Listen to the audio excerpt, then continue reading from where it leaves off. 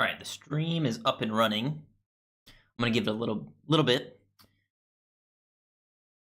but the objective for this stream, due to unforeseen circumstances, I was unable to stream an LRG, our conquest with Nod-Krai, fishing that off, fighting a rarer. I didn't realize that I only had like 5 days to complete Lanterlite, so this stream is literally just gonna encompass all of this year's Lanterlite and basically speedrunning it, at least the story bit. Getting through just the story. Hopefully I can do it all in one stream.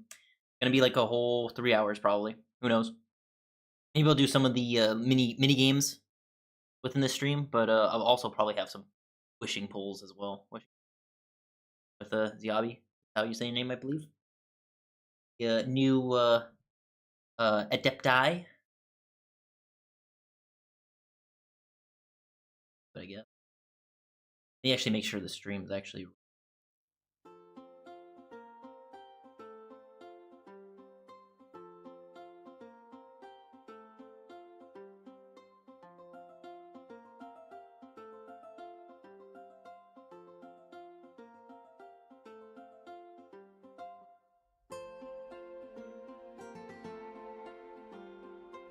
Oh yeah, we're good. All right, we're gonna go to Leeway now.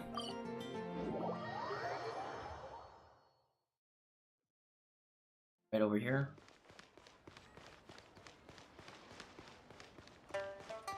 Oh yeah, Leeway's all decorated. It looks like. Banner's all up. I've been legit avoiding this area at all costs. Usually whenever a new event happens, I avoid the area to avoid stuff like this so I can see this for the first time. Oh, look at that. New year. 2026 is the year of the horse, the Chinese New Year. So everything's a lot of horse themed stuff going on with the Hoyo games. Split the bamboo in the morning, dry it till night. Shape and bend it nice and tight. Cross the strands to form a pattern, coat in silk, and you have a lantern. That's how you remember how to make a show lantern. Did you get all that, Chi-Chi? Morning, split bamboo, traveler. Chi-Chi, you're back! Then get silk, make paimon. What? No, that doesn't even rhyme. Look, it's them. Hey, Yao Yao! Hey, Chi-Chi! Whoa, Traveler! Paimon, you're here! Happy Lanterlite! Happy Lanterlite.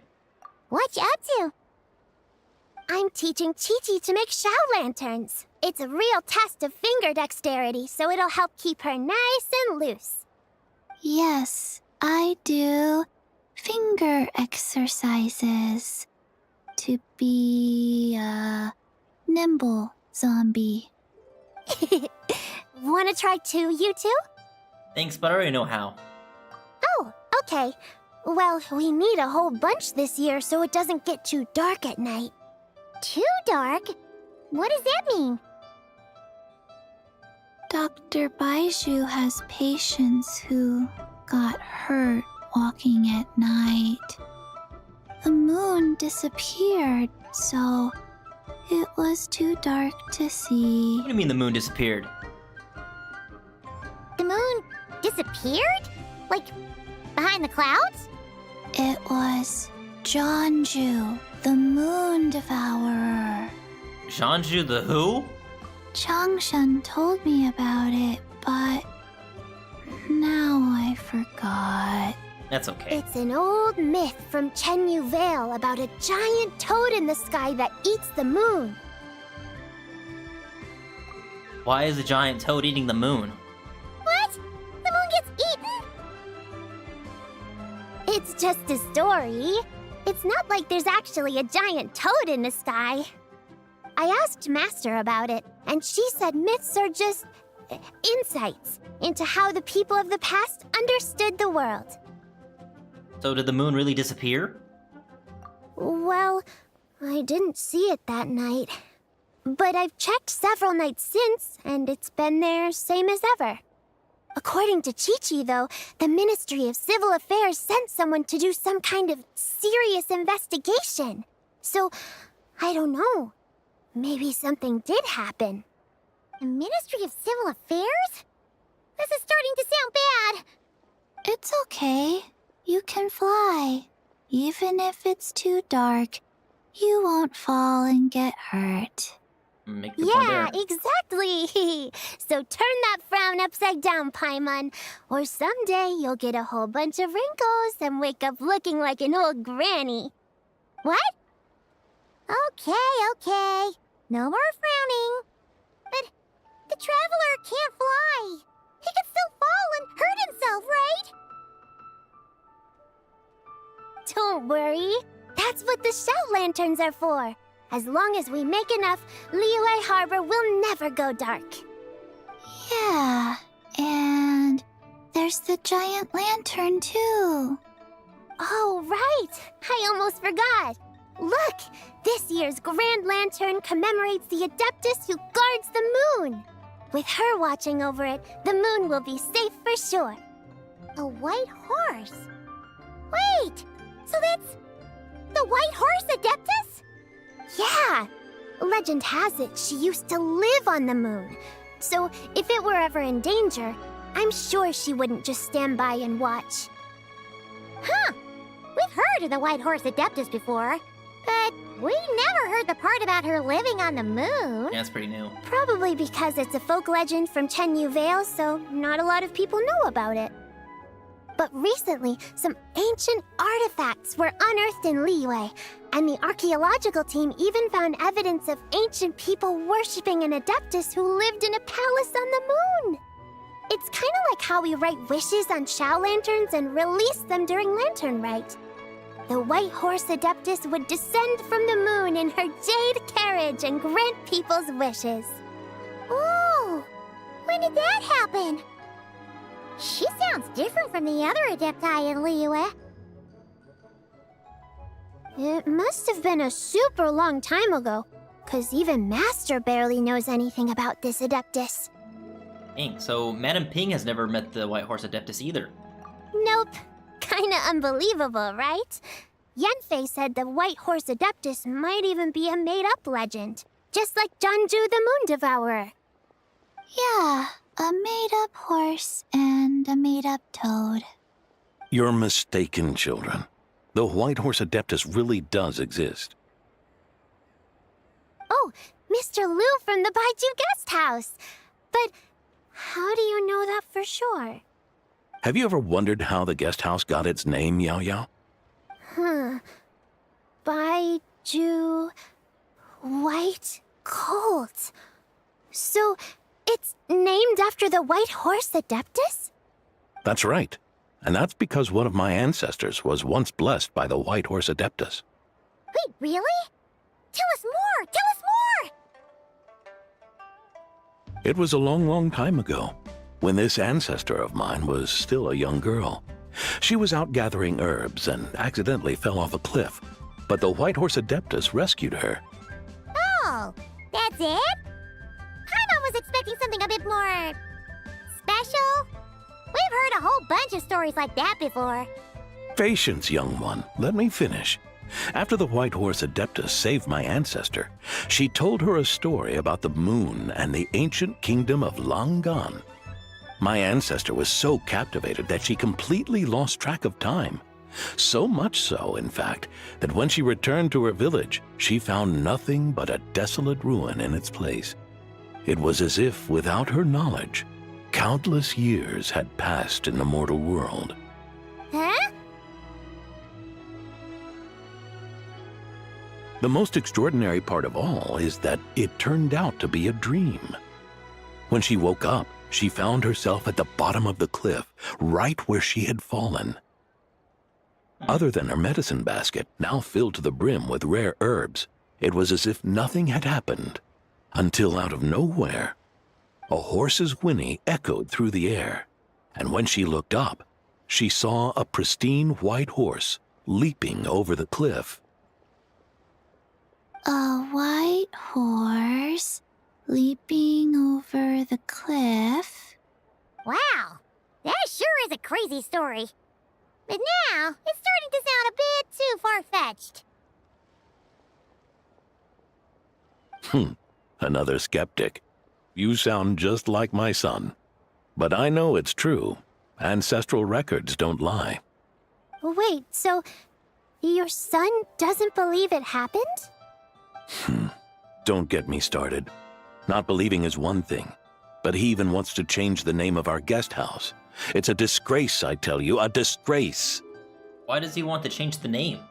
Well, it was getting about time for him to take over the guest house. And what's the first thing he does? Starts going on about how the name doesn't attract enough customers and how we're losing business to Wangshu Inn. Can you believe that? As if Baiju Guest House and Wangshu Inn aren't miles apart from each other. You have a valid point there, Mr. Lee. Mr. Liu, sorry. Oh, what about something like the Geo Lord's Rest? Paimon bets that would get people through the doors. Geo Lord's Rest. I like that one. This isn't about getting people through the doors. This is about disrespecting our ancestors. I want to say something, but it's probably very disrespectful, so I'm gonna keep it to myself. Oh, White Horse Adeptus, my wish is this. Let your divine power be known. Teach my foolish son the error of his ways. Paimon wants to learn more about this Adeptus. Hey, maybe we should ask Zhang Li. Yes, we should ask Zhongli about this. Good idea! Mr. Zhongli is super knowledgeable. He can answer questions even Master has no clue about. Any idea where we can find him? Yeah, we just saw him having tea at third round knockout. Ah, of course. Alright, then that's our next stop. Chi-Chi and I are gonna keep making Shao lanterns. Careful on the road. Goodbye, Paimon. Goodbye, traveler. Goodbye, Chi-Chi. The realm of clouds.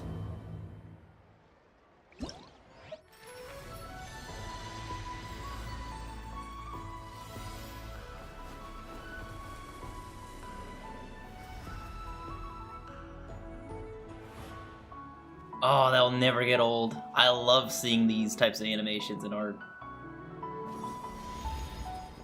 Ooh, is there 4 acts?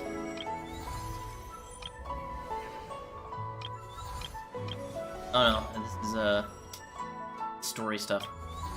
Not the full-on story, I don't think. Okay, what else we got? Yeah, it's these things. And I can go unlock these. As I talk to him again. Mr. Zhongli is having tea at third round knockout. Good luck!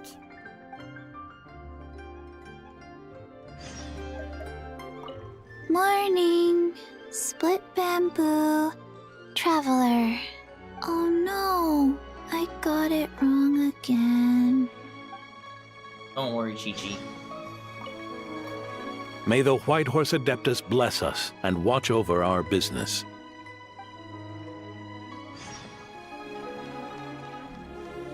Are these all like close together? I could probably knock them out real quick.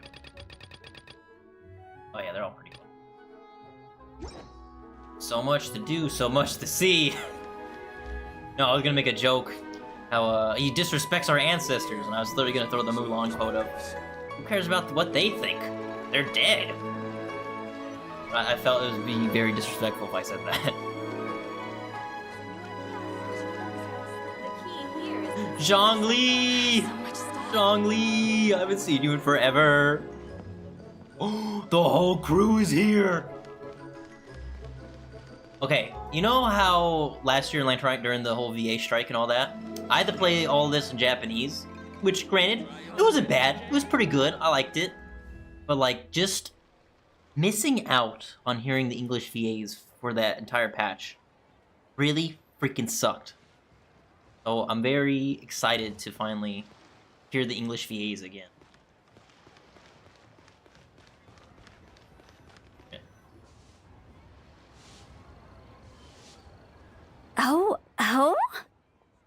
Tao. Whoa. Yoon. Curious. Ningxiu. Impressive, right? Dongling. What's with all the commotion over here? Hello, friends. Oh, Traveler and Paimon! Perfect timing! I have something amazing to show you! What is it? Huh? What the? Heart of the Moon is blacked out! Was it really eaten by a giant toad? Huh. I didn't expect you to know the story of Jonju the Moon Devourer, Paimon. Don't underestimate Paimon. She learned a whole bunch of things in Sumeru. But Jonju the Moon Devourer is a Liyue legend. Knowledge knows no borders, so... there. You're right about that, Paimon. But this dark circle doesn't look anything like a toad to me. A toad's egg, maybe?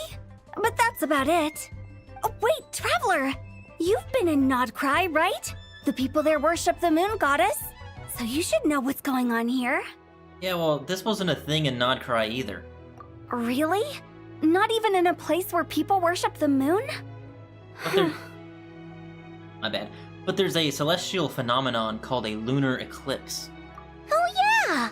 Master told me that the tale of Jianzhu, the Moon Devourer, was how ancient people explained a certain celestial phenomenon.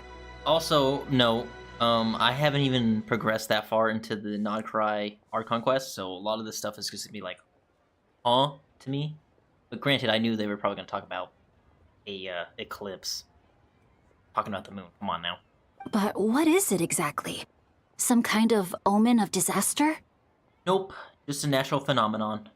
But this lunar eclipse seems different. How so? Lunar eclipse usually starts from the outer edge. Oh, but in this picture, the moon is being covered from the center. So this can't be a normal eclipse. Then it's still an omen of some impending calamity? I mean, it could be. We never said that! But it could be. Anyway, where did you get this picture from? Ugh, some crazy customer left it at the restaurant. Just thinking about it gives me the chills. Attention, everyone! As the auspicious festival season approaches, I have an announcement to make. I, Lu Xiong, am on the verge of becoming one of the most renowned archaeologists in all of Liyue Harbor. No, scratch that, in all of Tibet. You wouldn't have to be related to Mr. Liu, would you? Even though I never trained at a prestigious academy, I've still managed to dig up tons of treasures. And I understand practically a whole dictionary's worth of big words, too. Like my pops always says, no pain, no gain. And I haven't had it easy, that's for sure. So, it's definitely my turn to make a name for myself.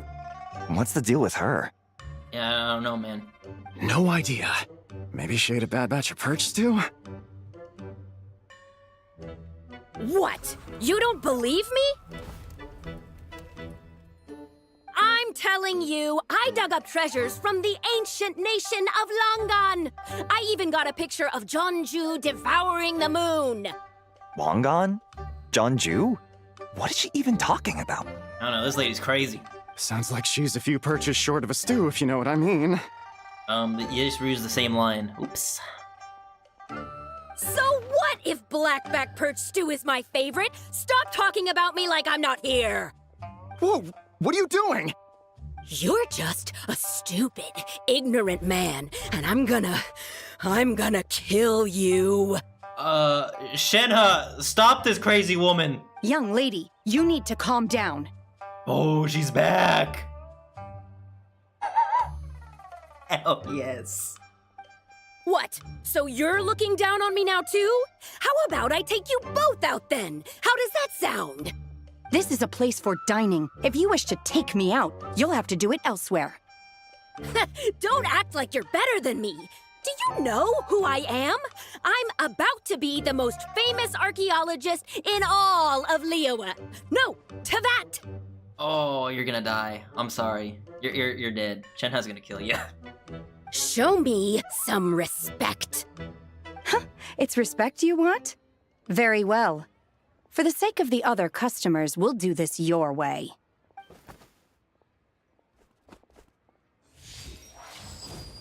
What?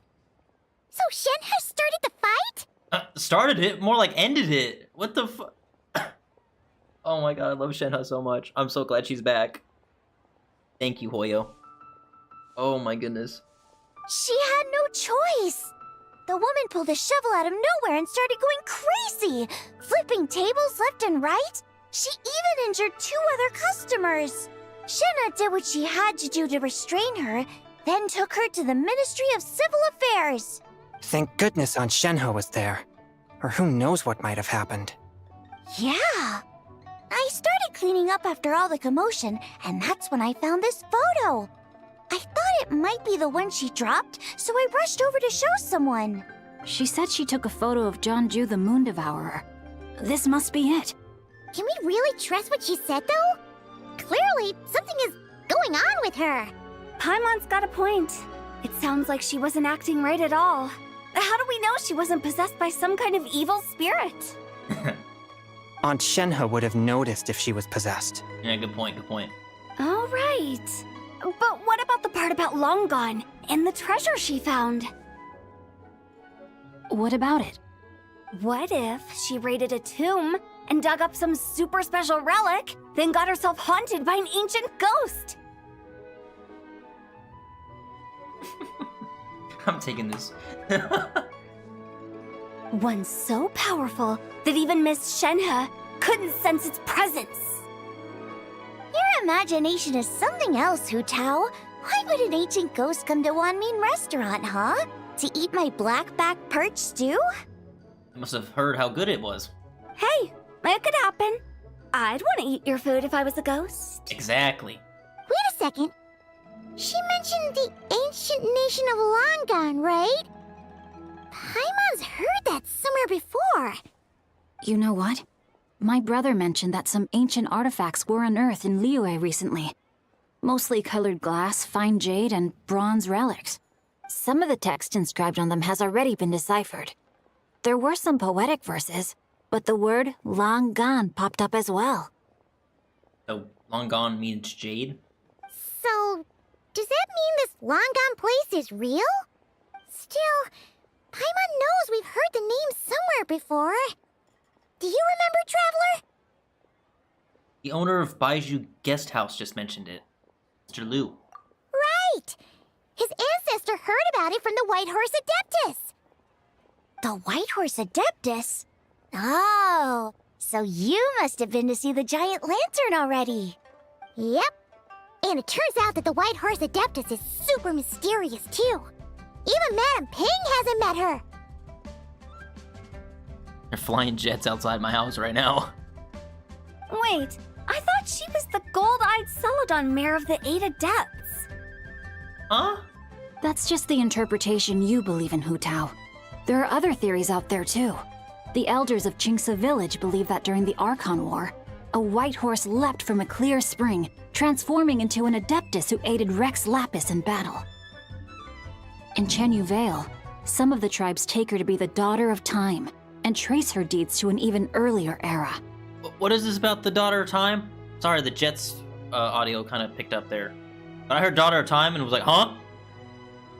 Yet in other ancient texts, including the relics I just mentioned, she appears as an emissary who listens to mortal wishes, bestowing the blessings of the heavens and moon upon the mortal realm. Which is why we write our wishes on Shao lanterns. That's so complicated. So what's the verdict? Which version is the truth? I'm afraid there's no definitive answer to that. You two have been all over Tevat. Do you have an idea? Nope, sorry. We were actually on our way to ask Zhongli. He knows even more about this kind of stuff than us. Oh yeah, the whole reason we came up here is to find Zhongli. Ah, looking for a consultant, huh? He's having tea with Miss Linlong. Shigu Antiques is hosting an exhibition tonight. An exhibition? For what? All those antiques Sing Show just mentioned. So if you head to the big ship docked in the harbor tonight, I'm sure you'll find him. Thanks, Utao. We'll check it out. So, where to next? How about we go to the Ministry of Civil Affairs to ask about the White Horse Adeptus? We might be able to find out more about the recent moon situation, too. If you're heading to the Ministry of Civil Affairs, could you give them this picture for me? Since it belongs to that customer, she deserves to get it back at least. It might even help the ministry with their investigation. Of course. Let's go. Ha! Alright! We're off! Oh, wait! I almost forgot! Happy Lanterlite! Come have a meal with us when you're free. Of course. We'll be there, or we'll be... square. And we don't like being squares. Thinking about it now, could it be possible that photograph was a fake? Have they learned how to do Photoshop in Tibet? A fake? You mean like the customer fabricated it to gain academic recognition? Nice one, Chongyun. I never even thought of it like that. Oh my... Are they like flying near my house? Jeez. Y'all heard that one. I saw it pick up in the mic. Jeez. I'm sorry about that. How about we go check out that place tonight? I know exactly where it is. All right. I'll get scolded if I get home too late. Live a little, Singcho. You act like this is a first for you. Worst comes to worst, we'll get Xiangling to cook you something delicious, okay? Well, when you put it like that, I suppose it's worth the risk.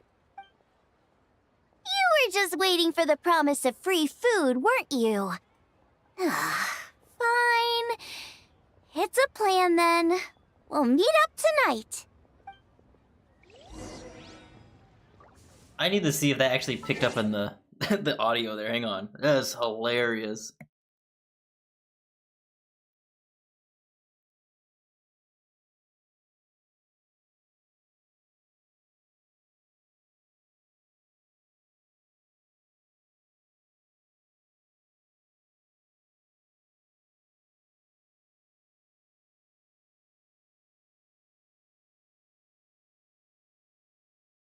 Oh my god, you could hear it. You just hear it out of nowhere. Just and then just goes away like completely silent. Oh, damn it. I like legit like purposely like try my best to like keep that covered as best I can. But like when they're like flying directly above you, there's no way to like block that sound. With the amount of like features I have like on the mic within OBS and within the what is it, Logitech, the LG hub for this microphone. Oh my god, that is hilarious. Oh, let's get back to it. Oh, that's so funny. It's so funny. Probably make that into a short. Spoon we share. Oh, okay. Is there 4 acts? Okay, kind of looks like it. I feel like I can get through like all of this. I'm not too worried about it. Oh yeah. What 5-star am I? Or 5-star? What 4-star am I gonna pick? I have like most of these characters at C6, like Zhongling's C6, Beta's C6, Xingqiu at C6, Ningguang C6. Yao C6, Yunjin C6, Yanfei C6, Jinyan C6. Oh, Chongyu's C5. So it'd either be Lanyan, Gaming, or Jinyan. Or not Jinyan, Chongyu. And what? Wait. What do I need? What do I need for Yao Yao's outfit? I totally forgot about that.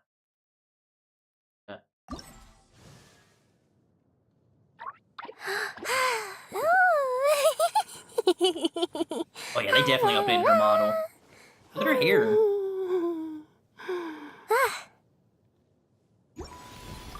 Makes me excited for like new characters coming out because like they're gonna have like updated models. So in my opinion, I feel like they should update a lot of the models, which I'm pretty sure they're planning to do. There was certain talks about it, how they were gonna update Ito and Albedo's model, which in my opinion they should. They should also update D-Luke because everyone makes fun of D-Luke, but like his eyes are just not right. Like they're just like, good enough. He's fine. And everyone else just looks fine. D-Luke just always looks off, unfortunately. Alright, Eugene Terrace? Where are we going? Yeah. All the way up there. Even though I could probably spawn from, like, the other waypoint and jump down, but I would like to walk. We're gonna take the J.R. Tolkien route. We're just gonna walk, walk, walk, walk, walk. But what if there were some eagles they could fly on? They'll walk if I tell them to. Get that weak bird shit out of here!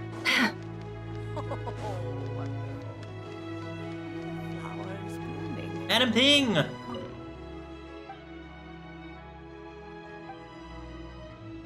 Oh, I wish we had like a Lantern-Rite dialogue. Oh well. I'll probably see her later though. Are we gonna see Ningguang? Please?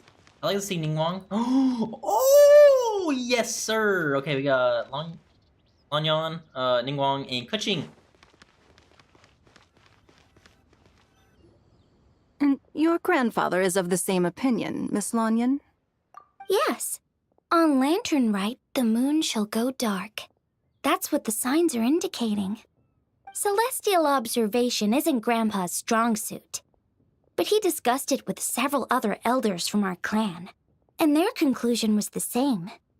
It's consistent with the information we've received from other sources as well. You mean the whole thing?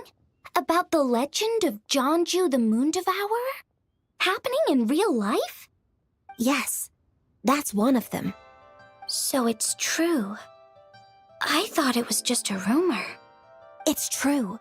But right now, the bigger issue is that all our sources indicate the phenomenon's gonna happen again. I'm not sure this bodes well. Let's remain optimistic for now. We're making progress interpreting the artifacts, and Ganyu is consulting with the Adepti as we speak.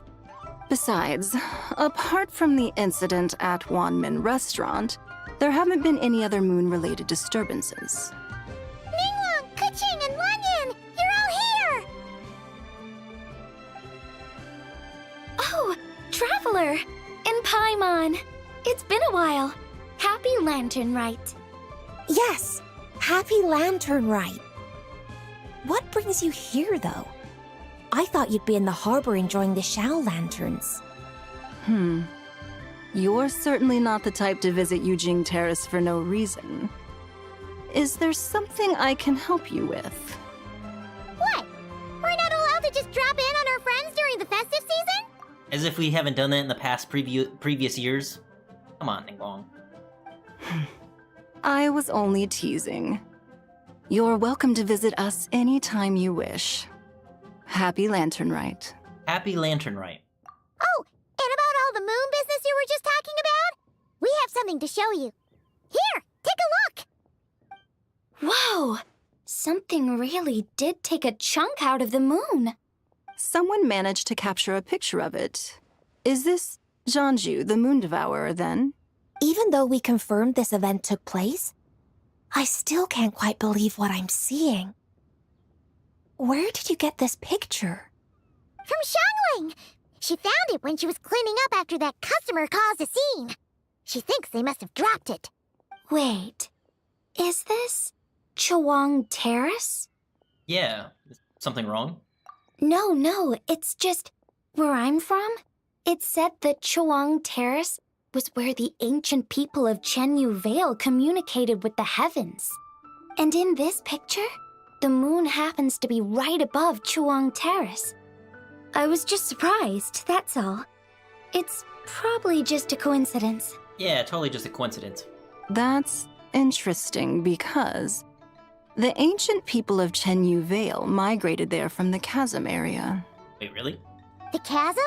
So, that place is involved too? According to our investigation, that customer you just mentioned, Lu Xiangxiang, her father and grandfather are merchants in Liyue Harbor, and her mother and grandmother grow tea in Chaoying Village. A few days ago, she left her home in Chaoying Village to join a civilian archaeological team funded by Hoishan Hall, and ended up excavating some artifacts in the chasm area. These artifacts were then entrusted to Shigu Antiques and are set to be featured in an upcoming exhibition. Then, of course, the incident at One Mean Restaurant occurred. We suspect something happened during the excavation that left her with quite the shock. And now, it seems like she also went to Chawang Terrace and took that picture of the moon disappearing. The chasm? Chawang Terrace? Things are getting pretty complicated. How's Lu Sheng doing now? She's not in a good mental state, so we took her to Boo Boo Pharmacy to get some help.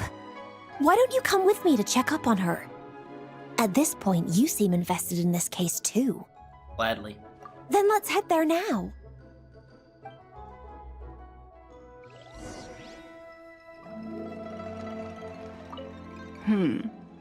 Now that I see this picture, it looks less like a piece of the moon was eaten, and more like something is obscuring it. But what sort of thing could block out the moon? Well, it had to be something huge to cover that part of the mid-center of the moon.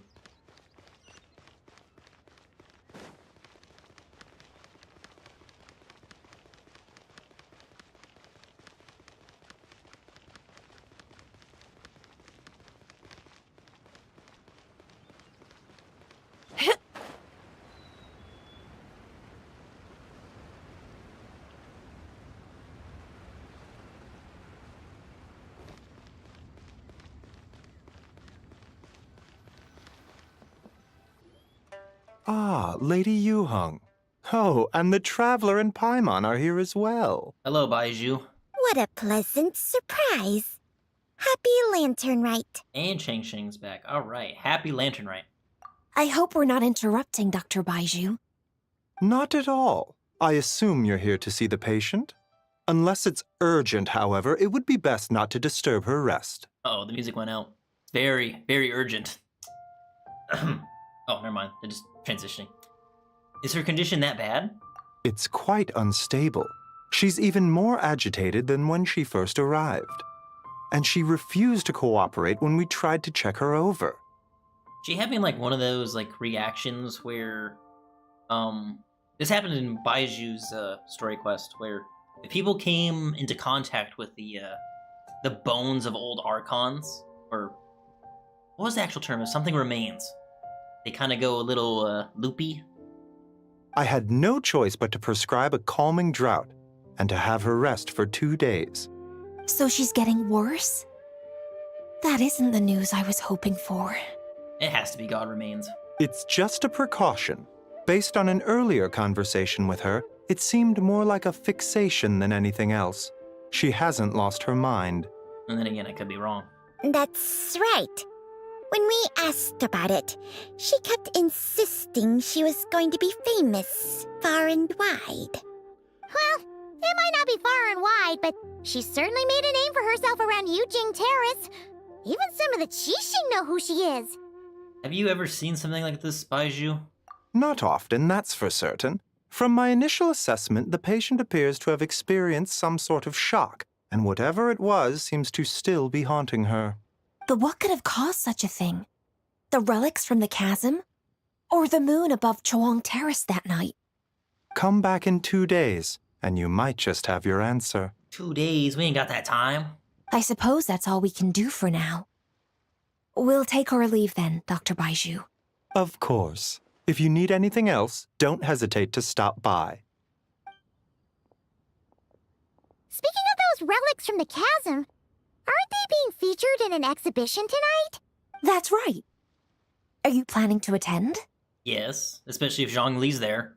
Yeah, we wanted to have a talk with Zhang Li anyway, and now Paimon's even more curious about these relics. Would you like to tag along, Kuching? It's been a while since we hung out, you know. I would, except every item in the exhibition had to be registered with the Ministry of Civil Affairs. So I'm afraid it's been spoiled for me. I reviewed them all myself. Oh, come on, you can act surprised when you're with me. Come on, Kuching. There are some rather peculiar artifacts, that's for certain. We're still working on decoding the ancient text that appears on them. Yeah, the word jade appears a whole bunch, doesn't it? Huh? How did you know? Shincho told us. He said there were some ancient poems on them, too. He's quite well informed, isn't he? Well, he's right. We believe they're direct references to the ancient nation of long gone. As for the other text, instead of regular poetry, it seems to be more like ceremonial language used to worship the moon and the gods. The moon and the gods? Well, looks like it's almost time for the exhibition. You two should head over. There's an usher at the harbor who will lead you to the venue. Do we need an invitation? Not at all. The exhibition is free to the public.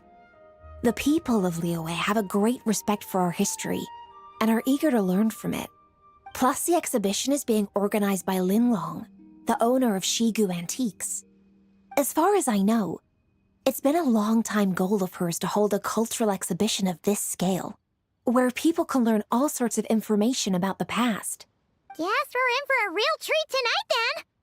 Yes, have a great time. There's still more artifact decoding work I need to finish, so we'll have to part ways here.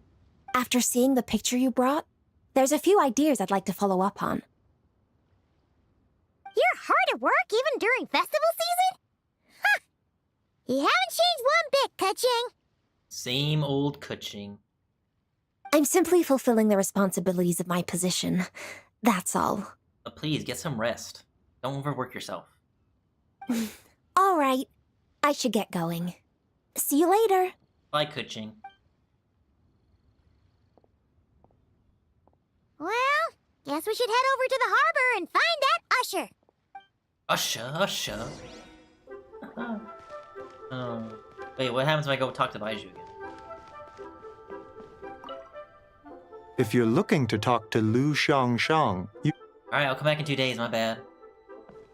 Maybe he was gonna see if he was gonna say, oh yes, by the way, happy Lanterlite traveler in Paimon.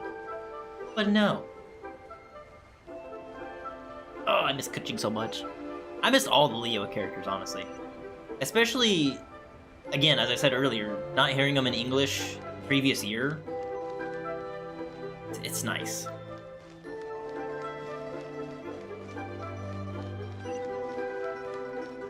Are you the usher? Ah, here for the exhibition? I can take you aboard. Yes, please. After you.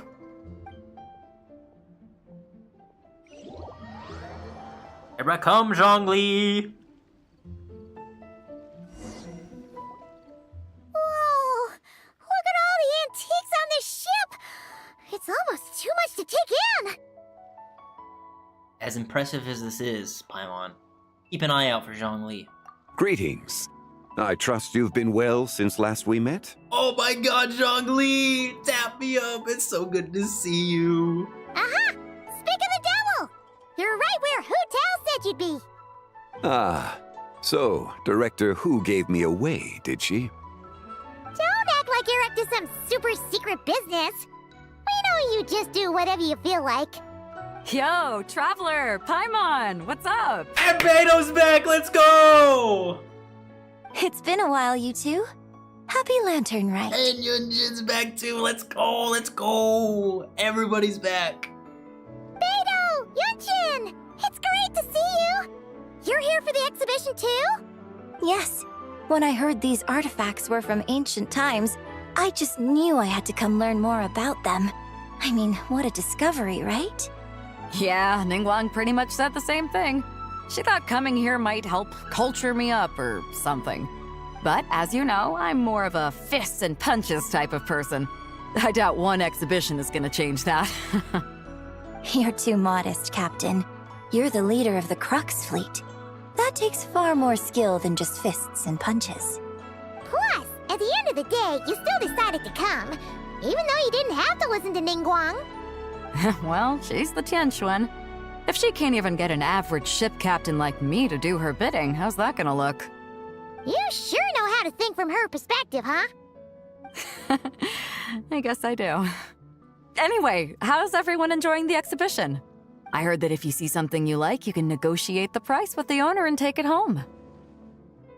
Wait, so we can buy this stuff? Indeed.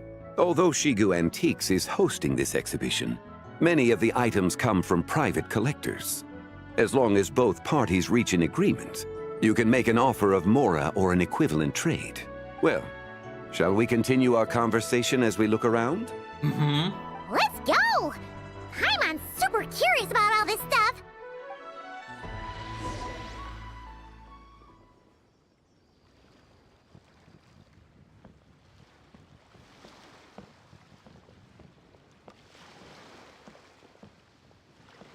Oh, Paimon's stuck on the NPC.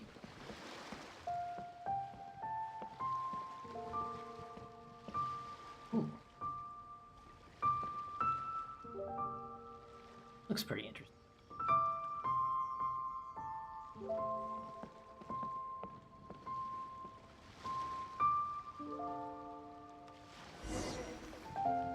Whoa! Look at this painting! There's a huge toad on it! Could it be... Huh. This material is quite unusual. It doesn't look like paper.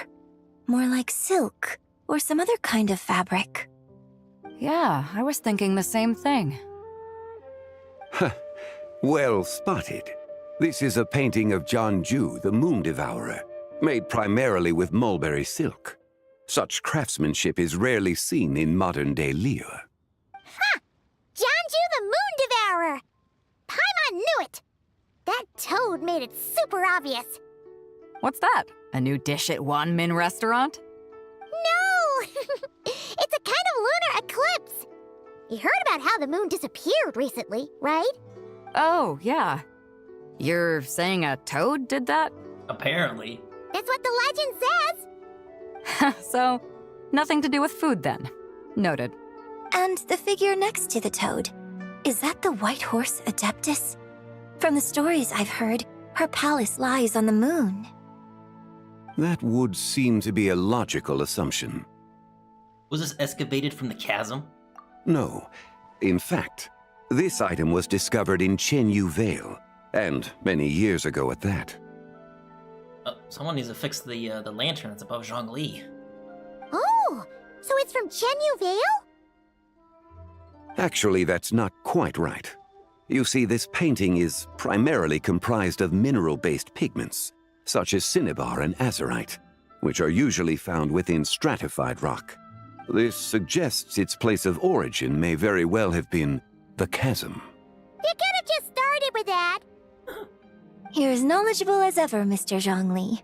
I had only ever heard the legend of Jianju the Moon Devourer, but now seeing it depicted in this painting, I wonder, if I purchased it, perhaps it could serve as inspiration for a new opera.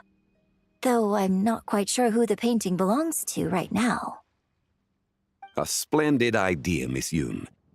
Perhaps in lieu of Mora, you could offer the lyrics to said opera as recompense. The lyrics? But to whom? Why, to me, of course. I am the owner of this painting, after all. Oh? Wait, so you're one of the private collectors of the exhibition? No wonder you knew so much about the painting. But lyrics in exchange for a precious antique? My work could never possibly be of equal value. I don't know about that. I'm not much of a scholar, but even I know your operas are in a league of their own. An astute observation, Captain Beto. In my possession, this painting is nothing but a lifeless artifact. In your hands, however, it could be transformed into a new piece of art entirely. Quite the worthy exchange, no? And this is why he's the god of contracts. But I'm not sure when I'll be able to finish writing it. It certainly won't be ready this year. Allow me to be equally forthright, Miss Yoon. This silk painting is merely a copy I made of the original work. There is no need for such concern over its value. Huh? So it's a fake? I had no idea you were such a skilled artist, Mr. Zhongli. I pride myself on having some knowledge of antiques, but I didn't notice anything that would point to it being a replica. You never cease to amaze me, Mr. Zhongli. You flatter me. All that said, Miss Yoon, you must accept. Truly, I insist. Huh. He's gone from handing out fake Mora to fake paintings now, huh? Shh. Your kindness is impossible to refuse, Mr. Zhongli. Rest assured, I'll be sure to return the favor. I shall look forward to it. Man, that was quite the find. Huh, I should buy something too, if only so I can show it off to Ningguang. Let's keep going and see what we can find.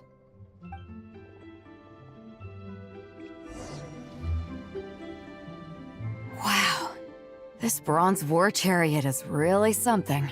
Oh, look at this thing. It must have quite the story behind it. I've never seen anything like it before. Is it also made out of jade? Like, the actual chariot part of it? Do you know what this is, Zhongli? Ah. I heard from Miss Linlong that a carriage made of Celadon jade was unearthed in the chasm. Oh, see, it is made out of jade. A copper canopy. A body adorned with flowing clouds and geometric patterns. Yes, this must be the one. A precious piece indeed. This thing's gotta be thousands of years old, right? Crazy to think people back then were capable of such intricate metalwork. Too often, we view the past and future through the lens of the present.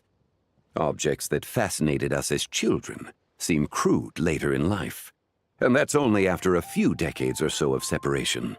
If one were to stretch time across hundreds or thousands of years, one might discover that time is not always a force that pushes things forward. It would seem the people of that era managed to create a remarkable civilization in their own right. Makes me want to get my hands on this even more.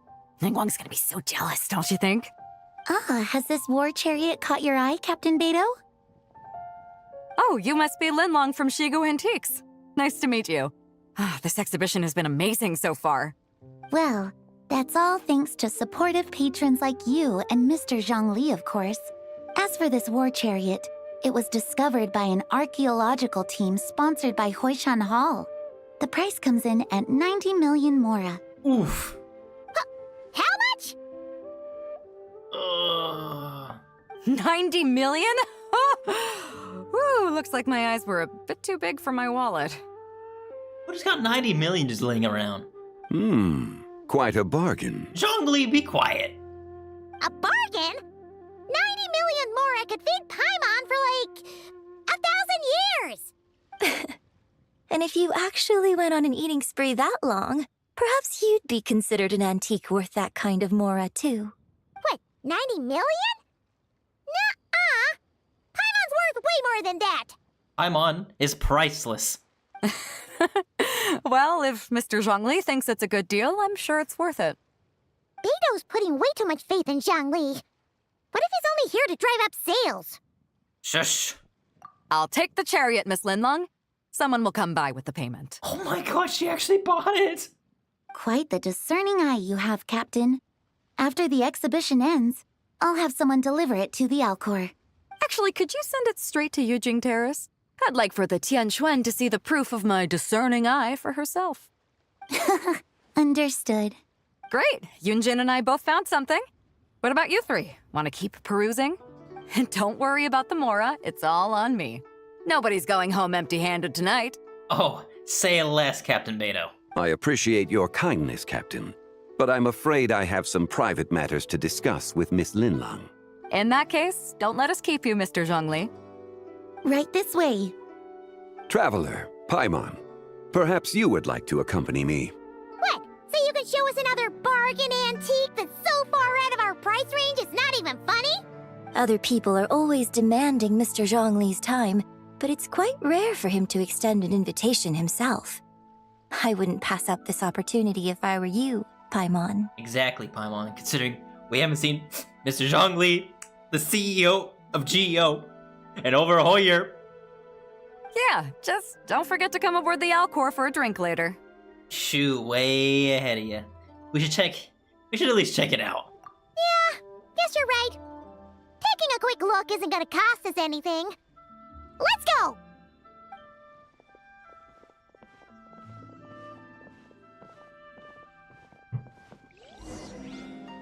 Hold on, I want to open up my Coca-Cola. I'm thirsty. Oh, yeah.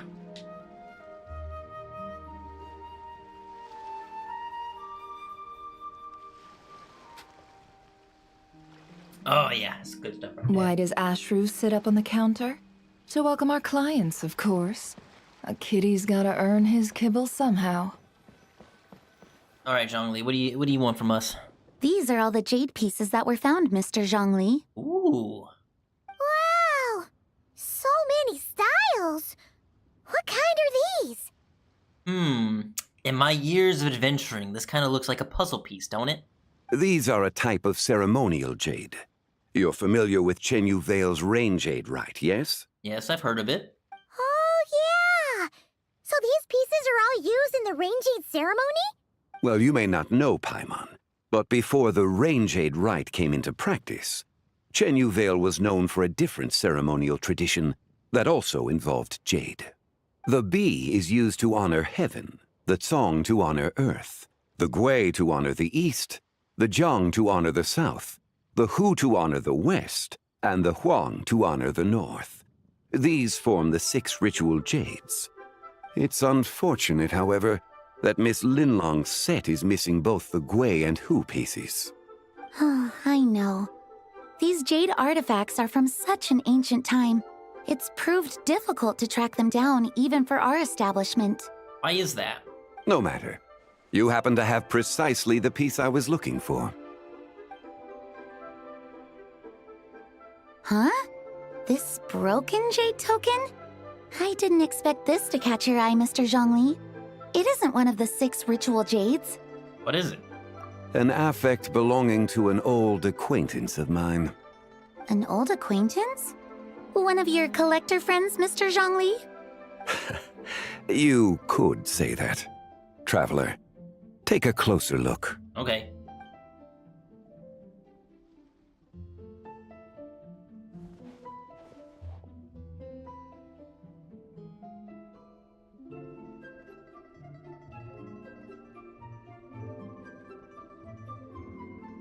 Huh. It doesn't look all that special to Paimon. Just seems like a broken artifact. Ah, there's a crescent moon. Indeed. It's been thousands of years since the moon has appeared in such a form. Wait a minute. Are you telling me then, Tevet, that there's no moon phases? I guess that would make sense. I've only seen it as like a full moon. So, in the past, the moon wasn't always full. Then, could this missing chunk be from when Jianzhu devoured part of the moon? Oh my, look, it even looks like bite marks. It's worth looking into. Your insight is invaluable, Mr. Zhongli. I had no idea how special this piece was. Since it has caught your interest, allow Shigu Antiques to cover the cost. Oh, that is far too generous, Miss Linlang. It's also because he can't pay for it. Not at all. I've always wanted to give people a chance to appreciate these snapshots of history. So holding an exhibition like this has been a lifetime wish of mine.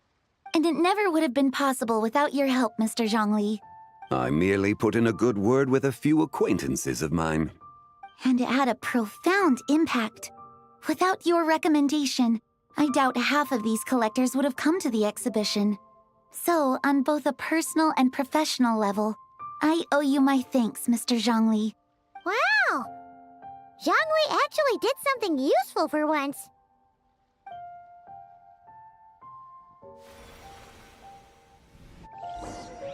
Oh, I've been teleported.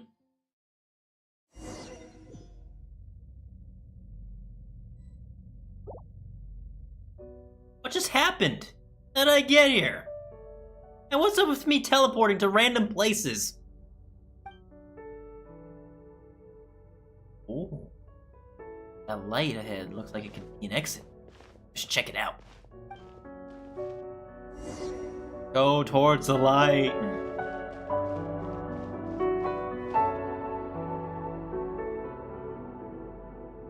Kind of reminds me of the Animus in Assassin's Creed when you first load into like the game.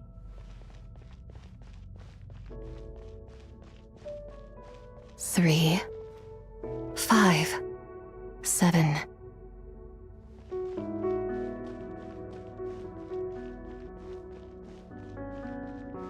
Turn further away.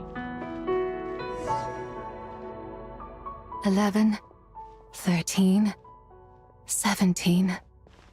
Who said that? 19, 23, 29. 31?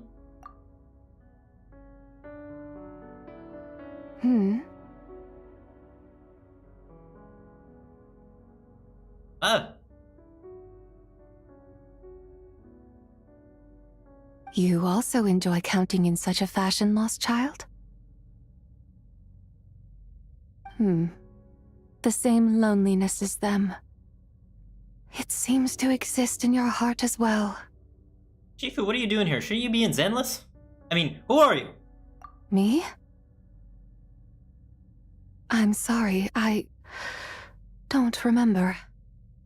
What is this place? The shadow of the moon? Or a dream of time? Really high up. I'm sorry. No one has asked me such things before. I've been here for so long. There is much I have forgotten. Did you bring me here? I know nothing of your arrival. All I know is the longing in people's hearts. Yet, I sense the moonlight's guidance within you, child. Perhaps that is what brought you here. Moonlight's guidance. Does she mean Columbina? You seem confused. Perhaps I can help in some way. Considering I have the iridescent moon inside me still, I wonder if that's because why. Then again, I don't know what actually happened after the Elegy of the Moon between this and Lanterlite, so I'm kind of curious. Man, that's what I get for skipping out on a lot of the stuff. Anyway, how do I get out of here? The path home is... that direction. I believe someone told me that before. But I was never able to reach the end. Why not? You should take a look. How about we go together? No need. It would seem... my time has already run out. What do you mean by that? Farewell. May the moonlight ever shine upon you. And she's gone.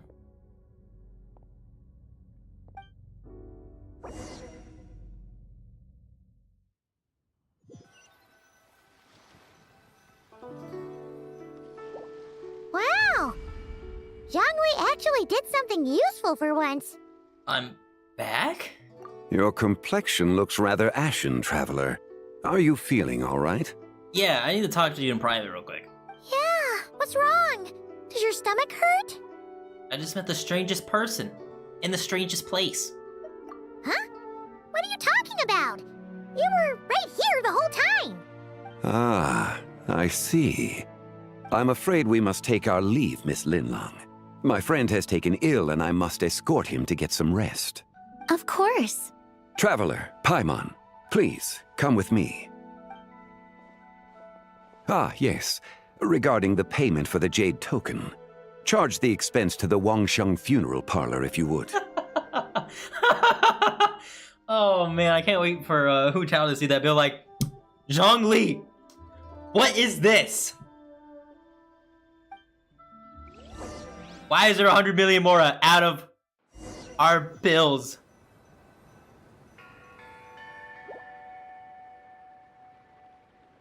What the?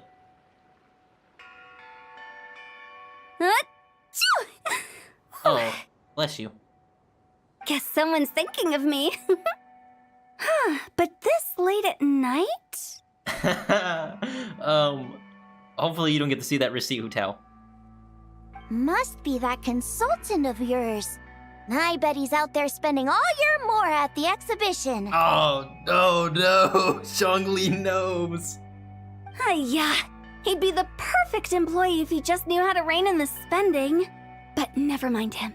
Let's focus on the moon. We gotta see if it gets eaten tonight. Holy shit, that's funny as fuck. I don't think it's going to happen. We've been out here all night and the moon's the same as ever. It is quite late, and Chongyun's getting tired. How about we head back? We can come back another time. Head back? Already? Actually, I do have a new dish I'm testing out tomorrow. And as part of my New Year's resolution, I'm trying not to oversleep. All right. Guess it just wasn't meant to be. Let's go.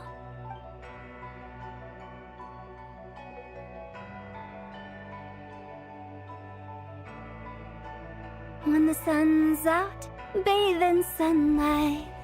When the moon's out, bathe in moonlight. Oh, the moon! The moon has a hole in it!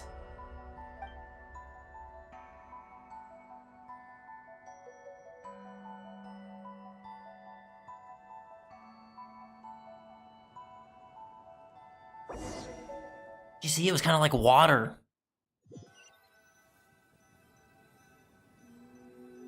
Wait, weren't we going to rest? Why did you bring us here? That was kind of weird. Like, it was like kind of like a ball of water, you know? Even though it's probably not water. Because I imagine the traveler would like to know what just happened to him. Yes, please explain to me, Zhongli, of that weird place and that weird woman. Oh, right. Ugh, Paimon's confused, though. She could have sworn you were there the whole time. Oh, how is that possible? It's just like what Mr. Lu said. How his one ancestor fell down that cliff and had a dream and then all of a sudden woke up at the bottom of the cliff. It sounds like his spirit formed an inexplicable connection with the being in that space. Was it the White Horse Adeptus? Ah, you suspected from the beginning, didn't you? Indeed, the being you met is the fabled White Horse Adeptus, and the original owner of this jade token. Her name is Tibai. Tibai. Wait, does that mean she's inside this token? Or the realm inside the token. Wait, that was just... I'm stupid. That means the same thing. No, she does not reside within this token, but rather within the moon's shadow. This token is merely a medium. What? The moon's shadow? What do you mean? Like she lives on the dark side of the moon? Word has it you accomplished quite the feat in Nod-Krai. You and your friend brought the Frost Moon back to Tevat. Did? We brought the Frost Moon back? Oh, that's a major spoiler. Tell me, did you ever wonder about the other moon? The one that hung in its place for thousands of years? Oh, God, I really should have caught up with the story. I'm just gonna get spoiled for a lot of things. We never really thought about it, but it must have been a fake, right? A fake moon! Fake moon, fake sky, fake stars. Everything in Tibet surrounding this place is fake. Indeed, it was false. Its true nature, nothing but a projection of the moon. It also happens to be the prison that confines Tibai to this day. Oh, damn, dude. Oh, fuck, dude. Oh. Massive lore drop, and I didn't get to experience it within the fucking Nod-Krai story. Ah, shit. Wait, the White Horse Adeptus is trapped inside that projection? Then we need to rescue her! Also, you knew the moon was fake this entire time? Then again, you couldn't tell us because you're bounded by whatever contract you have with the Tsaritsa or whatever. Or Celestia, I don't know at this point. But the moon in the sky right now is the real one, right? Where did the fake moon go? And why can't Paimon see it? With the return of the true moon, the shadow naturally lost its place in the heavens. Now, it is disintegrating bit by bit. It's a process that comes and goes. Is that why part of the moon is like has a hole in it? It's the actual shadow. That's why it kind of like looks like water because it's slowly disintegrating, as you said.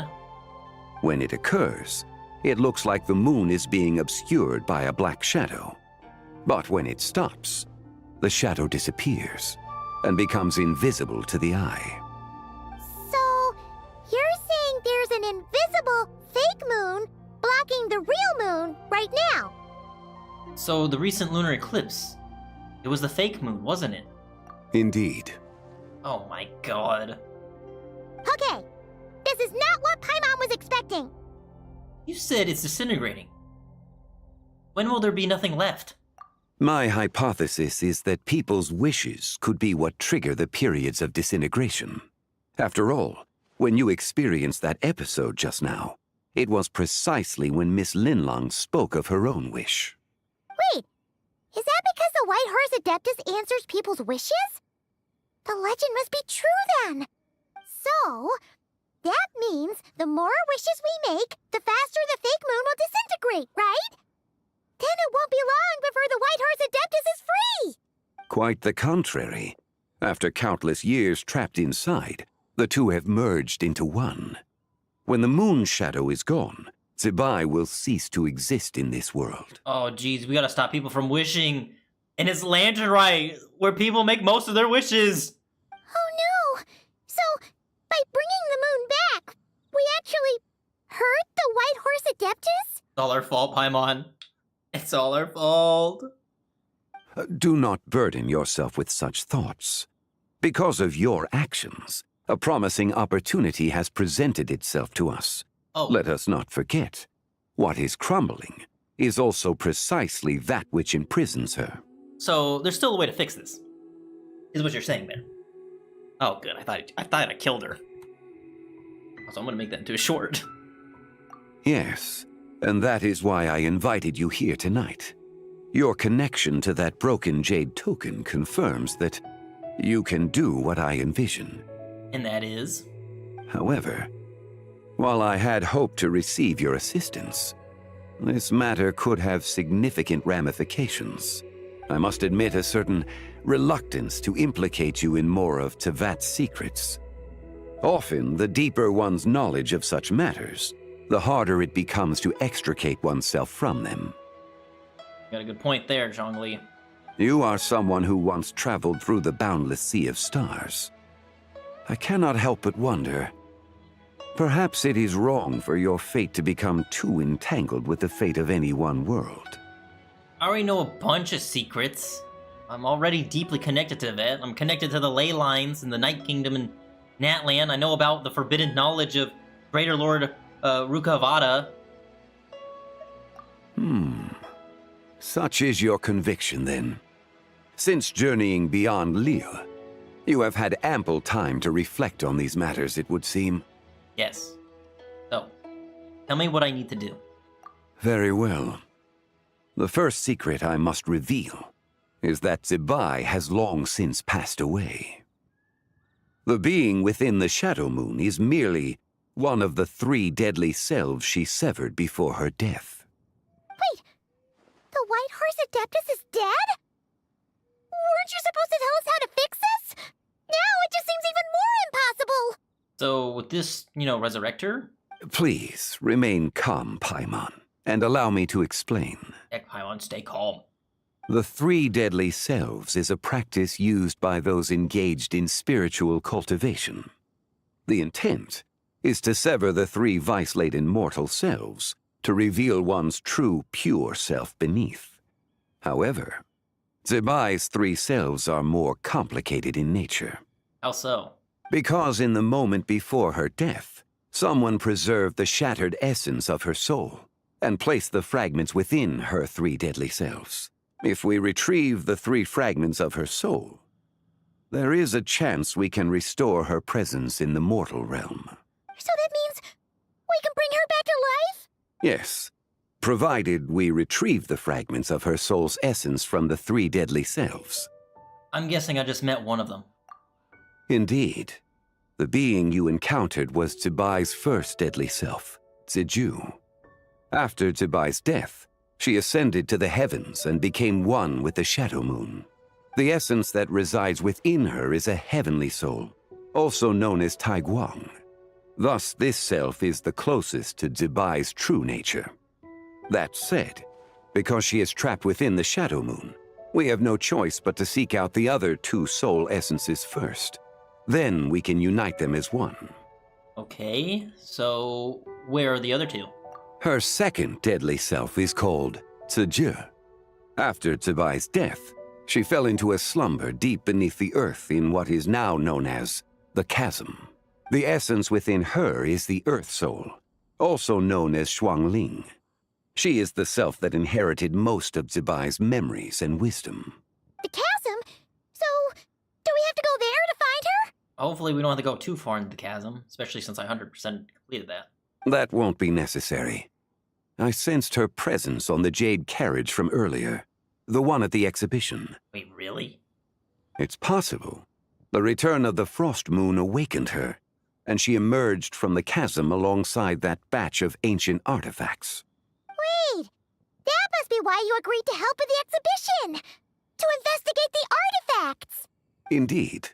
So in truth, Miss Linlong was the one who helped me. What about the last deadly self? The third deadly self is Zichao. The essence within her is the human soul, also known as Yojing, Zibai's shade. Thus she is the most free-spirited among the three. She lent me her aid during the Archon War, 1,000 years ago. But later, as her powers waned, she retreated into the mountains. I imagine finding Zichao should prove the most troublesome, so I shall take it upon myself to track her down. So, we need to find the second deadly self, right? But where do we even start? Locating her should not prove difficult. In life, Zibai was fond of mortals, and as the self who inherited most of her memories and wisdom, Ziju should be the same. It's possible she has possessed someone, and is meandering the bustling streets of Liyue Harbor as we speak. Don't tell me she's that crazy lady that was making a scene. Possess someone? Wait! Are you thinking what Paimon's thinking, Traveler? A customer who caused a scene at Wamin restaurant? What if she raided a tomb and dug up some super special relic, then got herself haunted by an ancient ghost? Exactly! Lu Xiangxiang! I can't believe Hu Tao was right about that. It seems you have a lead in mind already. Should still be at Boo Boo Pharmacy. She was super agitated when she first got there, so Baishu gave her some calming medicine and told us to come back in 2 days. Do you think it could be her, Zhengli? It's quite possible. The deadly selves are impure beings that can easily influence mortal minds. Let's start an investigation there in 2 days. A sound plan. Well, I should get started on my own investigation then. But you're leaving already? I must. Zichao went into hiding after the Archon War. If I am to have any success tracking her down, and there's no guarantee, I should start sooner rather than later. But there's still so much you haven't told us. Like, who the White Horse Adeptus actually is, and how she died in the first place. Not to mention who it was that preserved the fragments of her soul. Should our endeavor prove successful, then naturally those answers will follow. If not, speaking of them would be rather meaningless. Yeah, let me figure it out myself. Thank you, Zhongli. Huh. One who preserved her soul's essence. Was it you? It would seem that this is a question you are unwilling to set aside. Very well. I shall tell you. Yay, story time. It was the Avatar of Time. Oh! Oh! Oh! So she is the daughter of time. Ah, so you know of her existence. Yeah, well, also, Venning talked about her. The ruler of time saved her soul. Indeed. Preserving what remained of Zibai's soul in the moment before her death. Only the power of time could be capable of such a thing. However, there is no telling what effect it has had on the three deadly selves. In other words, you must exercise caution when seeking out Ziji. How much time do we have? On the night of Lanterlite, countless Shao lanterns and the wishes written upon them will be released into the sky. I estimate that this event will trigger the Shadow Moon's collapse. When that happens, the cage that confines the first deadly self will open. That is our moment to act, but also the moment where all could be lost. For if we fail to retrieve the other two soul fragments in time, Zibai's resurrection is hopeless. Understood. As I mentioned before, The answers to your remaining questions should come in time, providing our efforts bear fruit. Let us hope that all proceeds smoothly in the days to come.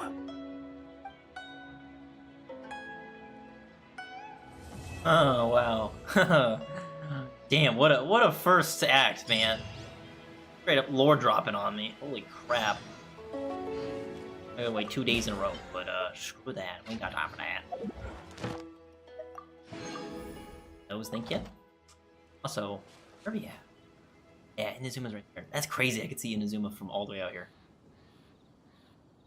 Saw that giant skull. There it is. Oh my goodness, it keeps getting better and better. Alright, let me go claim my dailies real quick. Probably take a quick break and continue on with the story. Sweet dreams! Ad Astra Abyssosk. Thank you for complete.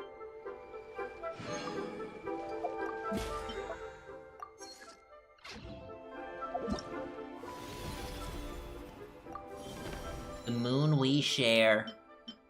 Alright, let me go take a quick break real quick.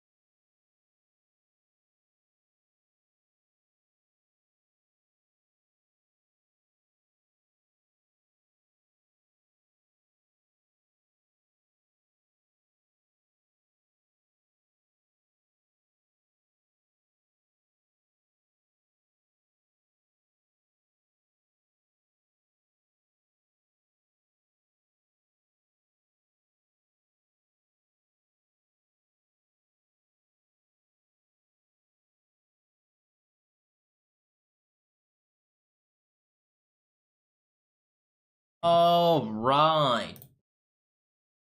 Before we actually continue with the story, I might as well just activate the other quests real quick. Knock them out the way.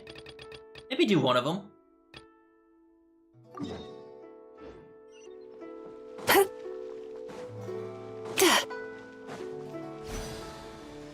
Sweet dreams.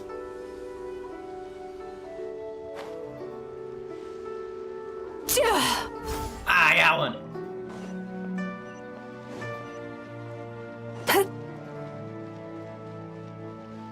Oh, let me get this one out the way real quick. You ever notice like how many like world quests I have yet to do in Liyue?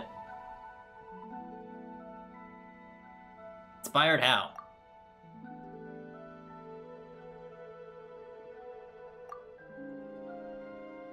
Welcome to the Lanterlite. No, wait, welcome to Liyue Harbor.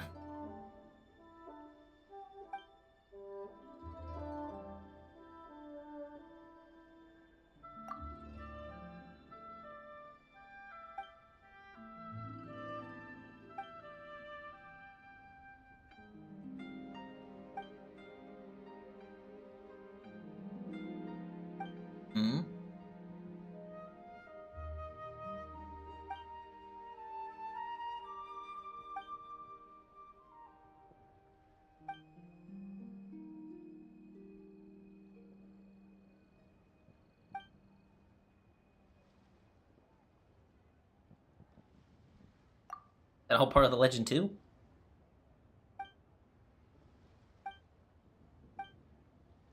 All right, let me try.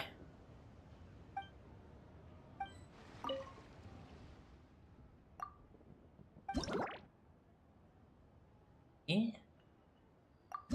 Let us begin.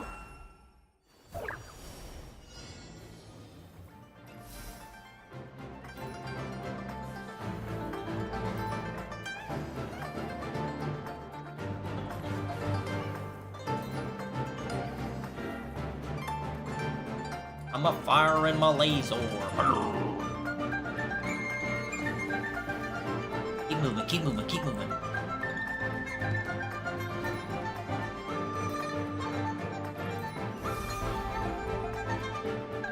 Did I win?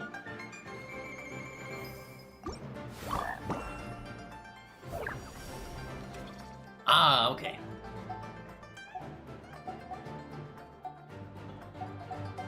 Get some attacks damage going here. Save the rest of them.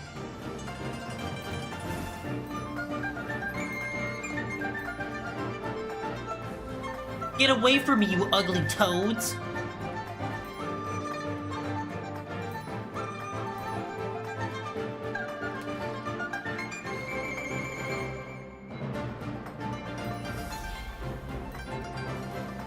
Oh god, it's a boss fight!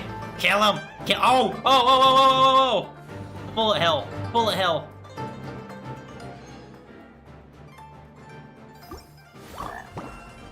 Okay, this is a fun little mini game. I like this. I like this type of stuff. Get some more damage. We need more attack rate. Alright, we'll save the rest.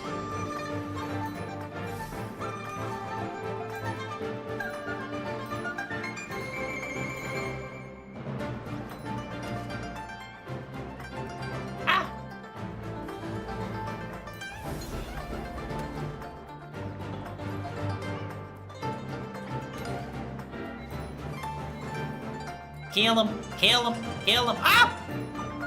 Got hit.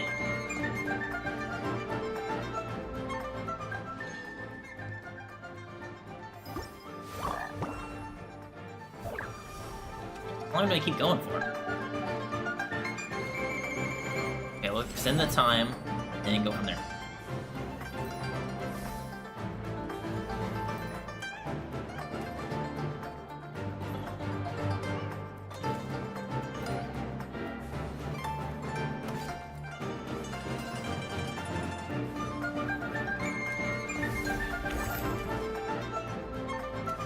Get him! Kill him! Can't hit this. Oh! Hit him with attack! Hit him with attack! Ah!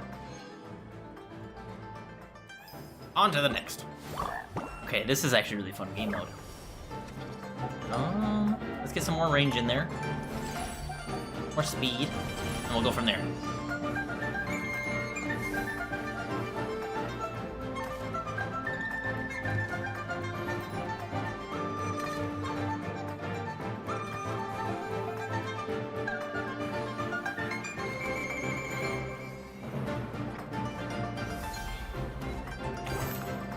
It only gives us 5 extra seconds. That's crazy. Oh!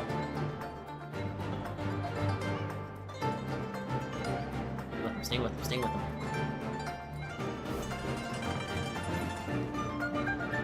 Some more money. More money! More power! More money! More power!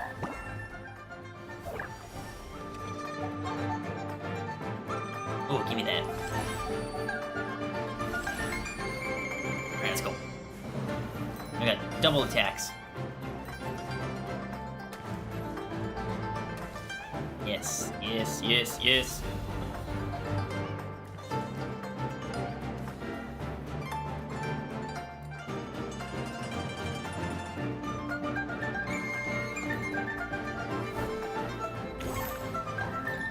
Where'd he go? Where'd he go? Where'd he go? Do I have to avoid the clouds too? Get him! Kill him! Yes! Aha! Victory! Okay, oh, ooh, we're going to the next chapter. Oh, yeah. What is this? Okay, moon seems greatly increased. Oh, okay. A little buff there.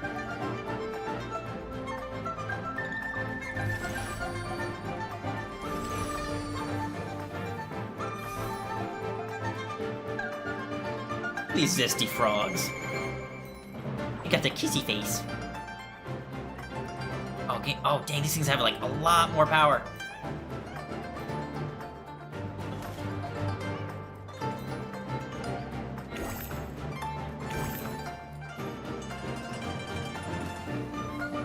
As much stuff as I can real quick. Oh, these guys are crazy.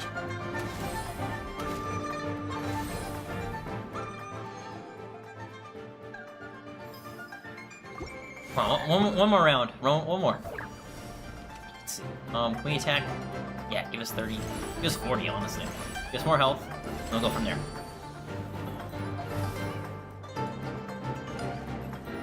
Keep her going, keep her going. Double the damage, double the damage.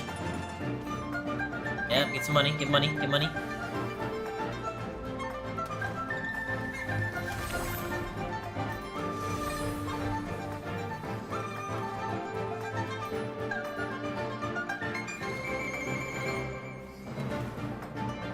Buffs.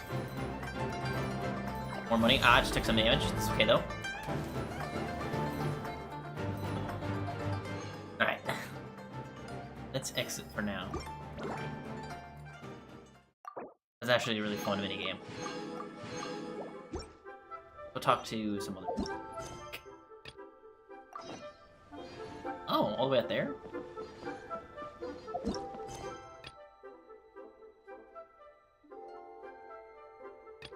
Closer.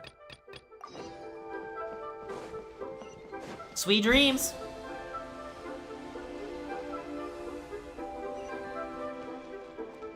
That just takes us to...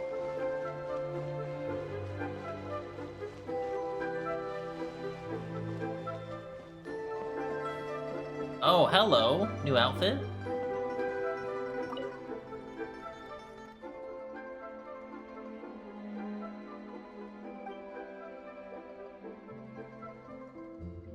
God of Fortune. And you are? Mora! A whole bunch of Mora! Oh, it's not real. I can tell. That's a very auspicious outfit.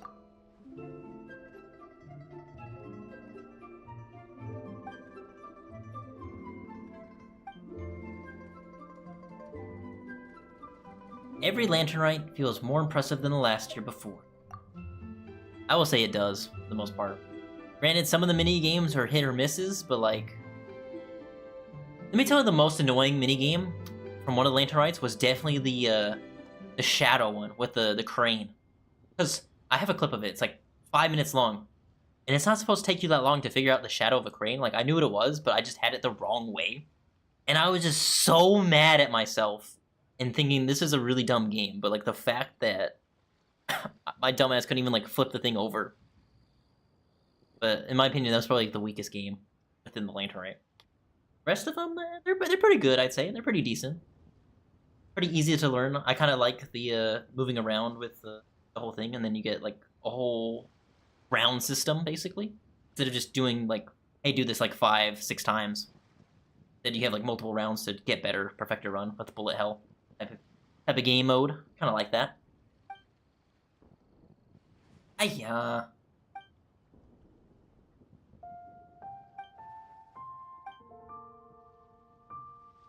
Anyone trees?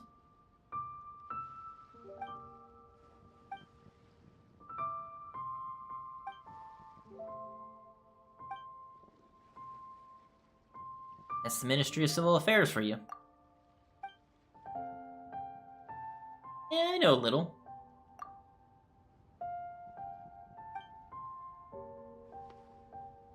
Ooh, okay.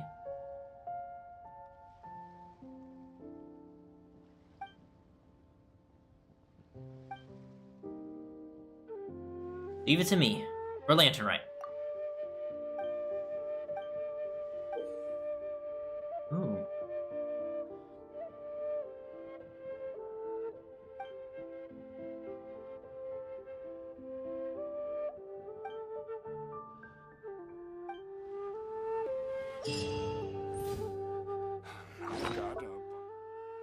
Yeah.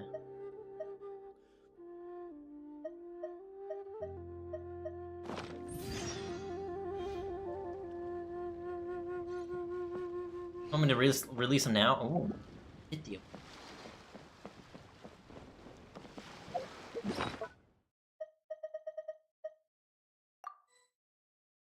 I'll use it. Oh, they have my old greetings in here. Oh.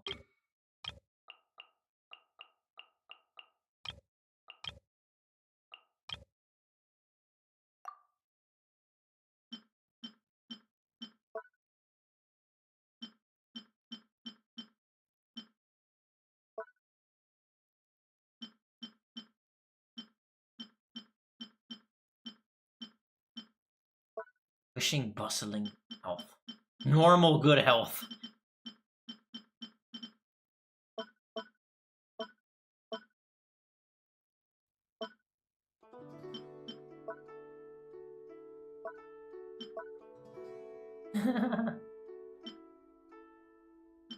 By the way.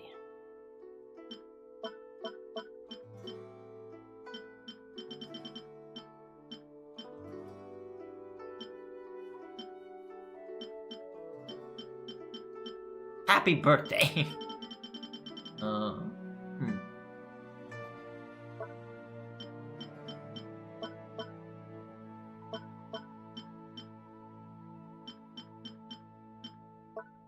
For wishing, can I have wishing? I like how they have wish, but no wishing.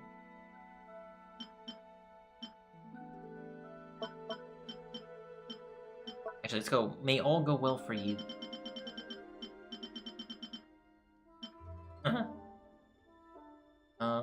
I do. Can I add something? No, don't tell me like restart. How do I add picture?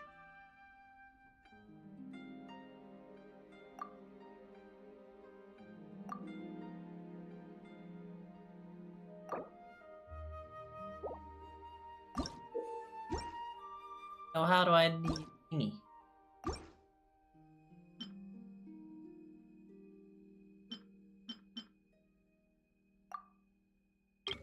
Here we go. Put Phymon doing this weird.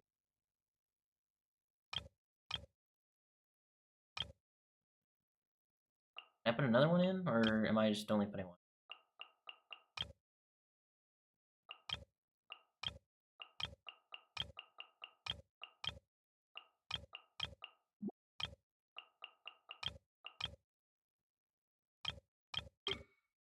How can I only have like one decorative motif? Let me put in multiple motifs.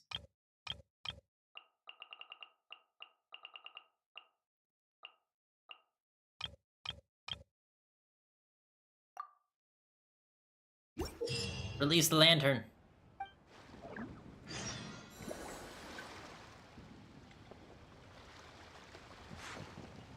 Oh, now I can see a whole bunch of them. Pleased to meet you, beautiful you. So hoping to spend the Lanterlite with you. I've got a bunch of interesting gadgets, all from my time with the Crux. Oh, nice. So I can just read all these. Having Lanterlite, beautiful you. So hoping to spend the Lanterlite with you, friendly good fortune. It's all just broken English. Find and prune the auspicious tree nearby.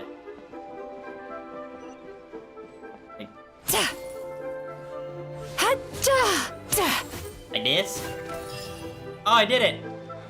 Ooh, fortune coins. Oh, this tells you how many like people put in here. Ah, yeah. So we have cute, celebratory friends, happy Lanterlite, wishing good health, wishing wealth and good fortune, release lantern, good fortune, excellent. May all go well for. Family, wish, bustling. Shiny rocks, friendly.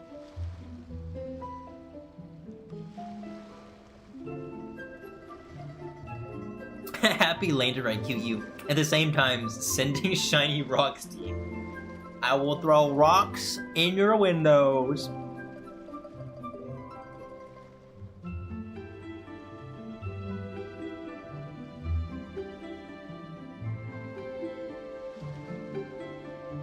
Oh yeah, this will definitely be the stream end right here. Just have the bulletin board up. Grinding.help. May all go well for your wish. Wishing you were wealthy and good fortune. I love how like most of them are just like broken English. A happy Lanterlite and wishing wealth and good fortune. So awesome. Hey, good.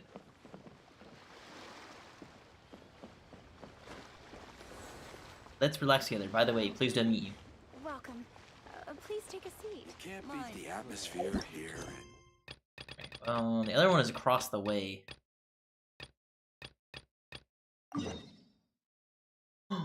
Oh, I didn't realize there are characters here. Oh, that's why Kujosara's over here. Okay. Turn that frown upside down. I remember seeing something like Kujosara like is back in the game. I didn't think she was gonna be here though. Kujosara, where's she at? She's upstairs. It's been like a year and a half maybe since I saw Kujosara up here in the event. The fact that she's here in Liyue celebrating Lanterlite.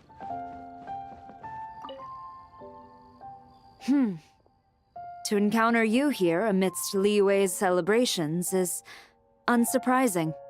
Happy Lanterlite. Hello, happy Lanterlite, Kujosara. That was a souvenir photo. Indeed. I submitted the request to Miss Pingxi.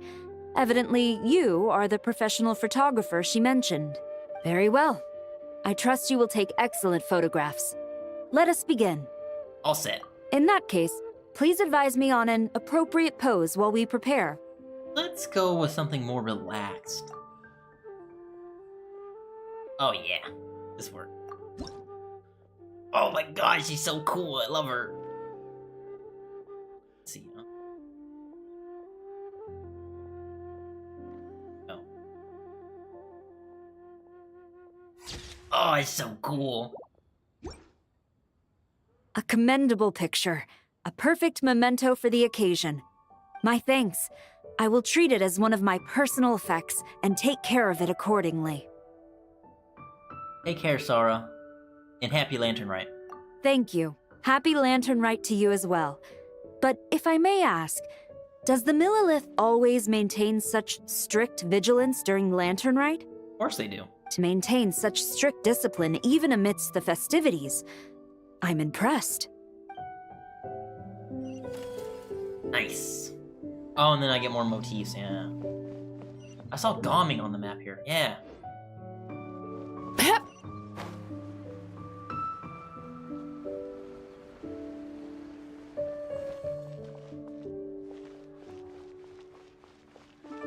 There he is. New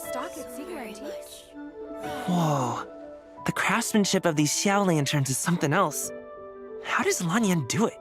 Oh, hey, traveler. Happy New Year. Yeah, right back at you. Looks like you're also making a Zhao lantern. Yup. Took me ages, but this one's turning out pretty decent. I'm gonna paint Manzai on it too.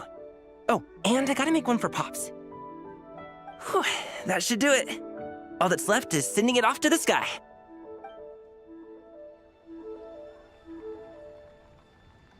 So much stuff. I need to find a spot where I can write Oh, I thought we could take a picture with them. Wow, it's really up there. Next up, happy Lantern Rite to you too. Hope you have a prosperous new year. Okay. Oh, it gets me a new.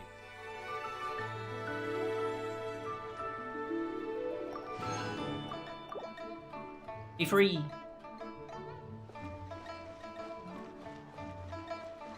Oh, 2 Mizukis.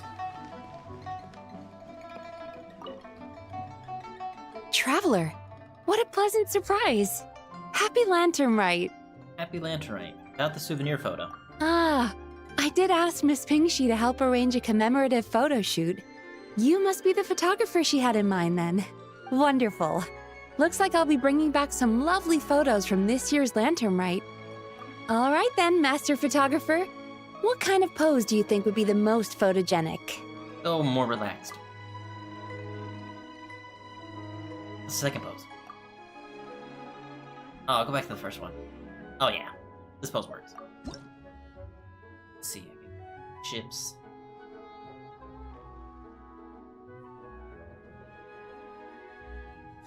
Oh yeah. I think I caught her mid-blink though. There we go. Beautiful. Oh, what a lovely picture. Thank you. I'll keep it safe. I think I'll have it framed and put in the shop. Goodbye and happy Lantern Rite. And to you.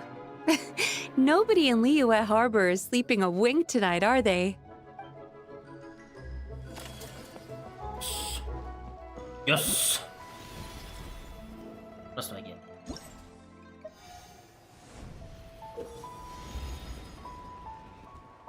Ooh. Shao lanterns you release are collected by other travelers and you can receive likes. Additionally, here's Shao lanterns next to your companions, maybe you can receive like.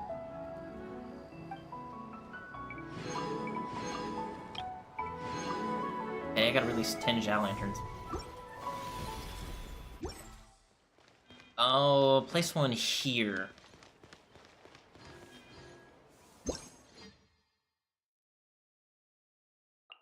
New green.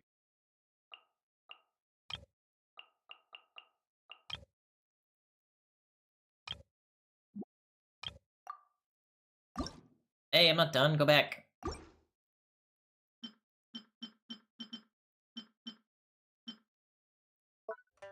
Oh, let's. Oh, I keep hitting the wrong button. Stop it. No difficult.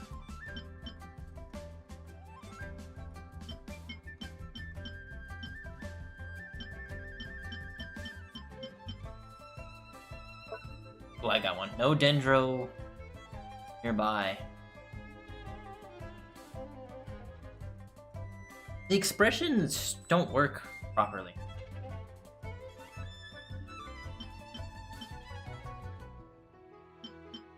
Finger, but hole. Oh, actually, there's one.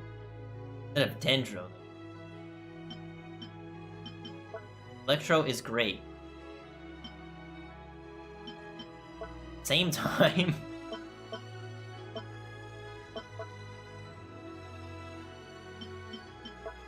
Right.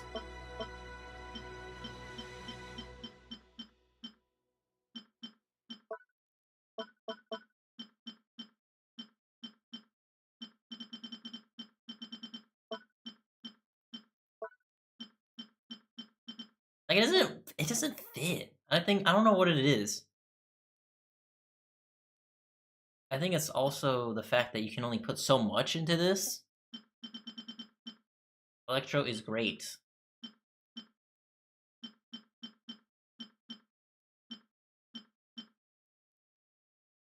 Great opponent?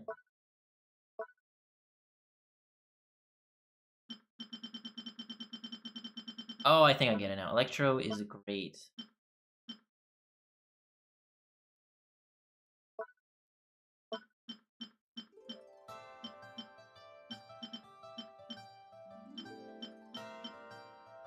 Golden shrimp balls.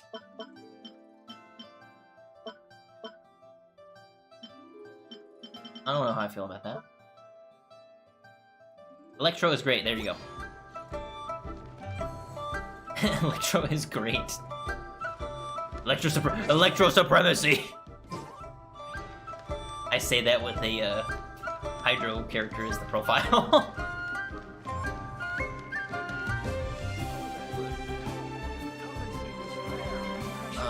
Onion's right here. Ah, get this.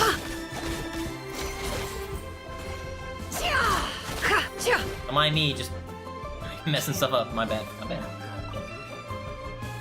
Another one finished. And the paint's all dry. Oh, happy holidays! Are you here for a Shao Lantern too? Are lots of people asking you for lanterns? Yep. You know how Miss Pingshi made a customizable lantern frame? Well, lots of people bought them to tinker with. Oh, Gaoming got one too. I offered to help, but he was adamant about doing it himself. Some of my neighbors had an idea about what to make, but didn't know how to execute their vision, so they came to me for some hands-on help. And after weaving them for everyone else, I made one for myself too. Now it's just time to release it. Huh. What wish should I write?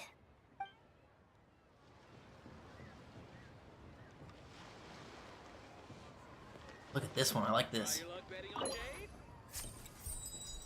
Nice. Be free. I just like to make people smile. It's all this in the background. Get it. Bam, bam, bam, bam, bam, bam, bam. Come and see Bam, bam, bam, bam. precious curios. Ta-da!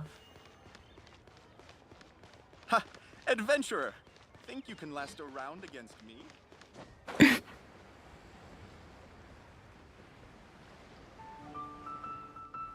Oh, another one.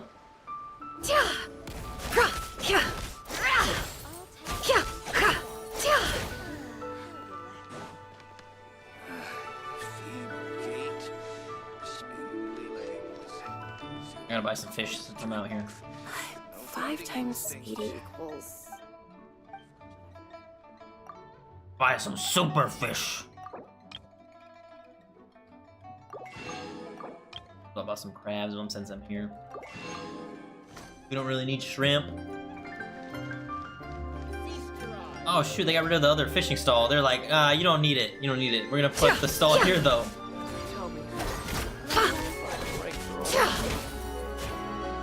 Alright, what are we doing here?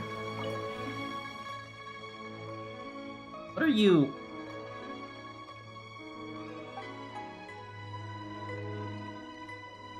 Are you gonna teach others to draw?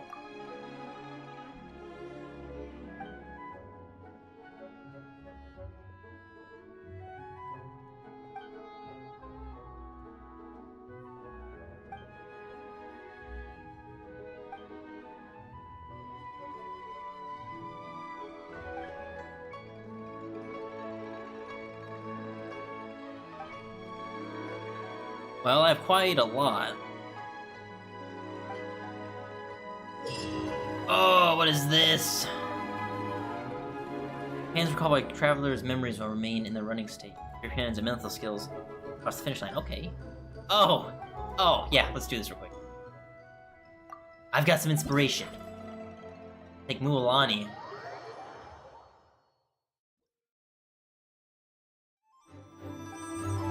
Alright. Go, Mualani, go!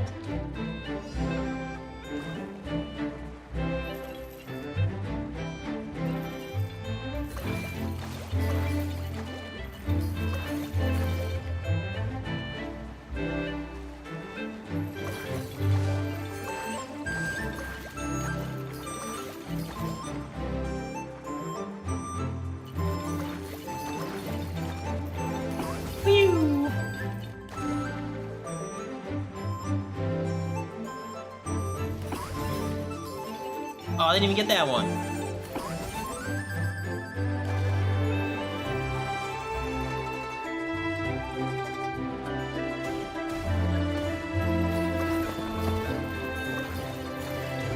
Bam. Bam, bam, bam, bam.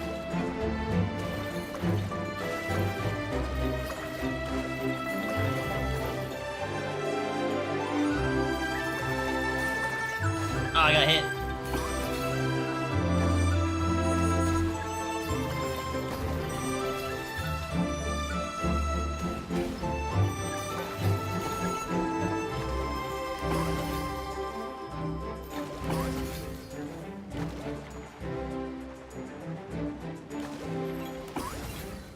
Oh, what? It didn't even hit it. That's okay. What happens if I miss the jump, I wonder? Oh, yeah! All the way to the top.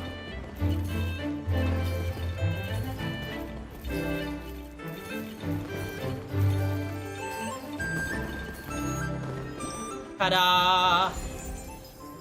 Yeah, buddy. Oh, we got Marissa. What else we got? Oh, I can't see it yet. Taking these.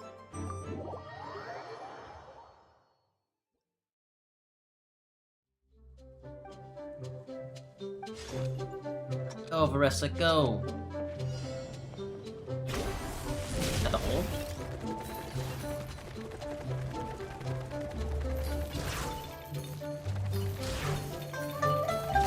Oh, I gotta press. Okay, I get it. Whee! Oh, I didn't make it all the way.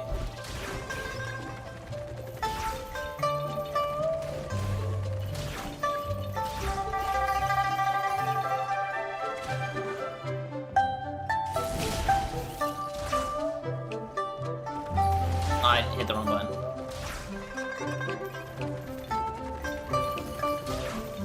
Yeah! Still didn't get all of it. It's okay.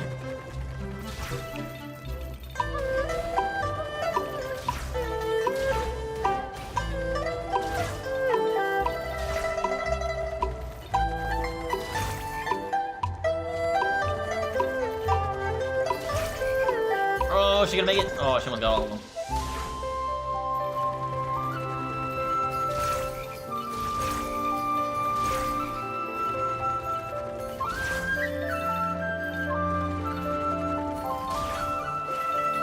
Am I supposed to hit it or not? I got like -3. That doesn't matter anyway. I think I passed. Yeah, buddy. The next one. Ah, Xiao. Alright. I'll do it later. Probably do it tomorrow. My own free time. It's pretty nice. Fun little game. Ooh, do we get the free outfit now? Yes, we do. I cut some bamboo today to make a special jade robe. Nice. A couple more for this one. Still gotta figure out who I'm gonna wish on. Oh, the fact I had to complete Act 8 before doing all this. Oopsie! Oopsie daisy! Oh well. Alright, let's get the next quest going. Let's...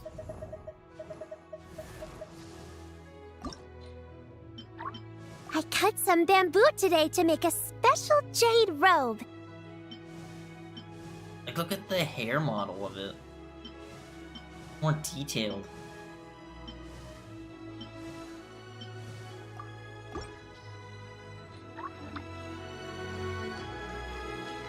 Oh, here's the other challenge. Step right up and take a look. What's wishes contented? Fortune's 1.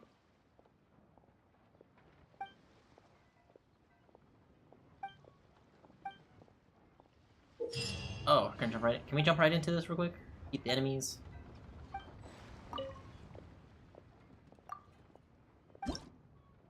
Just explanation of my life.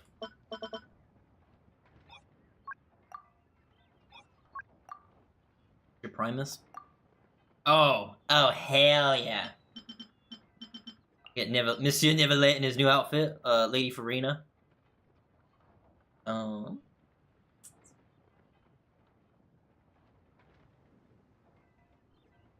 I want shields, like heals.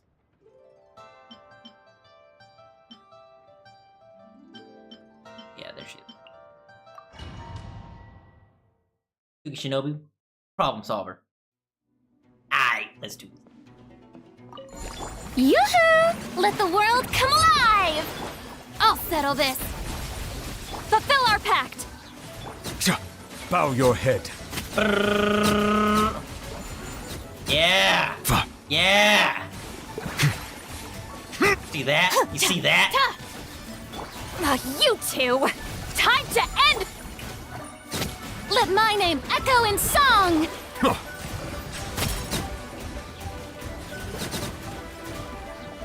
Out of my way! Stand with me! A little step there. Show no mercy! See, Laline, he's Papa! Be sanctified. Be sanctified! Silence!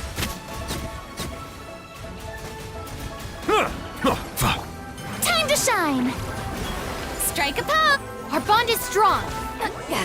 Suffer the wrath of Eatsley! Bow your head.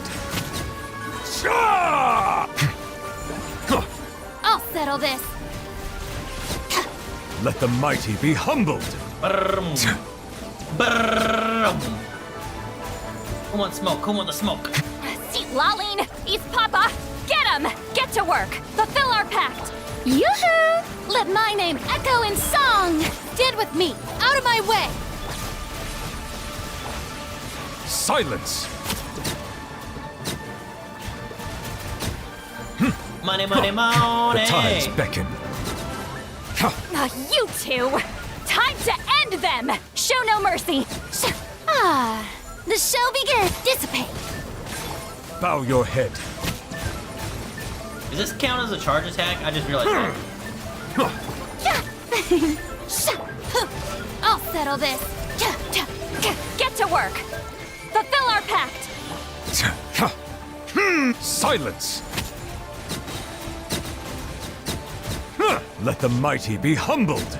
Boom. Oh my god. 67,000. I'll take that.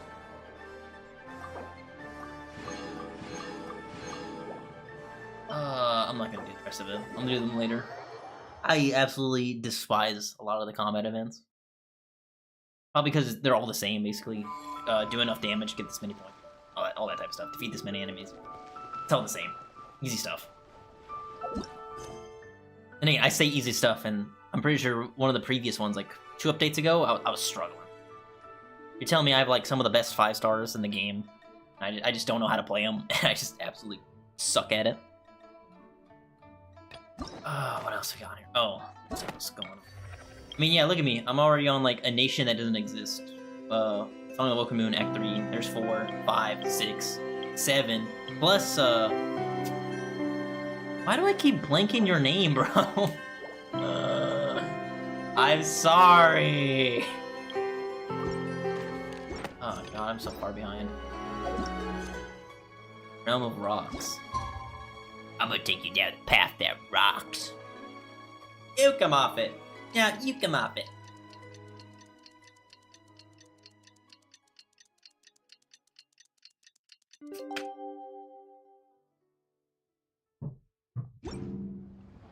Oh, should we head to Boo Boo Pharmacy today? Fingers crossed we learned something useful. Yeah, good point. Let's go. Oh, Layla's here.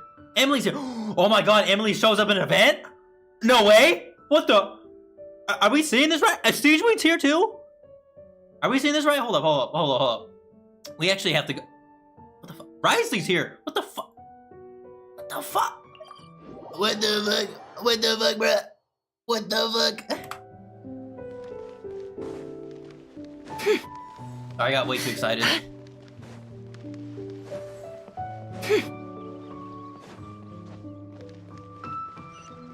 Emily is above. I'm gonna go talk to them first before I start this quest. Also, Layla's right here. There. Get out from under there. Layla! Layla! There she is. If you make a lantern like this and release it, will the wish really come true? Layla? Oh, you're in Liyue too? Happy Lantern, right? Here for the festival, Layla? Yeah, my advisor sent me. She said participating in folk festivals might help spark some inspiration for my research. But I work on star charts. I'm still not sure what that has to do with holidays like this. But she had already bought me a ticket and escorted me onto the boat before I even had a chance to ask. As soon as I got off the boat, a lady stopped and offered me a free shadow lantern frame. She said releasing one would bring good luck for the entire year. I'm not sure I need a whole year of luck, but a little bit when it's time to submit my thesis wouldn't hurt. So I followed her instructions and made one. Luck will certainly find you, Layla. Thanks. I should release the lantern now, right? I need to write my wish on it first.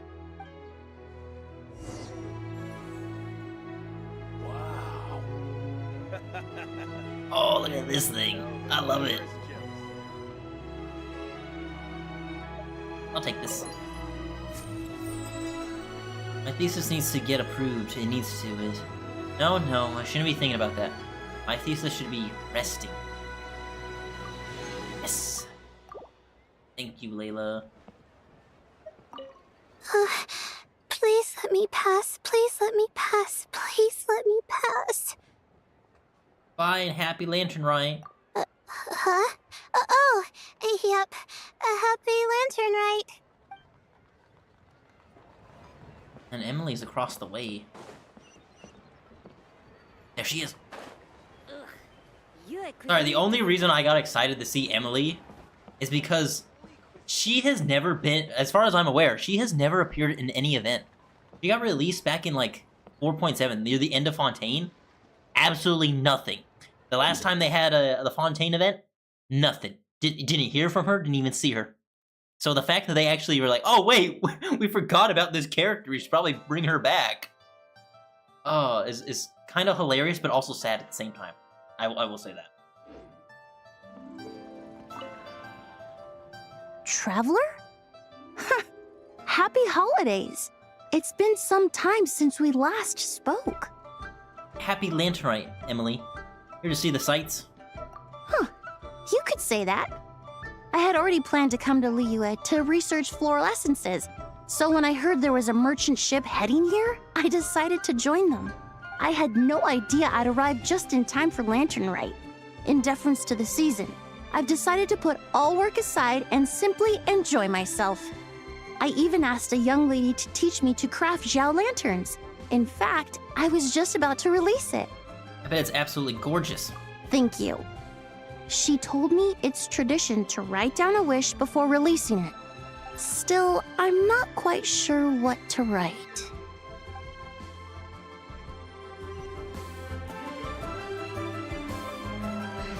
Oh, look at hers. Got her little lantern in her burst.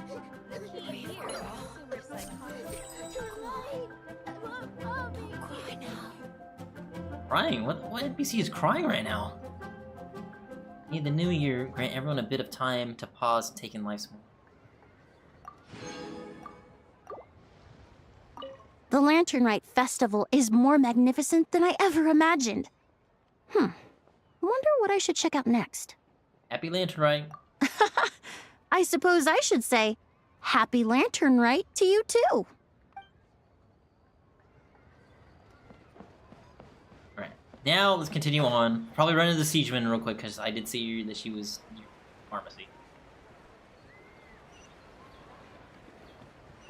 I'm surprised I can't take photos like of the others. I thought it was gonna be like for everyone.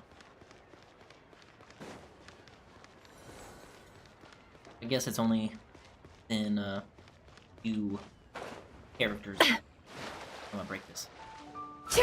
Also, I was not expecting effort to actually, like, stay afloat. Holy crap. She's that tall. She don't need to swim, bruh.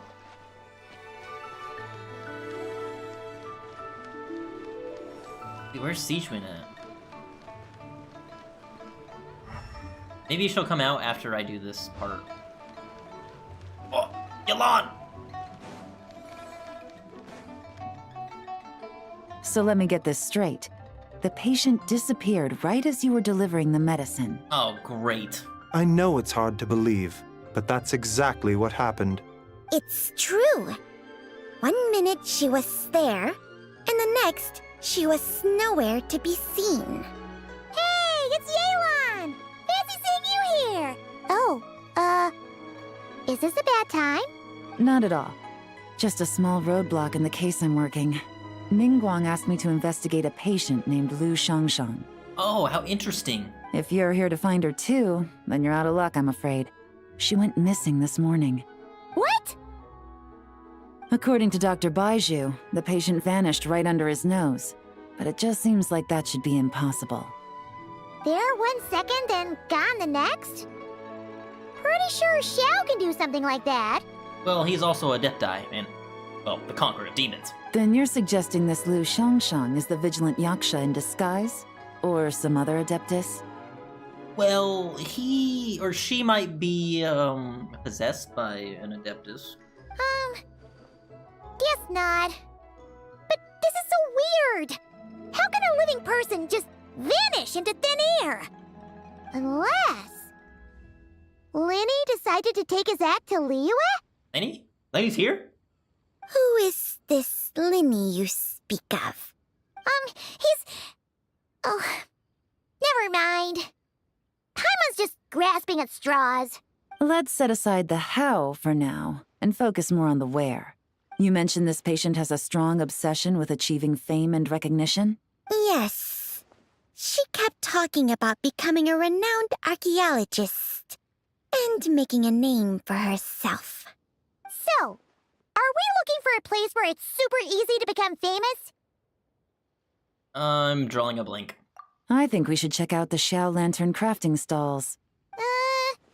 Because it's easy to become famous by making Xiao lanterns? No, because she can put her wish in the Zhao Lantern. Not exactly. When the people of Liyue need a solution to a problem, their first thought would be to pray to the gods and the Adepti. If her wish is to become famous, she might write it on a Xiao Lantern in the hopes that the fabled White Horse Adeptus might make it come true. That certainly sounds probable. Turns out, the White Horse Adeptus might be a lot closer to home than she thinks. Shh. What was that? Nothing. Don't worry about it. Nothing. Let's go check out those stalls. Act 2, the realm of rocks. I'm gonna take you down the path that rocks. Is it possible I was just imagining things? No. But I saw it too. We can't both have been imagining it. Siege Wing! Siege Wing! Where's Siege Wing? She's supposed to be right here. Are you under the water? I found a bass! Siege Wing! Yoo-hoo! You under here? Are you under the water?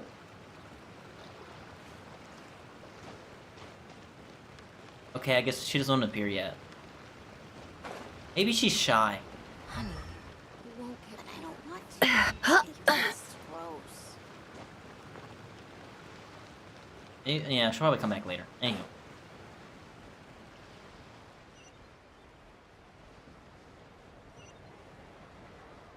Yeah, we also gotta go see Risley, who's on the dock side over there. The dock side? The dark side.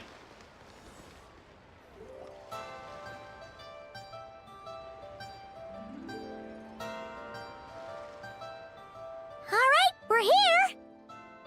Still no sign of Lu Shangshang, though. Yeah, where is everybody? It's completely abandoned here. As long as you're patient enough, Paimon, you'll find that hunting down people is no different from hunting boars. We need to blend into the environment, or we risk alerting the target. So as far as everyone here is concerned, we're just ordinary tourists. Yeah, because you definitely look like a tourist. Oh, okay. If we need to blend in, then let's make some shell lanterns and write our wishes down, like everyone else. What's your New Year's wish, Yelan? I haven't given it much thought. Now's the perfect time to think about it. Oh, and it can't be work-related. You gotta take a break once in a while, right? You're always sticking out this suspect, tailing that criminal, hunting down this gang or that. Which is super amazing and all, but it's gotta be exhausting. Yeah, you should think about yourself every once in a while. Really getting into this, huh? Mm-hmm. You said to blend in, right? Come on! It's all part of the act! So you gotta think of something! Then, I suppose, it'd be to go traveling, the next time I get the chance. Traveling? That's our bread and butter! Wanna join us? Thanks for the offer, but my desk is piled high with reports on your exploits. And that's not quite the kind of traveling I had in mind. Oh yeah, I forgot the little intel network that Nefer has. Probably keeping tabs on me and everything. I was thinking more the lie down and do absolutely nothing kind of travel. That's some good vacation right there. Ah, something a bit more easy and breezy, right? Hey, wait! We know just the place! The Easy Breeze Holiday Resort in Netland! Oh yeah! Definitely go there, Yelan. It's super relaxing and full of fun activities! You've got the beautiful ocean and tons of cute little creatures called Asha! Seriously, you gotta go! I suppose I'll have to check it out. Hey guys, happy Lanterlite! Happy Lanterlite, Gaming. What a coincidence! You here to make shell lanterns too? Well, it's that time of year, am I right? Thought I'd join in on the fun. You can't have Lanterlite without making one of these. What you gonna wish for? Aw, man, it's kind of embarrassing, but whatever. The truth is, the mighty mythical beasts are seriously struggling with recruitment. So I'm hoping to find a few apprentices and teach them the art of wushu dancing. Awesome! Shurfugami, here we come! Whoa there, Paimon. One step at a time. I actually need to find people first. Yeah, but Paimon bets people will jump at the chance to learn from you! Well, I wouldn't be so sure. Wushu dancing is super physical and takes a lot of hard work to master, so it's not easy to find people. There she is, our culprit. At this point, if the Adepti can't help me, no one can. I'll do it! What the fuck? Huh? You just said you wanted an apprentice, right? Well, I'm offering. What do you think? Oh my god, she's so intimidating. Whoa, the White Horse Adeptus works faster than I thought. Traveler, it's her, Lu Shangshan. Our target! Quick, get her! Hey, didn't you hear me? I said I wanted to be your apprentice. Oh. No need to shout. I heard you the first time. What's your name? Step back a bit, Gaming. This person could be dangerous. What? We have a criminal running amongst us. Hey, what are you trying to do? Do you know who I am? Get back! Lu Shangshan, we have no intention of harming you. We just need to ask you a few questions. Get back, I said! Try to remain calm. If you come any closer, I'll...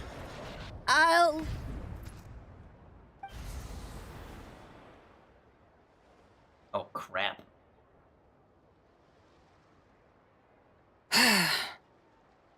What the?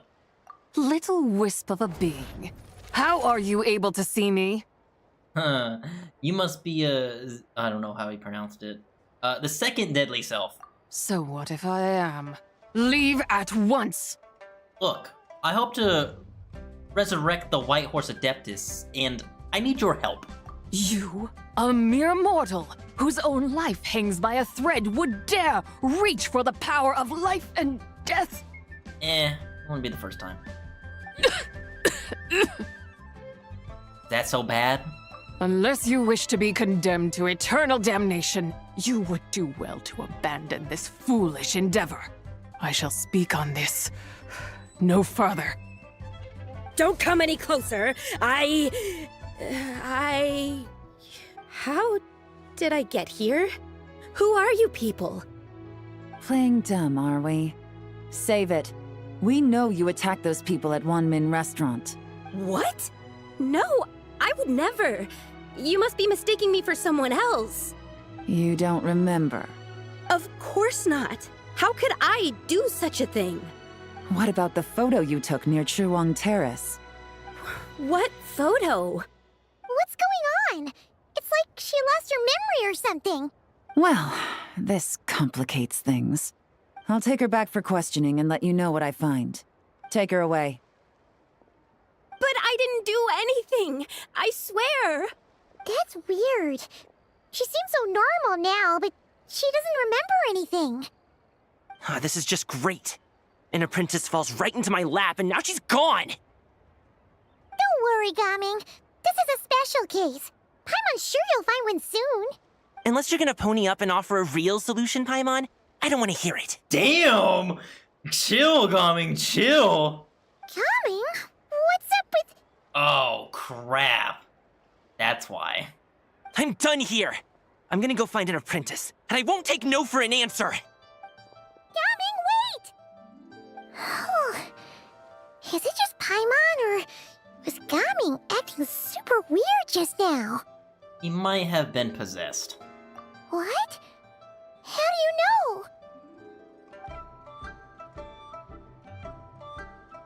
Whoa! So you saw the second deadly self? And you think she moved from Lu Xiangxiang to Gaming? It's possible. Uh-oh. Then we better find him before something bad happens! Let's go! Damn! I was not expecting Gaming to just act like that.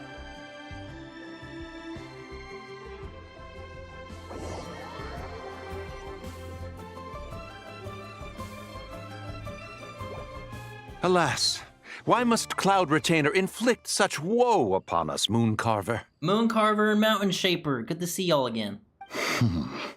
By the order of Rex Lapis, we were supposed to make haste to the harbor to stand watch.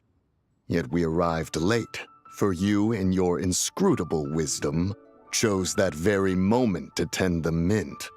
It is no wonder Cloud Retainer banished us to the wilderness in anger. A pity only that I, blameless as I am, was made to share in the punishment.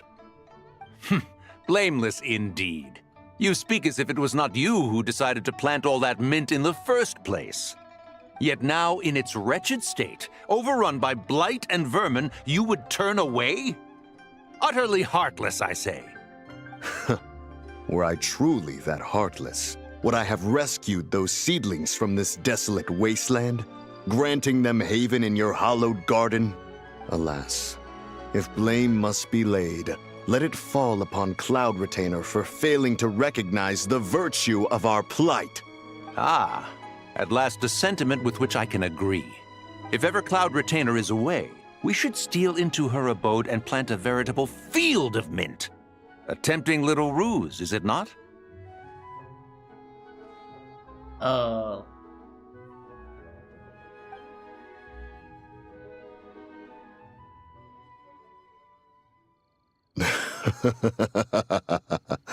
Positively ingenious. Please stop chasing us. Just let us go. Get back here! If you keep running, I'll kill you! Oh. Please, we don't know anything about wushu dancing. Just leave us alone. What? You think I'm not good enough to teach you? Just agree to be my apprentices, and then we can talk. That child looks somewhat familiar. Ah, it appears to be the Wushu dancer from Liyue Harbor. I have seen him perform on occasion. Come, let us take a closer look. Has trouble befallen you, young one? Perhaps we can offer aid. Oh, thank the gods. Please, sir, you have to help us. This guy's trying to force us to become his wushu dancing apprentices, and he won't take no for an answer. Oh, so it is you who require aid, not the other way around. Get out of the way, old man! This is between us. Preposterous. You dare to presume we are of a mature age? Listen here, brazen youth. Skilled you may be in the art of dance, yet your offstage demeanor leaves much to be desired. Hold on, Mountain Shaper. Something is amiss. Look closer. Huh. Indeed, he bears the mark of something unclean. It spells trouble. You there, depart at once. Hey! You drove off my recruits, old man! You'll just have to take their place, even if you're a bit on the decrepit side. Many years it has been since a being has dared speak to us in such a manner. Now let us see what evildoer has sought to use you as its puppet, young one. You two, you're Adepti! Does that strike fear in your soul? Whoa! 2 Adepti recruits just fall right into my lap? That white horse sure knows how to grant a wish. Coming! Slow down! Wait for us! Jeez, take a hint, will you? I told you to stop following me! Don't hurt him, please! Traveler, Paimon, keep your distance from this youth. Evil has taken a hold of him. We know! It's one of the White Horse Adeptus' deadly selves! She's possessing Gaming! The White Horse Adeptus' deadly selves? Could it be that Rex Lapis called us to Liyue Harbor for this very reason? Dang, he didn't tell y'all? Hey! What are you two whispering about over there? Who's gonna be first apprentice and who's gonna be second? It doesn't matter! I'm not the kind of Sufu who plays favorites. Insolent spirit! Be gone from this child at once! Oh dang, here we go again. Bro, we should be having some like epic music, none of this like happy, you know, Liyue Harbor type stuff. Little mite of a mortal. Getting in my way again, I see. Yeah, you possessed one of my friends. Oh, you don't look so good. That is no concern of yours. You want to fulfill people's wishes? I can help. No. Yes. Only by doing it myself will I find peace. Otherwise, rage will consume me. If I lose control, all will turn to dust. What is the source of your anger? The curse of time. The memories this body holds. Are you getting corrupt for being alive for so long? Come no closer! This is your final warning.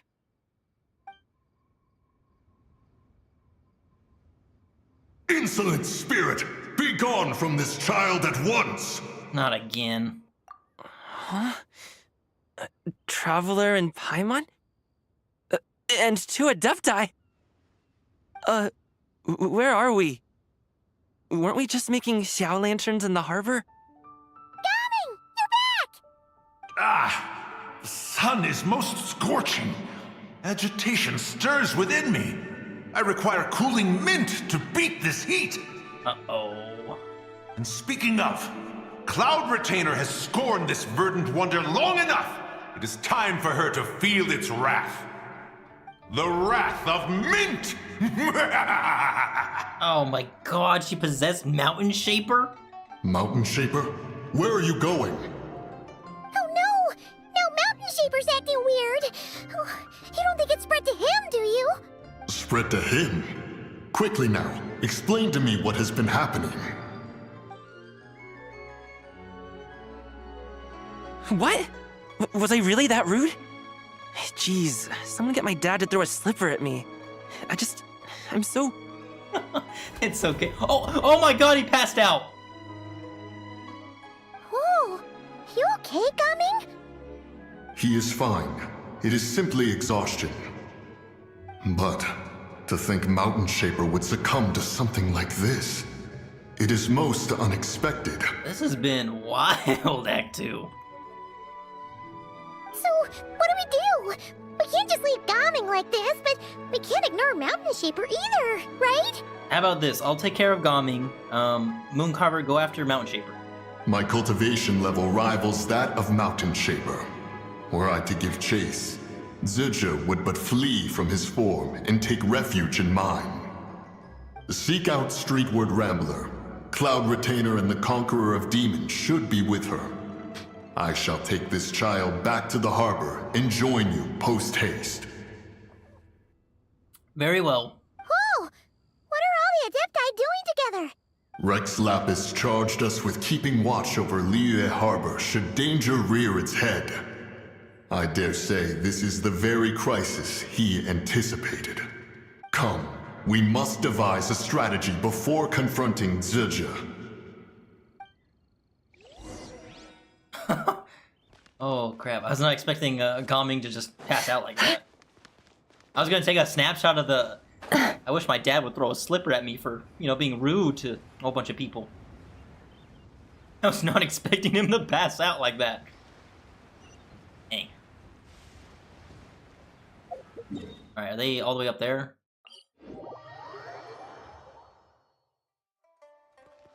Jump. Bam, bam, bam. Go ahead and jump. That's fucking wild.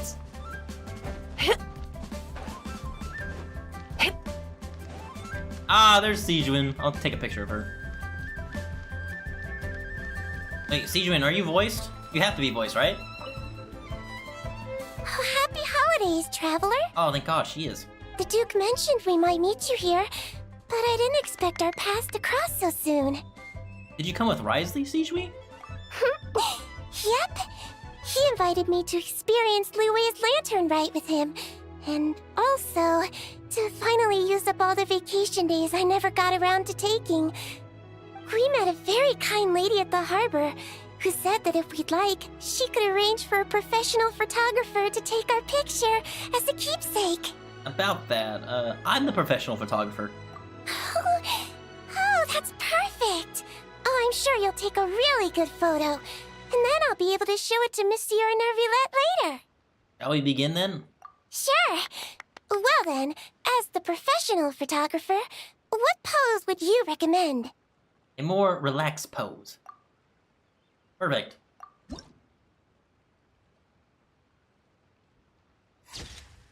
Perfect. All done? May I look? My expression looks great! Oh, it really is a lovely photo. I'll keep it close and treasure it. Goodbye, and happy Lantern Rite. Bye! Have a wonderful Lantern Rite. Nice. Oh wait. I'll go well for you. Same time, happy Lantern Rite. Like this?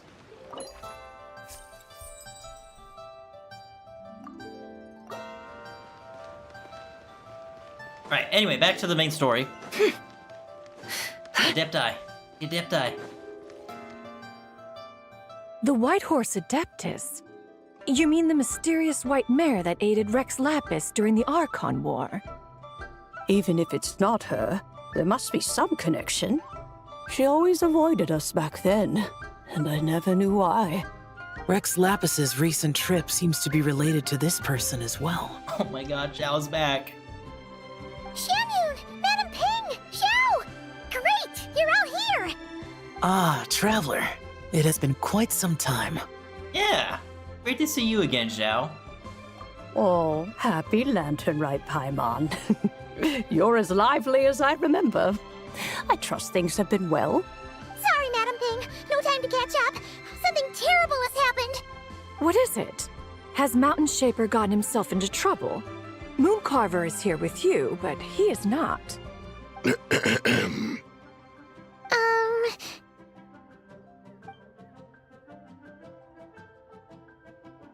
The Wrath of Mint? That old fool dares to utter such nonsense behind one's back. Yeah, that's not really our biggest concern here. So, even a mere deadly self of the White Horse Adeptus was able to possess Mountain Shaper and affect his mind. No wonder Rex Lapis told us to gather here and await his orders. Mountain Shaper's cultivation is inadequate. He was caught unprepared. Were it one of us, Zizia would hardly have found a vessel quite so... ready for the taking. Hey! That's not what you said earlier! Where is Mountain Shaper now? A question that hardly bears pondering. Obviously, he intends to plant mint in the vicinity of one's abode. Ah, then he poses no great threat. We might as well let him be. Once he fulfills his wish, it's possible that Zizhi will relinquish him of her own volition. Your ulterior motive is most obvious, Mountain Shaper. You two hope for Mount Eltsong to be covered in mint. One can see it clear as day. Not to mention, deadly selves are born of malevolent human desires, and naturally pose a great risk to the form and mind of all living beings. We cannot let this go unchecked. Let me handle it. I have relevant experience and know how to deal with such situations. One has no doubt of that. Yet your involvement would likely end in armed confrontation. In one's own estimation, the time for such measures has not yet come. Before his departure, Rex Lapis knew that Zizhi was active in Liyue Harbor, yet told us only to wait. It would seem, then, that Rex Lapis did not believe extreme measures were warranted here. Yes, this is quite a peculiar case. After all, Zizhi's possession does not seem to come with ill intent. It's more like she's guiding those she possesses to fulfill their own wishes. There is another matter of import, however. I sense tremendous resentment emanating from her. What could be its source to render her so unable to find peace? The curse of time, the memories this body holds. She was talking about the White Horse Adeptus memories, right? From what the Traveler said, it seemed like she was about to explode with rage. But why? I wonder if she's also experiencing a little bit of corrosion like Ashtaha has, where memories kind of turn into anger. With Rex Lapis away, if we wish to understand that which occurred in the past, we shall have to ask her directly. She also mentioned the curse of time. What could that be about? Perhaps erosion. Ah, called it. Indeed. We are of the same mind. I heard that ancient clans in the mountains once regarded the White Horse Adeptus as the daughter of time. It seems there was some truth to that, after all. The daughter of time. Cursed by time? Time does not treat everyone equally. The longer you dwell in this world, the more it takes from you. Then what do we do? One has devised a solution. What is it? Based on what you have told us, it seems that Zizhi is in the habit of leaping to a different host when provoked. One's plan is for us to block all escape routes while you confront Mountain Shaper, forcing Zizhi to reveal herself. Then, if prior experience stands, she will have no choice but to possess you. However, not only are you able to sense it, you are also unaffected by the peculiar state of stasis. In other words, in that moment, you would have the chance to either subdue or persuade her. That is akin to walking straight into the lion's den. Allow me to go instead.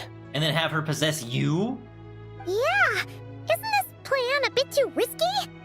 Why doesn't Paimon try first? After all, even if she got possessed, it's not like she would pose a danger to anyone. Yeah, but you might eat so much you become a literal ball. Paimon's wishes aren't all food-related, you know. One would not suggest this course of action if one had any such reservation.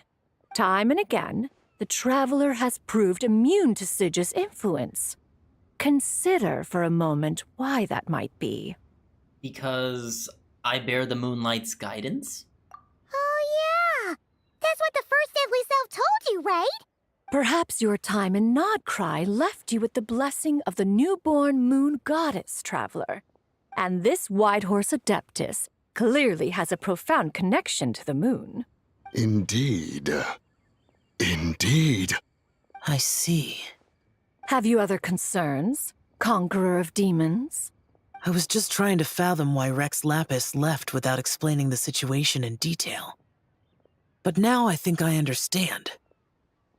I know it's very off topic, but like, imagine just like being one of the guards and just like kind of overhearing this conversation like, wait a minute, Rex Lapis? He's still alive? Who is he? Where is he?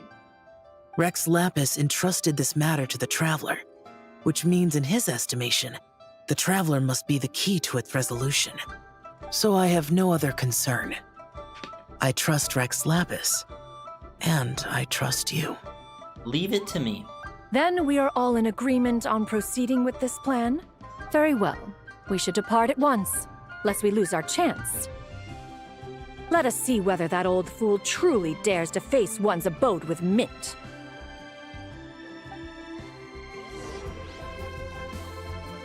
Yeah. Alright.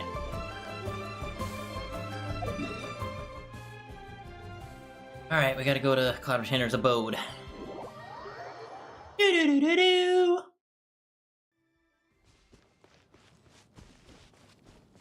I wish I kind of put the waypoint, like, closer to her home. Well, actually, this worked. Ah, there he is. I see him.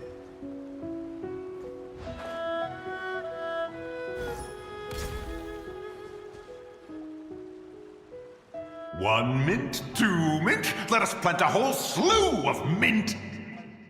Once I reach 10,000, Cloud Retainer's abode shall be Mount Outsong no more, but rather Mount Mintsong! Oh, to behold the look on her face when she is confronted with such verdant splendor! Mountain Shaper, you dare disturb the tranquility of one's abode! Do not take personal offense, Cloud Retainer. He is not in control of his faculties. Exactly. Let it go this once. Zitja is the one driving him to do this. Huh? But Zitja just helps people fulfill their own wishes and desires. Doesn't mean you should always act upon them. Not now, Paimon. Oops. Sorry, Mountain Shaper. Paimon might have just thrown you under the bus. When he wakes up, we shall have words. Everyone, to your positions.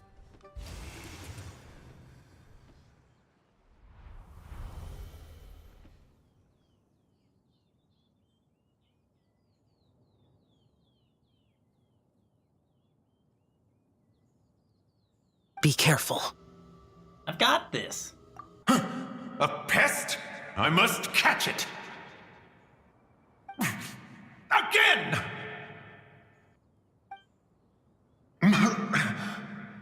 Oh, young one, it is you! Don't tell me. Cloud Retainer sent you? Yes. You told me to get rid of the mint. Ha! Such brazen insolence! And that includes your garden on Mount Hulo.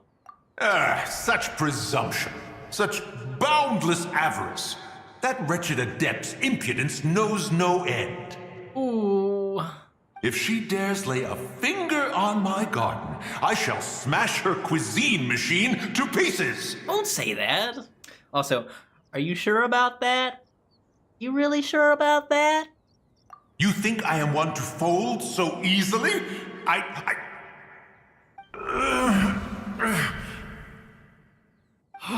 Insolent mortal!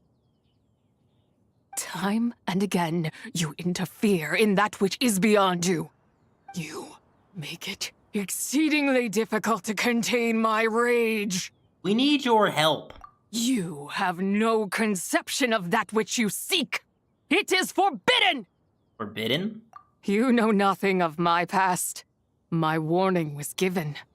The cost entwined with this is beyond what you can bear. I'm here because I want to know. I want to understand. Stubborn mortal! You could even say, it's my wish. You...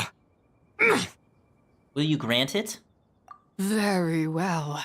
If death is what you seek, who am I not to oblige?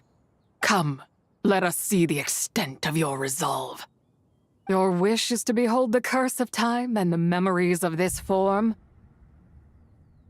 Then, let it be granted.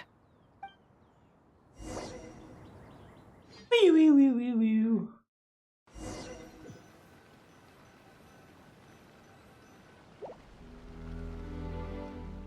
Oh, nice place.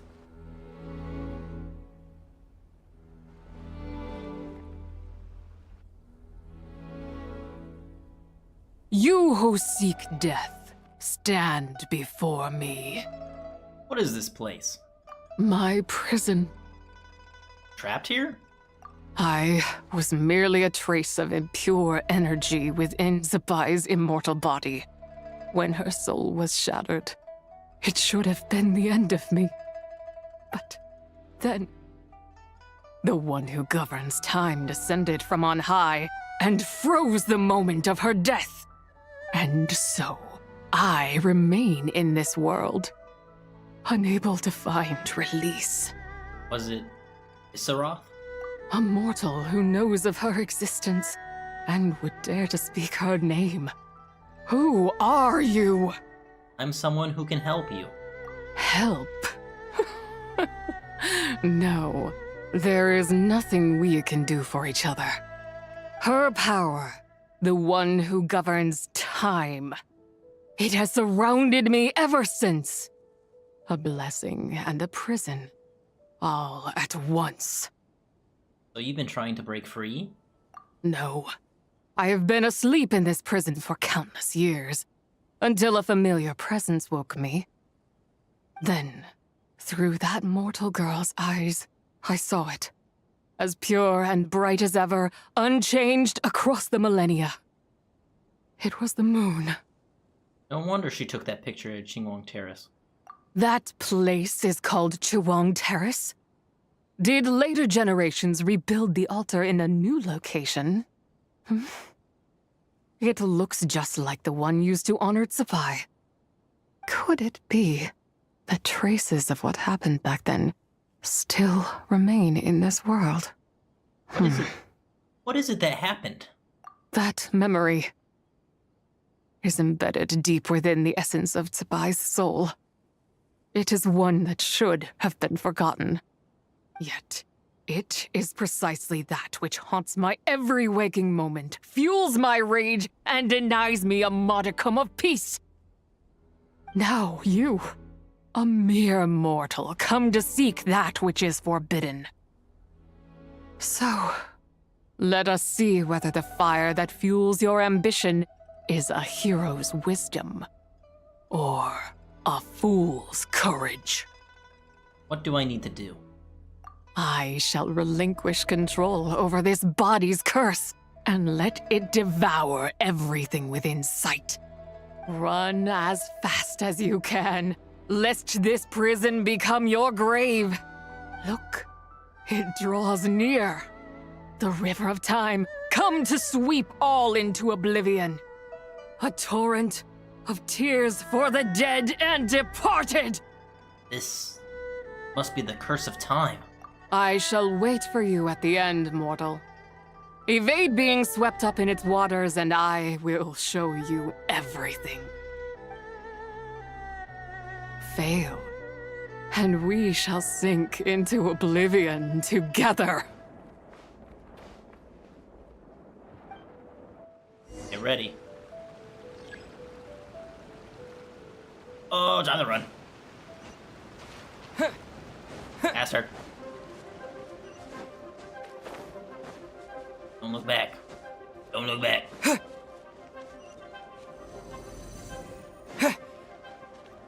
I look back.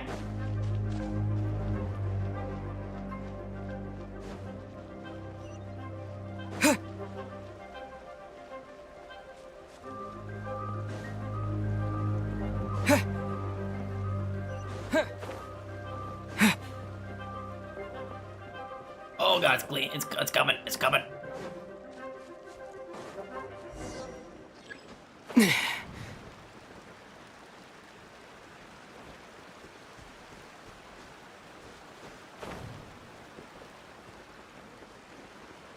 Well, that was easy.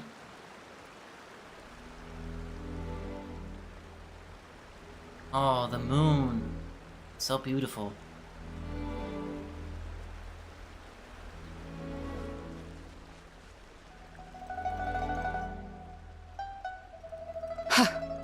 I did not expect that you would make it to the end. Well, I did it. Yes, it would seem even time cannot hold you back.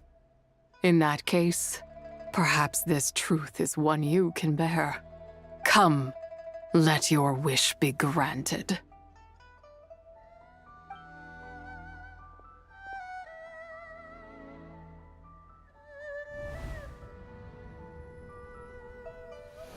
Under moon eternal, in radiant night, a maiden grants silk, soft and light. Under moon iridescent, in night divine, a maiden grants fiber for cloth so fine. Under moon of frost, in night so great, a maiden grants tools to divine our fate. What are Mom and Dad doing? Shh, just make a wish. The kind Adeptus on the moon is listening.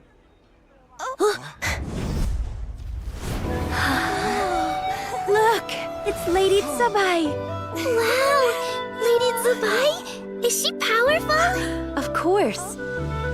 She taught us how to grow grain and beans, millet and rice, how to peel hemp and reel silk, spin thread and weave cloth, how to cut stone and build houses, cast bronze and forge tools.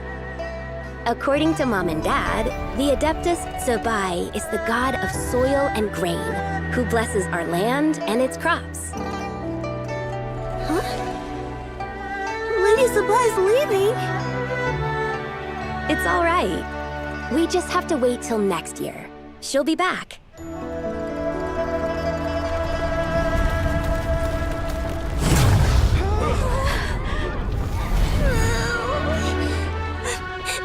Mom and Dad are gone. Why hasn't Lady Tsubai returned? She'll come. We just have to believe. What is that?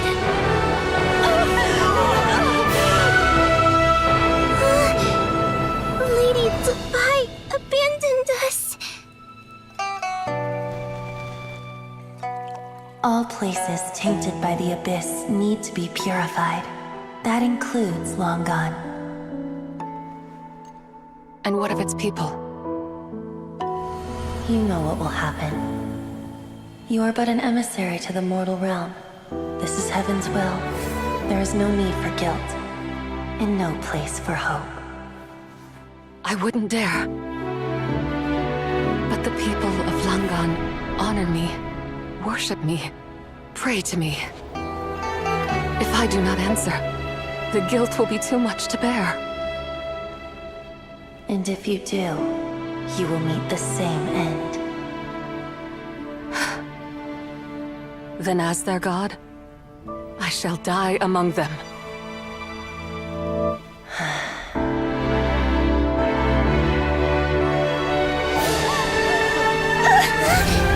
Look! Lady Tsubai came to save us! I knew she wouldn't abandon us! Run!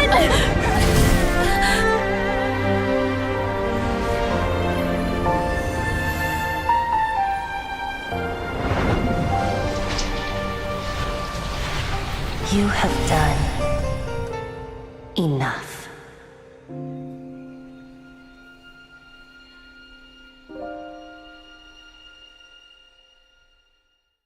Now you know the truth. These are the memories that suffocate me where I stand and crush me under their weight. Holy shit. I saw the nail and just immediately it was like, oh. Fuck. Damn, dude, that was a lot to take in. Huh. Your nation was destroyed? Not just my nation, but the people I loved. Were it within my power, I would ignite a blaze fierce enough to burn a hole through the heavens themselves! But how did it all happen? It was a time of war. One that ravaged heaven and earth. Remnants of the battles tainted with cursed power fell from on high and devastated Langan. The heavens decreed that the tainted filth had to be cleansed. no matter the cost. If I just had more time, I could have helped more people to escape. You did give them time. But it wasn't enough! I just needed a bit more, and they all could have survived. You did more than enough. The descendants of Long Gone made their home all throughout Liyue. Your legacy lives on because of you. I never imagined there would come a day where I found peace. So long this rage has been within me. Yet here in this moment, it has stilled at last. Thank you. If you wish to bring Tsubai back to life, mortal, then you may take the part of her soul that lives in me. Just remember, from this moment onward, the fate of Langan's fallen rests on your shoulders, and that cannot now be changed. What will become of you? As I said before, I am but a remnant of Tsubai's adeptal form, a manifestation of her wrath that was not meant to linger in this world. By taking away this fragment of her soul, you take away my shackles as well. So, let it be done. Any final wishes then? Ah, it's your turn to grant one of my wishes, is it? Very well. In regard to my fate, and that of Langan's fallen, I know there is little I can demand of you. However, should another raise a war banner against the heavens someday, let my name be set upon its cloth. I ask for this, and nothing more. I feel like soon that war will come. Now, take what you came for. I was a lone moon, shrouded and dimmed in cloud-veiled night. Now darkness breaks, free and unburdened. I reclaim my light.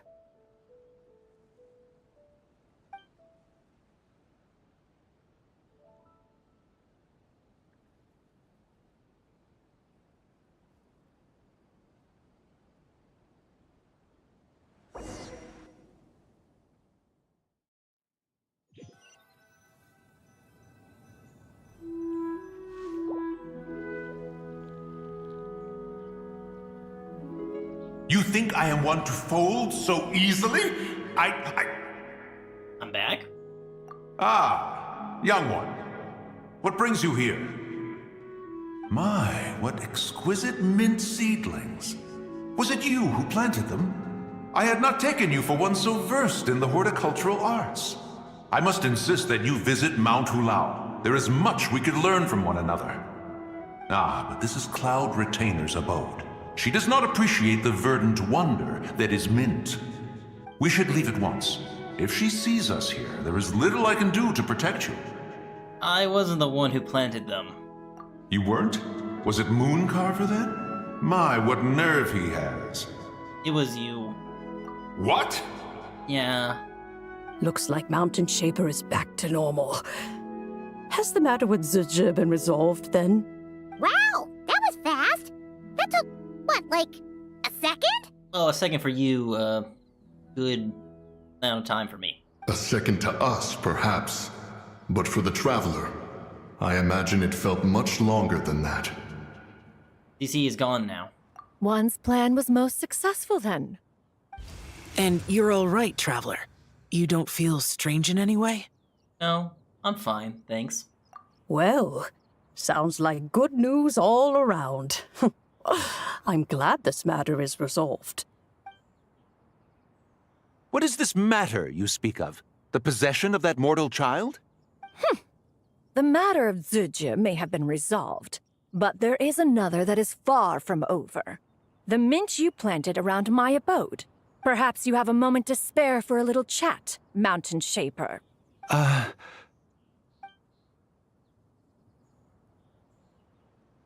You seem reluctant to talk in detail about what happened with Zizhi. She told me about her past that may be forbidden knowledge for others to find out about.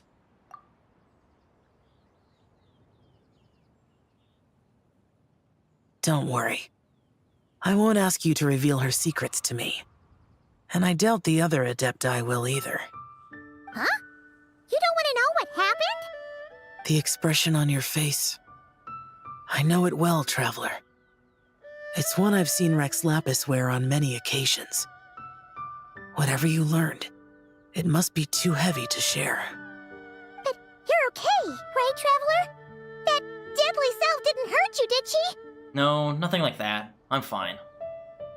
Well, as long as you're not hurt, Paimon doesn't need to know anything else. It's just... it isn't a happy story. Even so, I hope you feel like you can entrust me with it. If I learned anything from our time together, it's that one should not have to shoulder such a weight alone.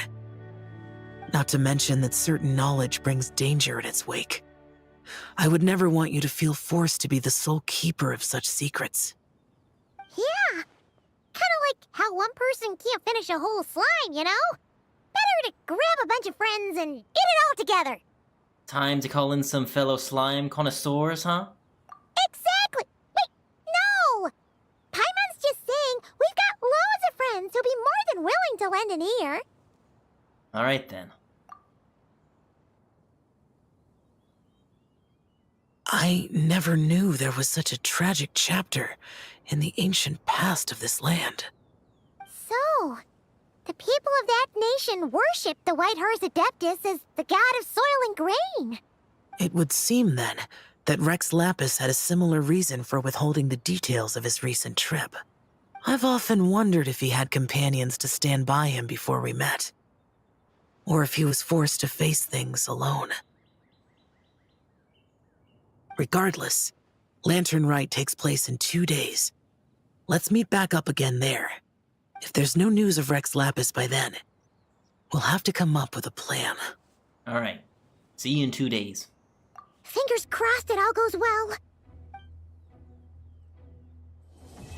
Nice. Realm of Rocks is complete.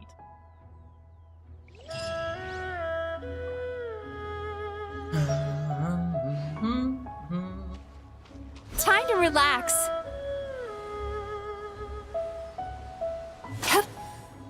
Dang it. Trying to see how far I can get.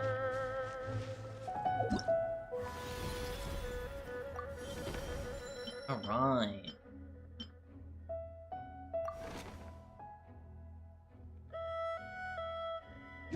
I kinda wanna keep going. I also need another break. Dang, that was heavy. So, if I'm getting this right, that was the nail that they dropped on the chasm. Way back in time. Due to whatever reason. They kind of explained it, but they didn't explain it enough for me to get it.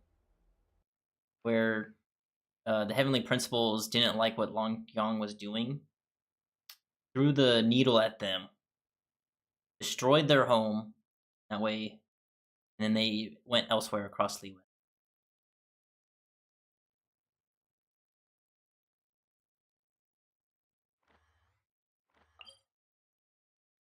Because if I remember correctly, the nail is the one that hit the chasm, and it's all the way in the underground, so... H... Where am I looking? This way. The nail that's... this area. If I remember correctly, I could be entirely wrong. As much as I like to look into the lore, I'm not very good at explaining it to, like, everyone else.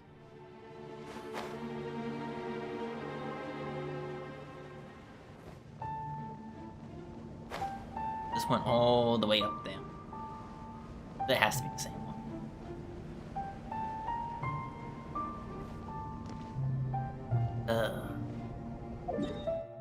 Yeah, I'm gonna go take a quick little break, and then probably push on with, Act 3. And then maybe I'll do a little side stream tomorrow for Act 4. Then again, I don't think it's gonna be that much.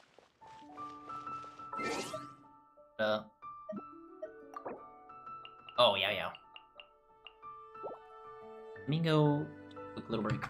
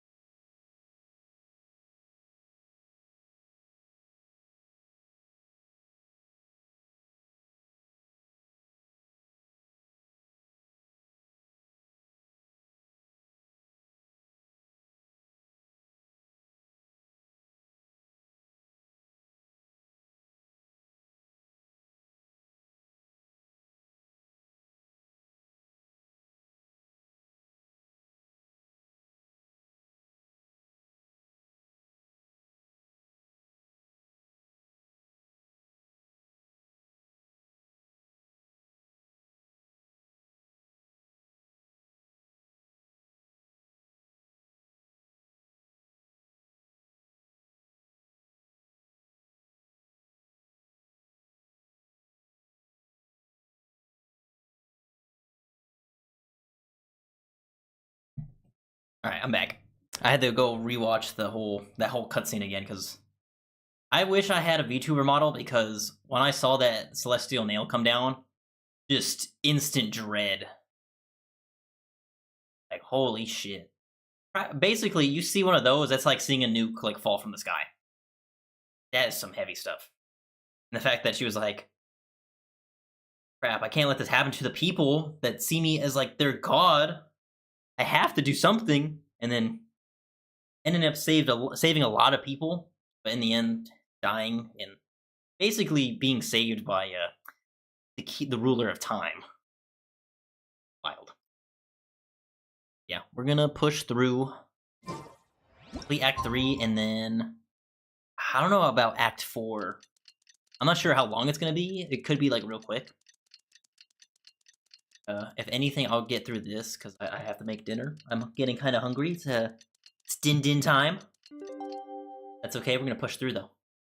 Shouldn't take too long. It's time to meet back up with Xiao. Let's head to Mount Outsong. Bunch of people out today. Where am I going? Sorry. A little distracted there.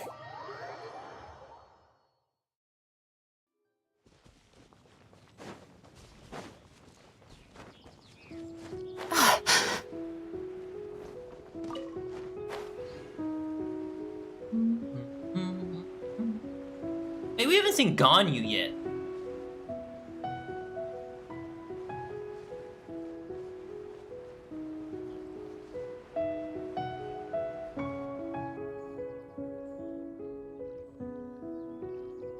Xiao, Cloud Retainer, Madam Ping! We're here! Any news on Zhongli? Zhongli's near because like I saw his pillar. Wait, are we missing 2 Adepti? Yeah, where's Moon Carver and Mountain Shaper? Well, Shenyun banned Mountain Shaper from Mount Outsong for 3 days. For planting mint, you're banned. Banned for 3 days. You're gone. See ya. Oh, and what about Moon Carver? The scheme to plant mint in one's abode was one those 2 fools devised together? And when it comes to punishment, one does not discriminate. His banishment ends in 3 days as well. Wow, that's pretty harsh, Cloud Retainer. Yeah, when it's Lanterlite. Let's get down to business. We have news of Rex Lapis. Huh? Isn't that... Yes, Rex Lapis's geopillar. It descended from on high this morning.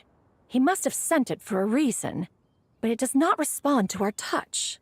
So, what does it mean? Is he in trouble? Not necessarily. It could be a message only a specific person is meant to receive. Traveler, you alone spoke to Rex Lapis before he left. Oh, so it must be for the Traveler. Give it a try. Okay.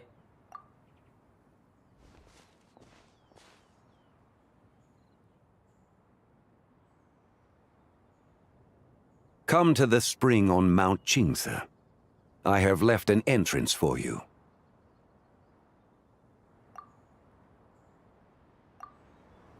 Well? Seems like he might be over at Mount Qingse. Just as one surmised, it seems that Rex Lapis will not countenance our involvement in this matter. That would not surprise me in the slightest. He's always had a soft spot for the Traveler, after all. But be that as it may, we have served Rex Lapis for millennia now.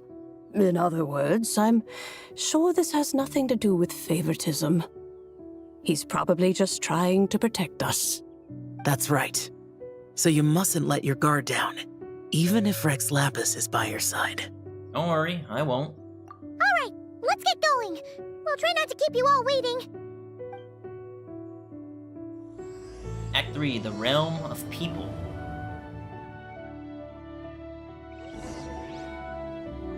Oh, they're gone. The pillar's gone too. Well. Sweet dreams! Sweet dreams!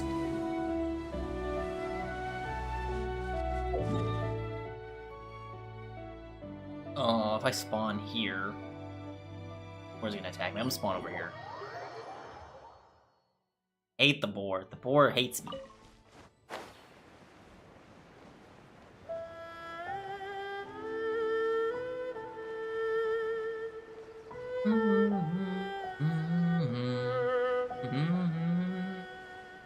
I haven't done this one yet.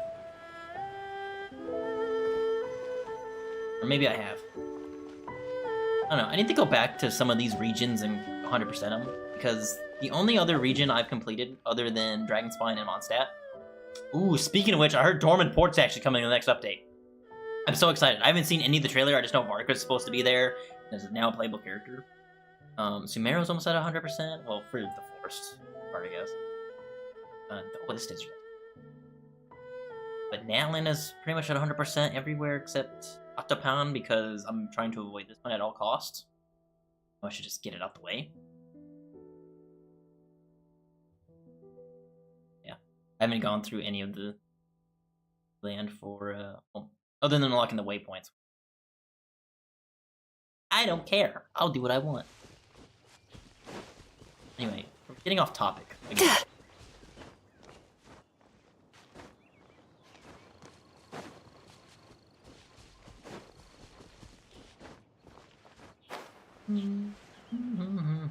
There was a... And those rocks for now.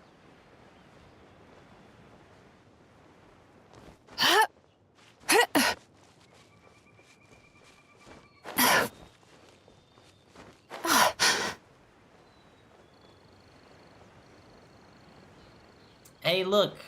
Little tiny bridge that we met Mr. Dvorak on.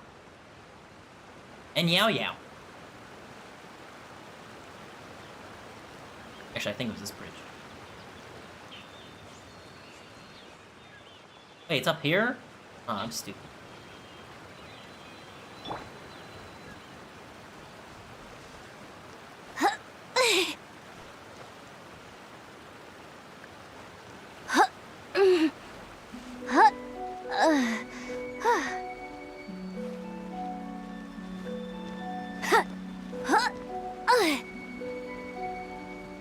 Keep your eyes peeled. He should be around here somewhere. Li. Oh, he's lower. Yeah, that would do it.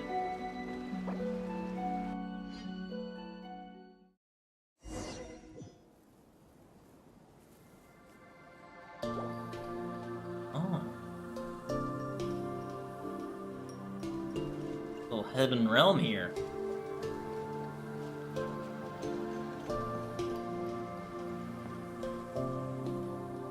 Who could have imagined that the once mighty Geo Archon might end up so, sitting on a humble stool in the woods, quietly weaving moon lanterns? You really do look like an old man now. This is a Shao lantern, not a moon lantern. In ages past, when the gods waged war and the world was in turmoil, these lanterns were lit to guide fallen warriors back to their homes. Had you tarried in the mortal realm for but a little while longer, you might have become quite accustomed to them. Even so, it bears such a striking resemblance to the moon lanterns they used to offer up to the heavens. Could this truly be mere coincidence? Perhaps in some sense it is, yet in another, it isn't. For instance, who is to say that some of Langan's magnificent jade did not become part of the very foundations upon which Liyue Harbor now stands? It is conceivable that this ritual was transmitted in such a manner too. Now, let's not let ourselves get carried away. For all its splendor, do not forget that, in the end, even Langan could not escape its heaven-sent fate. Alas, it is just a pity that the little creatures of this world may never again lift their eyes to the moon, even should misfortune befall them. But you, Geolord, now that you rule this realm, why take the trouble, not to mention the risk, to visit one who bears such profound guilt as I? Are you not afraid that you might be sullied by the curse of time that was laid upon me? There is no risk to speak of. At least, Not in comparison to that which you took when you defied the heavens all that time ago. As I have stated, time and again, it was not I who defied the heavens. Geo-Lord, the ancient affairs of Langan have nothing to do with me, for I am but one of her deadly selves, severed before her demise. My name is not Zebai, but Zichao.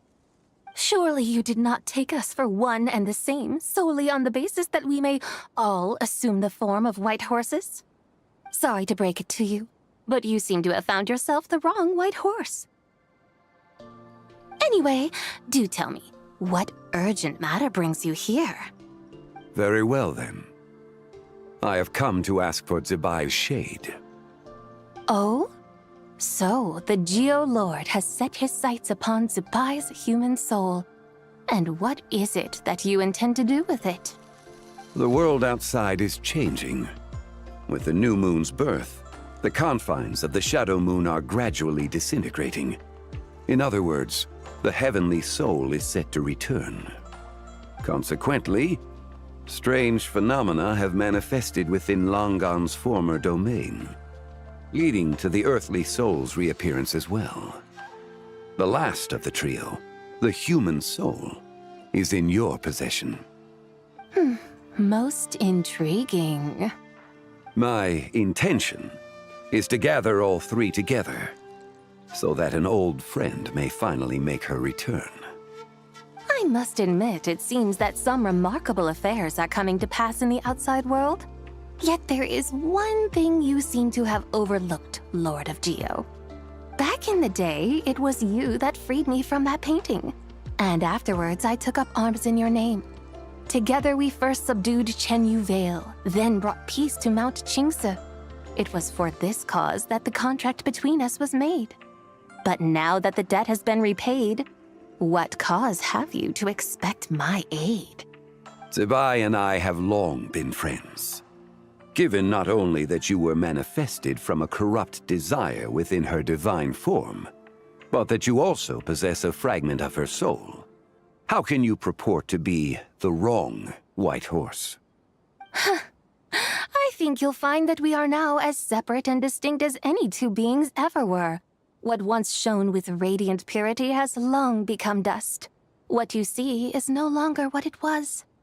Oh, great Lord of Geo, should this still be unclear to you, I bid you take your leave. It seems that the fault lies in my own lack of consideration. As you wish, I shall let this matter rest. Wait!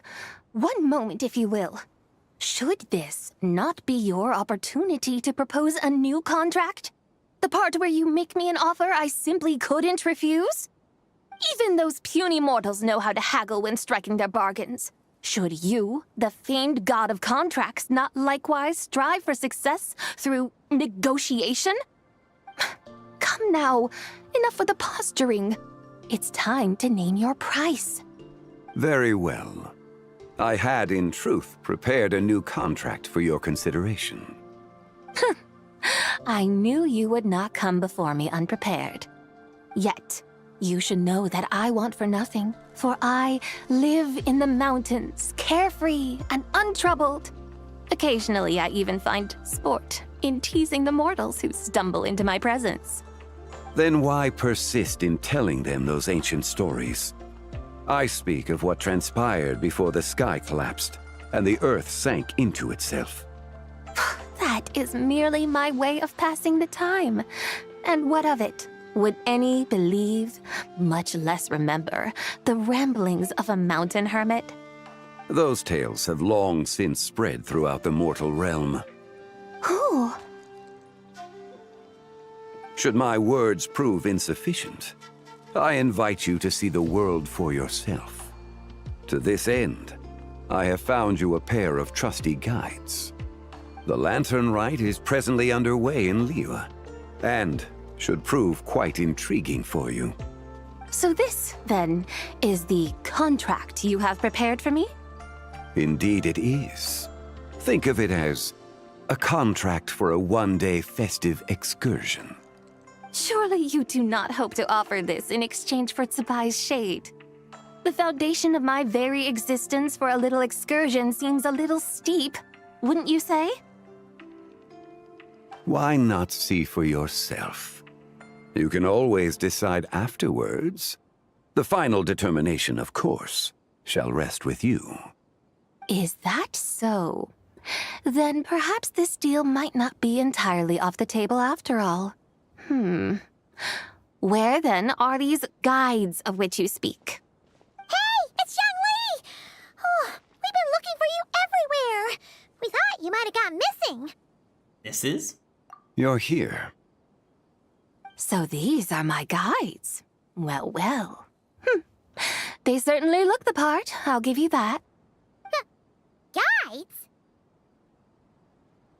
Oh, you poor innocent little creatures. The benevolent Lord of Geo has sold you to me, which means that for the rest of this day, you belong to me. Sold us to you? Just what have you gotten us into, Zhongli? The situation is not quite as dire as that would sound. I ask only that you accompany my Adeptus friend on a tour of Liyue. And you'll help us after that? I would suspect that depends on how well you entertain me. Entertain you? Where would you like us to take you? Let us start with this Liyue harbor of which I have heard so much. Nowhere is quite so fascinating as a place teeming with little mortals. How come this Adeptus sounds so different from what Paimon imagined? Oh, I guess that's true that you wouldn't know what she looked like. Let's just play this by ear. Okay, we'll take care of it. Get ready to find out why they call Paimon the best travel guide in all of Tibet. Also, can I say, like, the music in that realm is really nice? Can I have that in the teapot? Look! We've arrived at Liyue Harbor. Not only is it Tibet's busiest port, it's also the beating heart of Liyue. So, dear Madam Adeptus, where would you like to go first? With humble fare and wine to sip, in comfort clothed and soul at ease, one eats, and all the heart's ills cease. So we're heading straight for the good stuff? Well, you're in luck, because Paimon's an expert when it comes to food. There are two main cooking styles in Liyue. Li cuisine, which is all about mountain delicacies, and Yue cuisine, which is centered on seafood. The most famous restaurants are Liuli Pavilion and Shinyue Kiosk. Oh, now Paimon's starting to drool. Guess our only option is to go try them both. 2 meals back to back. Both sound like excellent options to me. Are these the kind of establishments that most people might visit on a regular basis? Not exactly. Both Li cuisine and Yue cuisine are known for their pricey ingredients. Definitely not what you'd call the budget options. But don't you worry about that. Just think of it as Zhongli's little treat. Kinda putting Hu Tao in a tough spot here, Paimon. Come on! Aren't you supposed to be pals with Hu Tao? I'm unsure we can afford to spend a little more of her mora at least. Just looking for an excuse to gorge yourself at someone else's expenses, huh? Hey! All Paimon wants is to provide our Adeptus with the best possible experience here. Don't you want that too? Both certainly sound like worthy choices. Just now, though, I happened to see a porter pass this way. Where might individuals like him go to eat? A hungry porter, huh? Oh! Paimon knows just the place! Min restaurant. Yep. Nothing fancy schmancy there. Just tasty dishes made with simple ingredients in a variety of different styles. Most importantly, it's great value for money, too. No wonder everyone loves it, huh? Oh, and the owner happens to be a good friend of ours, too. One mean restaurant. Yes, even the name itself feels lively and down to earth. All right, let's make it our first stop. Yippee! That's a great choice, too. Alrighty, let's head over there right away. Paimon can't wait to dig in. Wamin Restaurant, here we come.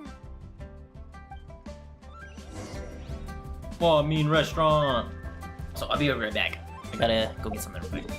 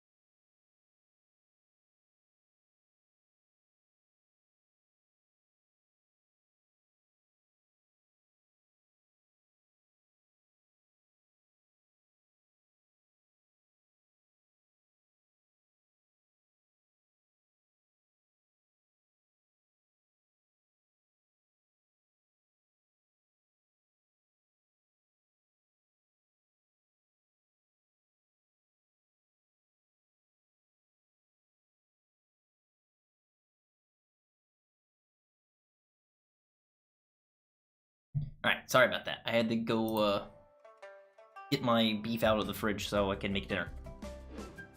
I froze it overnight, I forgot to take it out.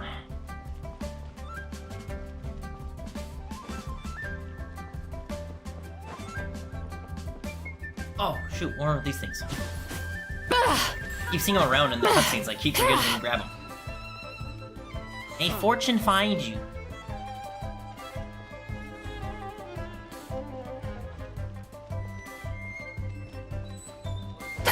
Jinyan. Oh, this is what I get for being impulsive. Making a Shao Lantern's no joke. Traveler? Oh, ain't that something? It is you! Happy Lantern Rite. You making a Zhao Lantern? Yeah. Miss Pinkshi gave me the frame, but I designed all the details and made all the ornaments myself.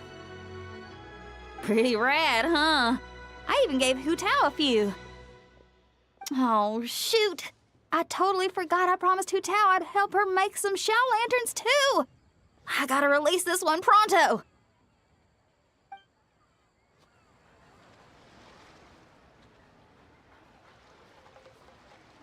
Oh, yeah.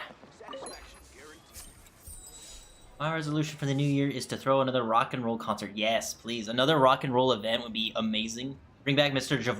Dvorak, since we have Fontaine accessible now.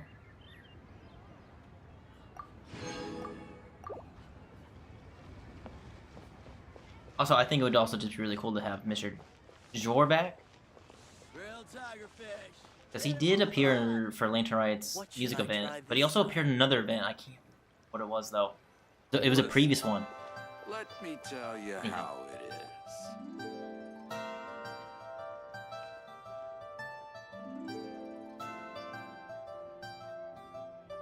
Xiangling! Chef Mao! We're here! Oh, hello there! What a surprise to see you two. Welcome, welcome! Hey there, Traveler and Paimon! We're a little busy today, so grab a table while you still can. But I don't think I've met this lady before. Is she a new friend? You could say that. We brought her here for the Lantern Rite. Oh, I see. Well, hey there. A friend of the Traveler's a friend of mine, too. Don't worry, we'll take good care of you. Just order whatever you want, it's on the house. By the way, I'm Xiangling. I cook here at Wanmin Restaurant. What's your name? Miss Xiangling, have you ever heard of the White Horse Adeptus? Of course. What about her? I am her, and she is me. Huh? Oh, I'm just straight out with it, huh? You mean you're an Adeptus? Oh, you young'uns crack me up. Come on, Xiangling. You've got to keep up with the times. Haven't you heard of cosplay? It's like a role-playing game where you dress up as famous characters and pretend to be them. Seriously, it's all the rage, and it looks like this young lady is quite the expert. The head tilt, but also, Chef Mao, how do you know about what cosplay is? Your friends sure keep their fingers on the pulse, huh, Traveler? Wow, Dad. Didn't know you were so tuned in. But how come I haven't heard about it? You gotta listen to our customers. Didn't I tell you to spend less time chasing after wild vegetables and more time making friends? You're even more out of touch than I am. Hey, I like making friends too. Isn't that what I'm doing right now? Anyway, even if it is just a costume, is it alright if I still call you White Horse Adeptus? Of course it's all right, because that's exactly who I am. Okay. I can see you're really committed to the role. How about I call you the real White Horse Adeptus instead? In that case, you can call Paimon the real Traveler. Guess that makes me the real Paimon. Yeah, right. You could have at least switched outfits. Puny mortals. Nevertheless, I suppose it might be amusing to indulge in your little charade for A while, at least. All right, go grab yourselves a table. I'll come take your order in a bit.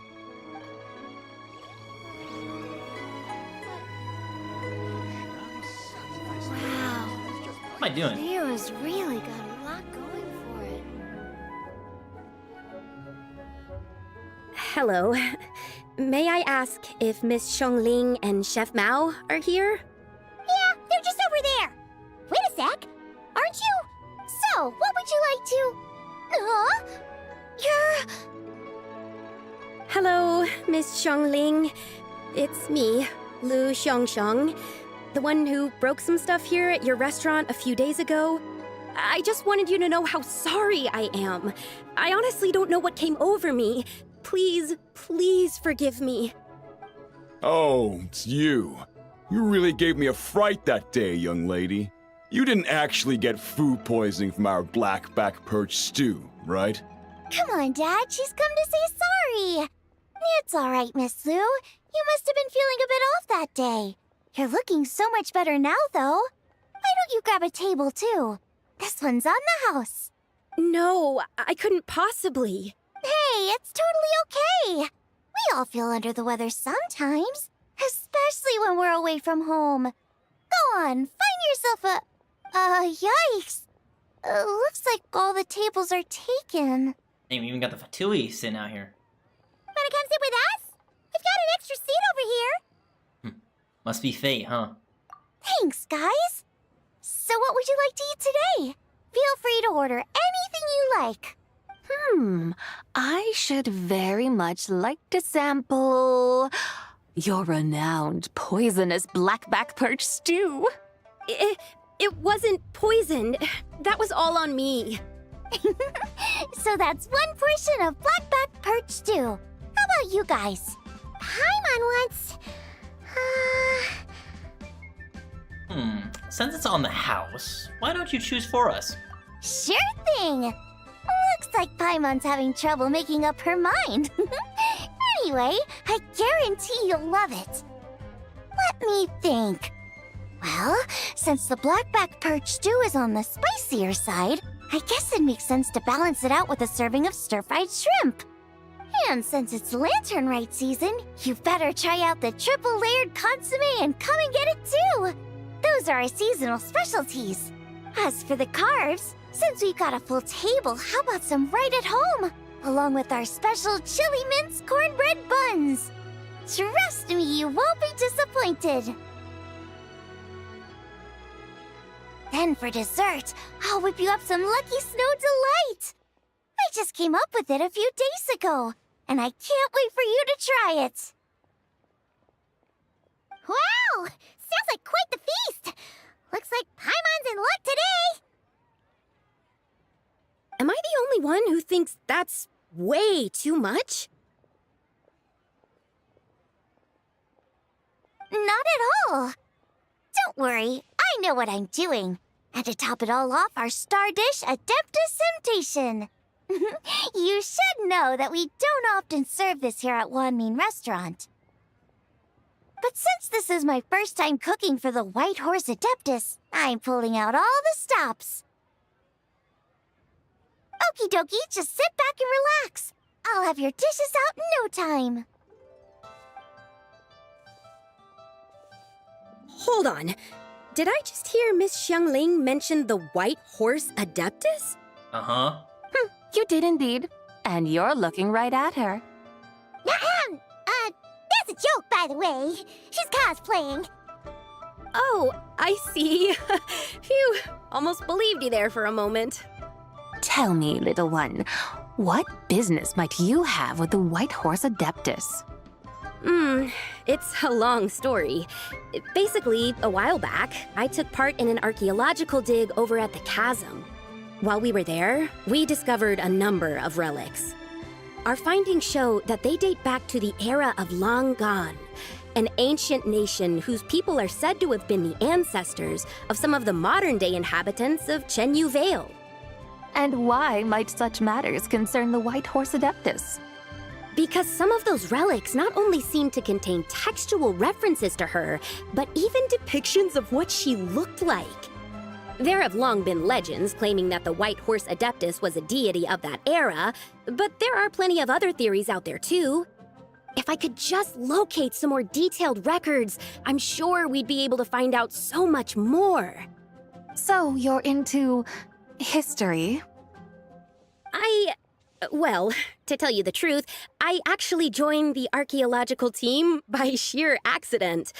But once I'd started down this path, I knew that I wanted to make something of myself. Recently, though, things seem to have taken a turn for the worse. Still can't believe I caused such a mess and even ended up hurting someone. Oh, so you're considering becoming a martial artist now instead? No, I mean, they weren't seriously hurt. It was just a few scratches, and they let it go after my mother compensated them. Oh, dang. You know that wasn't your fault, right? Either way, my career's pretty much over. And even though both the victim and the Ministry of Civil Affairs say they won't be pursuing the matter any further, my father says he's going to punish me according to our family rules. Family rules?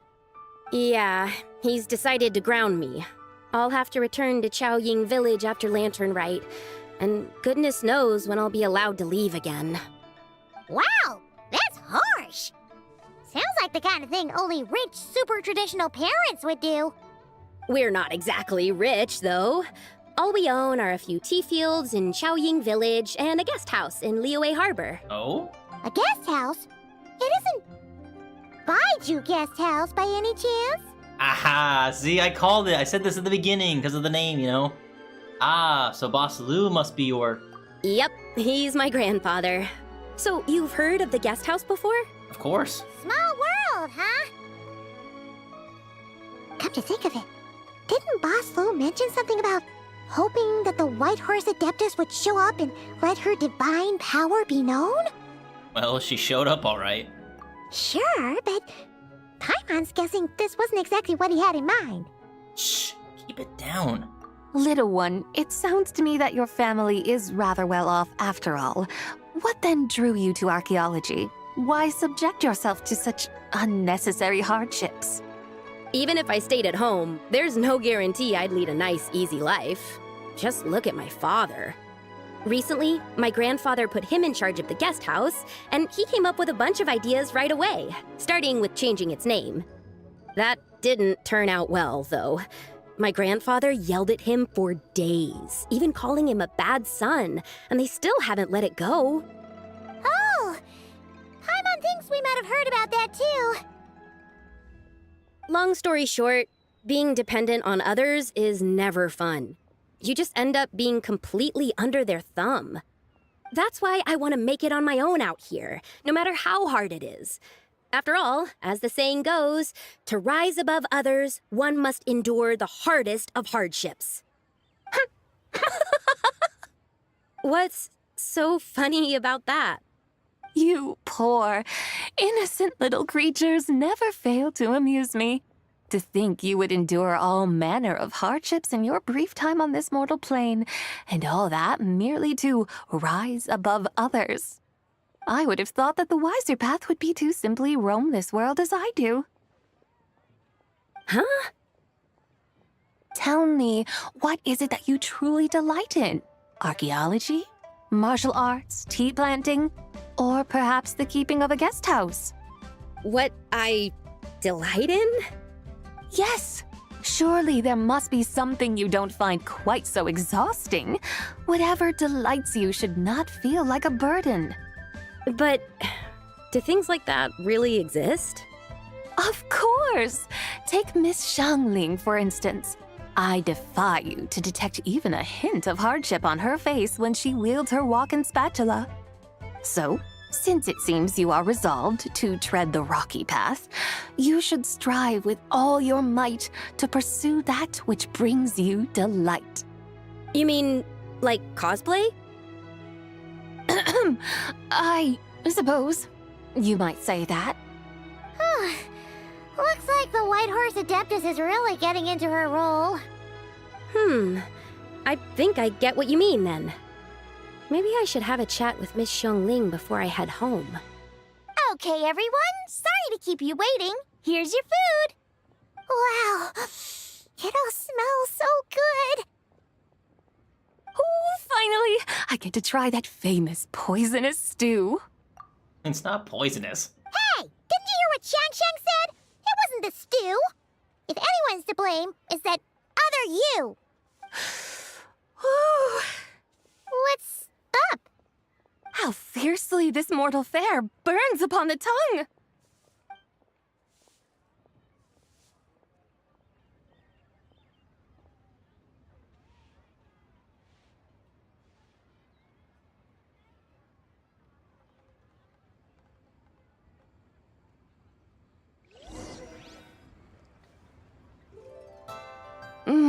Most satisfying as poisonous stews go. So, where to now? Time, I think, to seek out some diversion? Oh, there's plenty of entertainment options in Liyue. Paimon will tell you that. The locals like to drink tea, walk their pets, play chess, watch operas, attend storytelling performances. Storytelling performances? You know, like listening to people telling stories. They're usually based on old Liyue legends, just like their operas.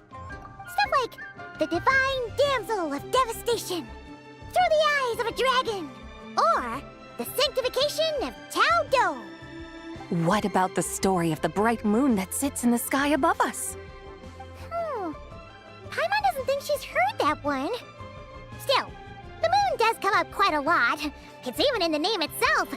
The Yue in Liyue actually means moon. Since we're on the subject, you like telling stories yourself, right? Why don't we go check it out? In that case, I'll have to trouble the two of you to lead the way. Awesome! Let's go! Third round knockout, here we come! Oh, perfect. Look who we have.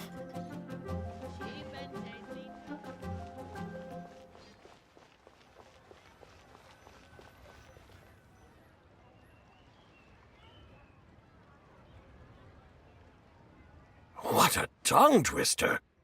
I'd have made a complete fool of myself if I tried to say it on stage without practicing it first. Huh!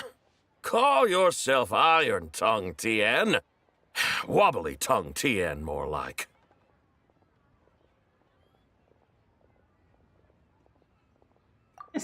Why is he mewing? I used to have that problem a lot.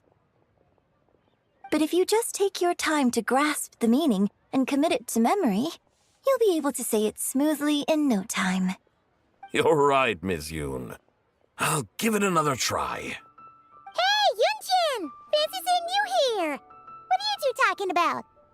Ah, Traveler and Paimon, we meet again. And who, may I ask, is this?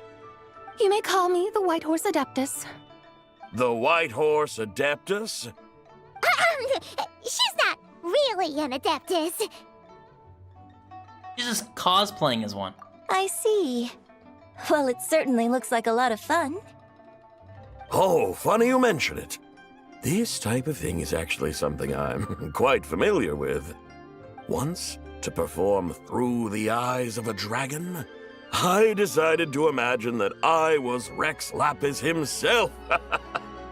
It was the only way to truly inhabit his mindset and understand his resolve to quell those demons.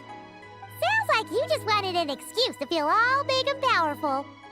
Hey, you just don't understand how inspiration works. You're one to talk. Paimon's traveled all over with the Traveler, and she's seen things that would make your jaw drop. All right, then. Since you claim to be so knowledgeable, why don't you prove it by reciting an ancient poem? An ancient poem? Which one? Ha! See?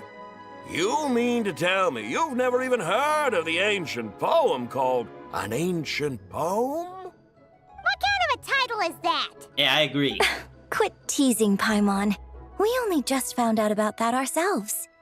He's talking about the writing on those ancient relics. Ah. When we first saw it, we couldn't figure out what it all meant. So in the meantime, we decided to just refer to it as an ancient poem. However, thanks to the painstaking work of the scholars who were tasked with decoding it, it seems like that's exactly what it was. Or rather, an ode offered in veneration of the moon and the White Horse Adeptus. Oh, yeah! Didn't Kuching mention that before? It's got something to do with Longon, right? That is correct. The Ministry of Civil Affairs has issued a notice stating that, although it is true that the moon may disappear tonight, we should be in no danger. In other words, there's nothing to fear. But if you're worried, we can always take a leaf from the Book of the Ancients. By reciting this poem, I mean, and calling for the White Horse Adeptus's aid. If we do that, I'm certain she'll protect our moon and keep us safe. Oh, seriously? Paimon has to get a look at this.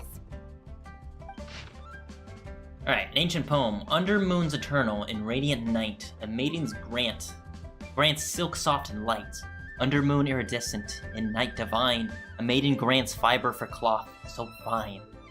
Under moon of frost and night so great, a maiden grants tools to divine our fate. Fields are plowed, the seeds are sown, and from the earth life is grown.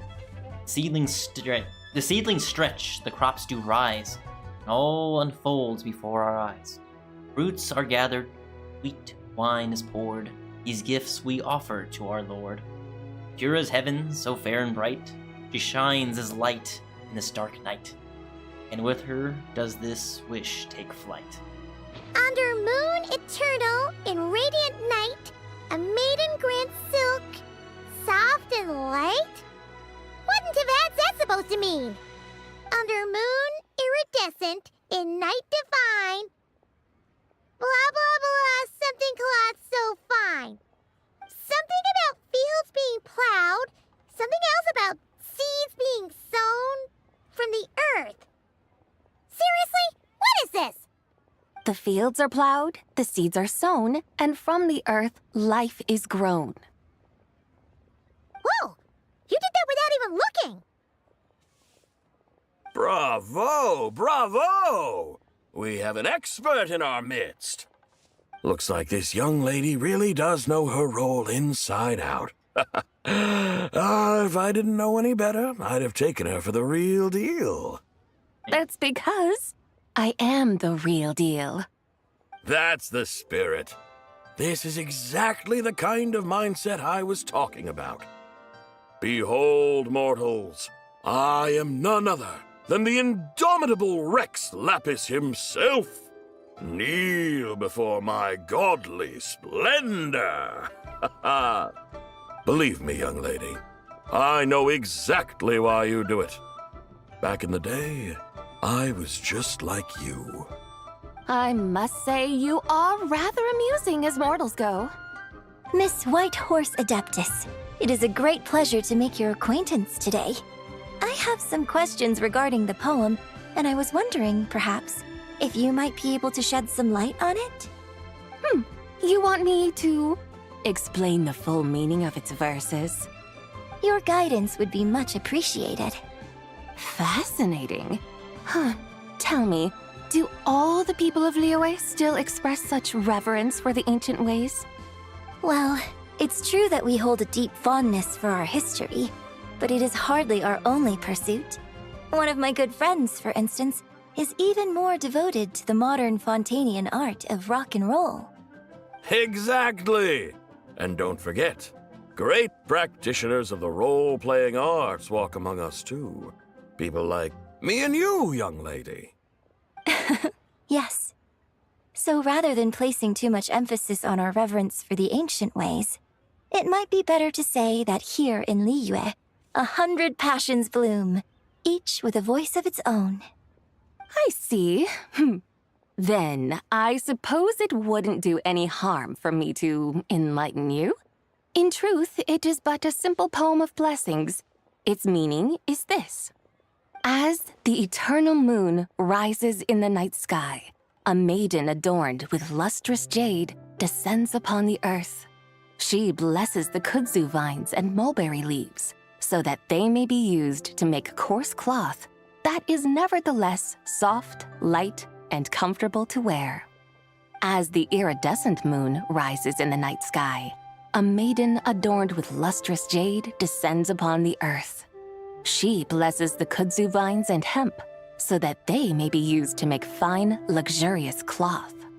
As the frost moon rises in the night sky, a maiden adorned with lustrous jade descends upon the earth. She blesses the mugwort and artemisia so that they may be perfect for divination. So she really did come down from the moon? She shows the people how to use the plow and spade to purge the land of weeds, till the soil, and heap up the earth to make it fertile. Then with the hoe, she teaches them to sow their grain, bestowing the promise of life upon every seed. She blesses the millet and the beans, ensuring that their stalks and vines stretch forth without end. She graces the wheat and the rice, so that their heavy heads are filled with plump, glistening grain. Sounds like she's a real pro at all this farming stuff. The fruits of the field are harvested and brewed into sacred wine for honored guests. This we reverently present to the divine maiden, with every ceremonial step flawlessly observed, so that she may witness the depth of our piety and respect. Oh, divine maiden, how can your graceful presence in the sky not seem like that of a fairy descending from the heavens? Oh, divine maiden, how does your pure and radiant form not resemble the guardian spirit of our land?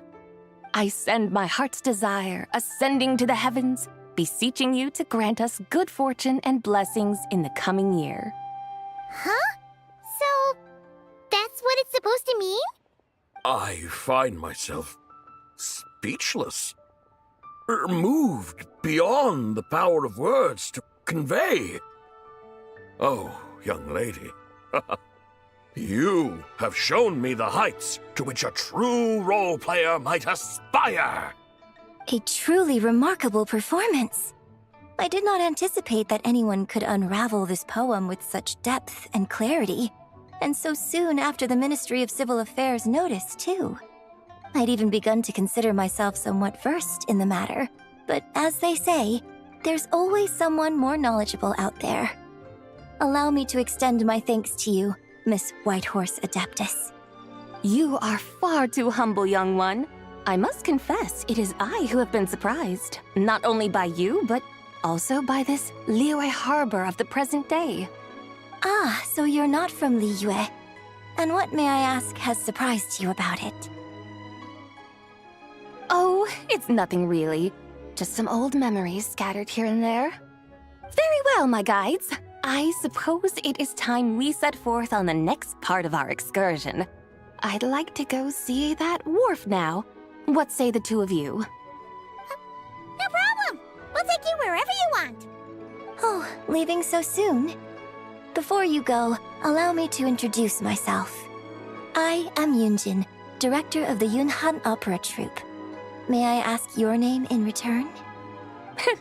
My own name is scarcely worth mentioning, but since you asked, perhaps I'll tell you the title of that poem instead. Huh? So, it isn't actually called an ancient poem? Of course not. Its real title is Odes of Long Zabai. Odes of Long Zabai. All right then, until we meet again. Well, that was a nice little history lesson. Like that was good. Also just good to just sit back and listen. Listen to the characters talk. Try your luck betting on Jade? Playing Genshin is like watching an anime, basically.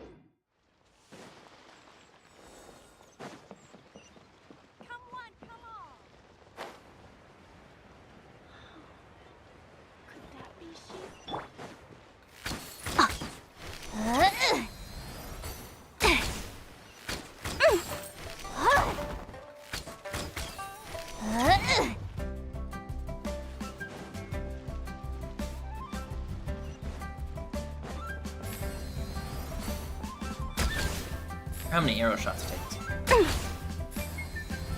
I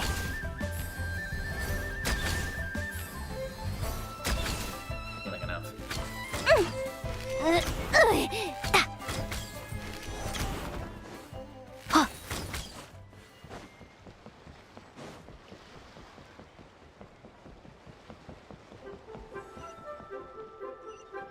Oh, it's Ganyu and Yanfei. We're gonna hear Ganyu's new VA.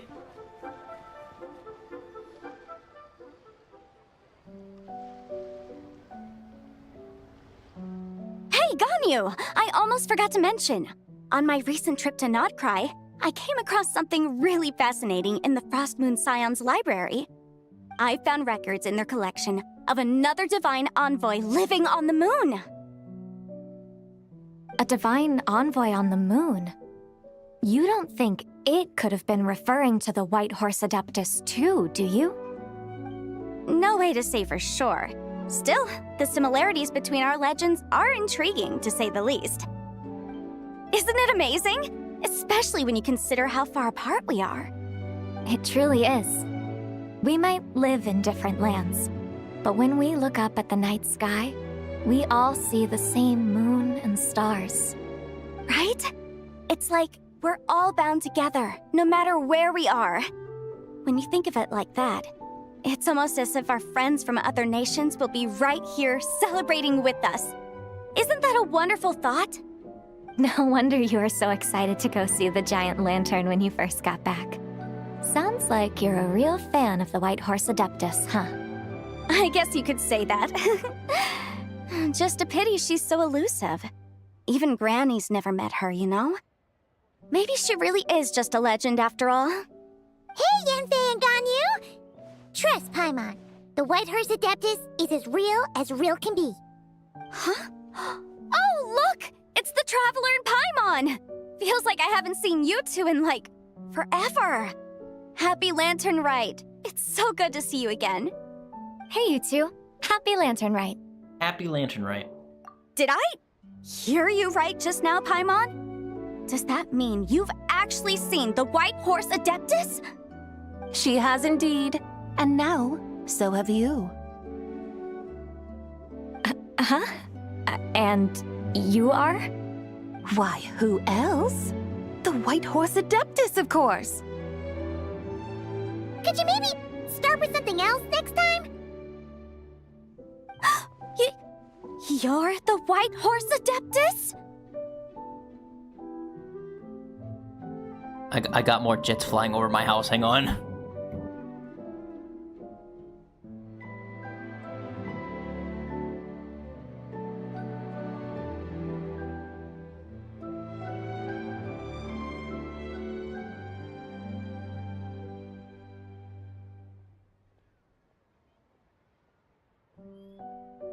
Okay, they're gone. She's cosplaying as the White Horse Adeptus. That's right. Allow Paimon to introduce you to our new friend, Zichao. She's been low-key obsessed with cosplaying the White Horse Adeptus ever since we met her. I see. Well then, greetings, Miss Zichao. My name is Yanfei, and recently I've been low-key obsessed with learning everything I can about the White Horse Adeptus. I'm sure the two of you will get along like a house on fire. Oh, and by the way, I'm Ganyu. So, Miss Zichao, you must be here to see the giant lantern too, right? A horse-shaped Zhao lantern? Is that what I think it is? That's right. A lantern made to honor the White Horse Adeptus herself. Isn't it gorgeous? Huh? What are you laughing at? Both the lantern and myself. What do you mean? Oh, this lantern truly is an artistic masterpiece. But tell me this, have any of you ever seen a horse before? Oh no, I haven't even seen a horse in game. The cavalry doesn't exist in the Knights of Favonius. Come to think of it, Paimon can't remember ever actually seeing one herself. What about you, Traveler? Me neither, but I have, but not here. Oh, this horse appears to be mid-trot, but it has adopted what is called a lateral gait, where the legs on one side of the body move together in unison. A rather rare sight indeed. Just now, I suddenly pictured myself, I mean, the White Horse Adeptus running the same way. The image was so absurd, I could barely contain my mirth. Oh, really? I never knew that. You learn something every day, huh? Oh, come on! It's basically a giant piece of fan art! Who cares if it's different than the original? So, why laugh at yourself? I was merely laughing at my own ignorance. I came here thinking that the White Horse Adeptus's tale had been long forgotten. Yet here I am, gazing upon a lantern made in her honor. Well, you couldn't have been more mistaken. There are so many tales about the White Horse Adeptus, I'm starting to lose count. Just off the top of my head. Just so you know, Yanfei, we've heard it all like a million times before. Uh-huh. But there's one thing I can guarantee that you haven't. Huh? You mean like a new chapter of her stories come to light? Mm-hmm. And I heard it from Ganyu just yesterday. Hey, why don't you share it with the others? Sure, no problem. Where to begin? Do you guys still remember what Liyue's Moon Chase Festival is about? Of course! It's a festival held in honor of the Stove God! Woba! That's right. But it took a really long time for the Stove God Festival to become what it is today. In its earliest form, it was actually an adeptal ritual known as the Moon Chase Rite. Paimon remembers Madame Ping mentioning that before, but she never explained exactly what it was. According to Cloud Retainer, the Moon Chase Rite was originally a ritual meant for communicating with the moon. Communicating with the moon? But for what purpose? At first, Cloud Retainer wasn't entirely sure either, as it was always Rex Lapis who performed the ritual. Whoa! Rex Lapis did it himself? Must have been a really important ritual. That's right. Unfortunately, despite numerous attempts, they never actually received any response from the moon, which is why they eventually stopped performing it. But then, just yesterday, Kaching took a picture of the moon being obscured by a dark hole to Cloud Retainer and asked if it had anything to do with the Moon Chase Rite. The moment Cloud Retainer saw it, it suddenly dawned on her that the rite might have been an attempt to reach the White Horse Adeptus all along. Does that mean Zhang Li's been trying to bring back the White Horse Adeptus all this time? So how about that? Bet you never thought there might even be a link between the White Horse Adeptus and the Moon Chase Festival. Is quite the revelation, yes. If Kaching hadn't taken that picture to Cloud Retainer, we would never have known any of this. This is probably what Kaching was referring to that day when she mentioned there were some ideas she wanted to follow up on. So, Geo Archon. All this time, you've been striving to awaken her. Huh? What do you mean, awaken? Nothing. What I truly meant to say was, this new insight you've provided has been truly eye-opening. Oh, by the way, my trusty guides, I've been meaning to ask, where in Liyue Harbor might one enjoy an expansive scenic view? Huh? We're off to the next stop already? But Paimon's barely done digesting that lore bomb just now. This entire patch has been a massive lore bomb for me. All the more reason to find the right spot to let it sink in. Oh, so that's what you're up to. A tour of Liyue Harbor? In that case, if you're looking for a spot with a panoramic view, I'd recommend Yujing Terrace. That's a great idea. Since the terrace is on higher ground, the sea view from up there's so much better. I agree. Great! Well, the Lantern Rite's about to start, so we should get back to Granny's now. Hope to see you all at the festival tonight. Oh, you're off too? All right then. See you both soon. See you soon.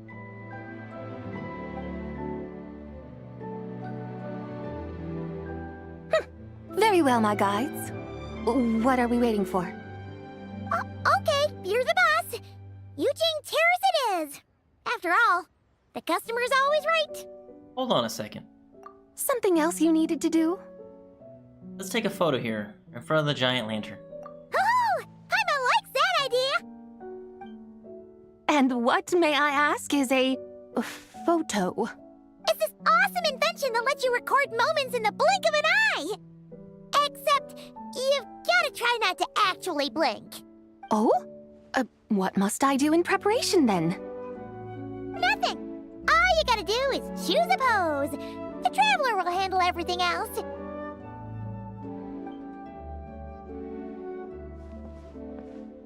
Come on, let's give it a try. Alright, hang on. Look! We got a great picture! Paimon's gonna call it The White Horse Adeptus Meets the White Horse Adeptus in Liyue Harbor. Beautiful. They've even discovered a way to preserve moments in time. Now I truly am curious to witness what else these mortals might accomplish. Very well, let us proceed. Eugene Terrace lies in that direction, does it not? Hey, wait for us!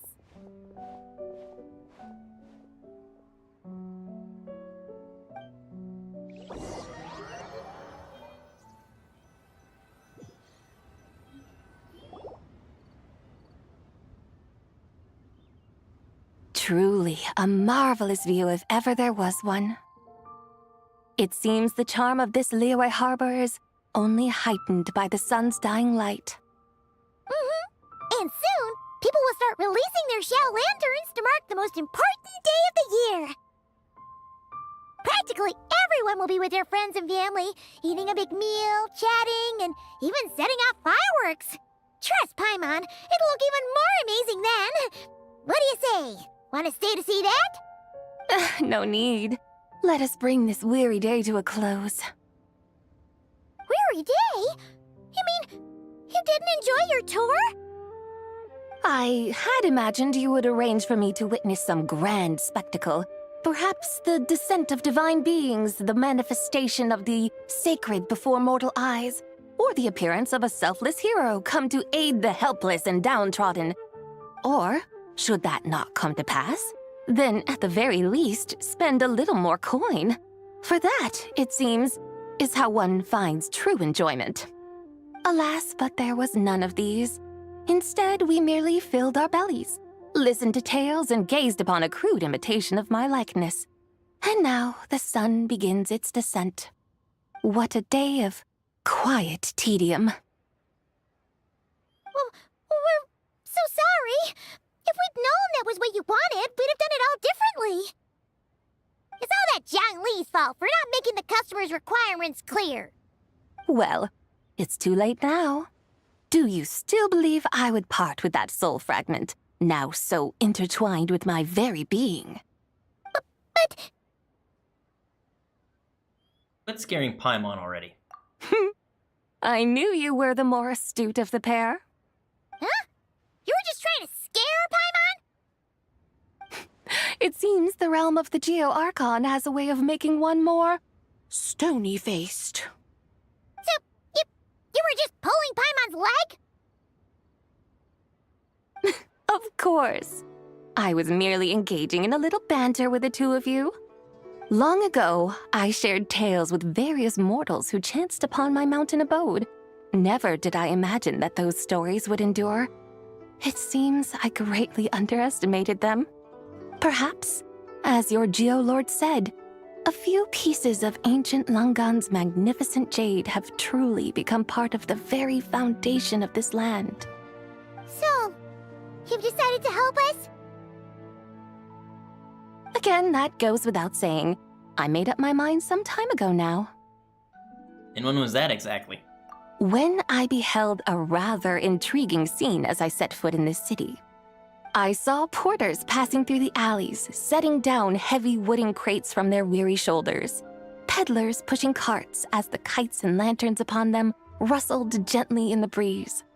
I saw cooks cooking, actors acting, scholars reading, soldiers marching, children playing, elders resting, officials officiating, and the common folk absorbed in this or that, reveling in the simple joys of life.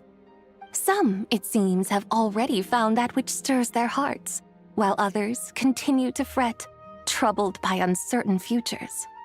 Yet, in this gentle and serene order, each holds fast to their anticipation, not only for the celebrations to come, but also for the first light of the morrow. Scenes I once yearned to behold now unfold before me, no longer in Langan, but in Liyue Harbor, thousands of years on. How wondrous is this mortal realm? Thank you. Thank you, Whitehorse Adeptus! Thank you so much! Adeptus, Adepti, perhaps the singular art in which we are truly proficient is that of sequestering ourselves within the high mountains. But once we leave our mountain refuge, we find ourselves drawn back to mortal ways all the same. So, it is I who should offer my thanks to the two of you. Traveler, Paimon, you have made this day more delightful than any I've known in a long, long time. Come now, and take what it is you need. You mean, like, right now? But don't you think we should wait for Zhangli? That won't be necessary. All things shall meet again in their time, for the waters know no rest, and the flowers their appointed season. One need not fear that life is but a journey of goodbyes.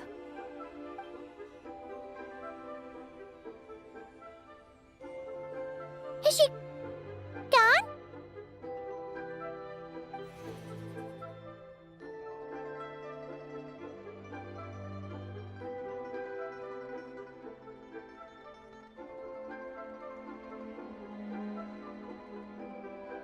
Yes, she's gone.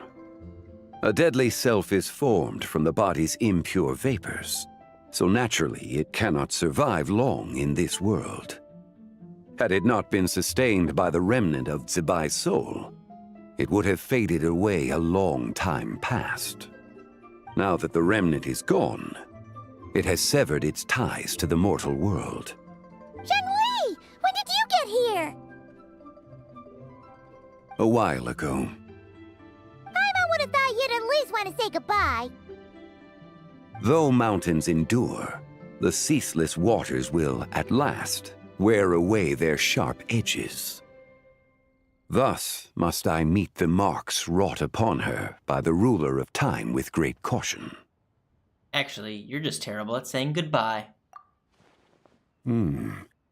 It may be goodbye for now, but someday we will meet again.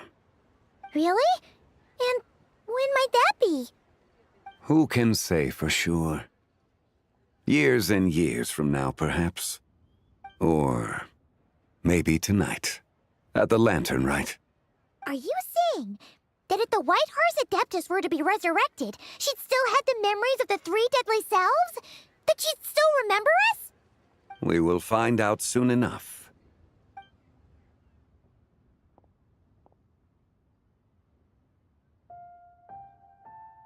It is time.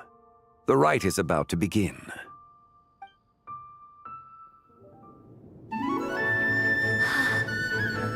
The rite is about to begin. Is the moon really gonna disappear? Got your lanterns ready, everyone? All set. Might be about time to put eyes to the sky. Wouldn't you say, Tianquan? Look!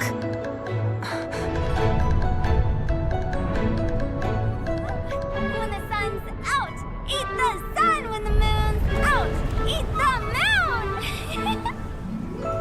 Whoa, is this the lunar eclipse? Under moon eternal, in radiant night, a maiden grants silk, soft and light. Under moon iridescent, in night divine, a maiden grants fiber for cloth so fine. Under moon of frost, in night so great, a maiden grants tools to divine our fate. The fields are plowed, the seeds are sown, and from the earth, life is grown. The seedlings stretch, the crops do rise, and all unfolds before our eyes. Fruits are gathered, sweet wine is poured. These gifts we offer to our Lord. Pure as heaven, so fair and bright, she shines as light in this dark night. And with her does this, wish take flight.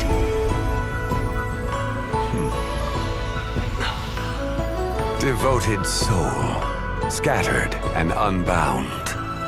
Let this lantern guide you home. By its light be found.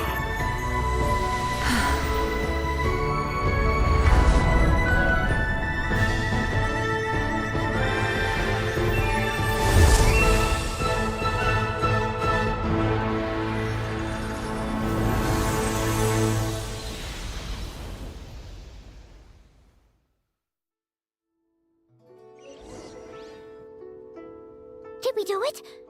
Do we finally get to meet the real White Horse Adeptus?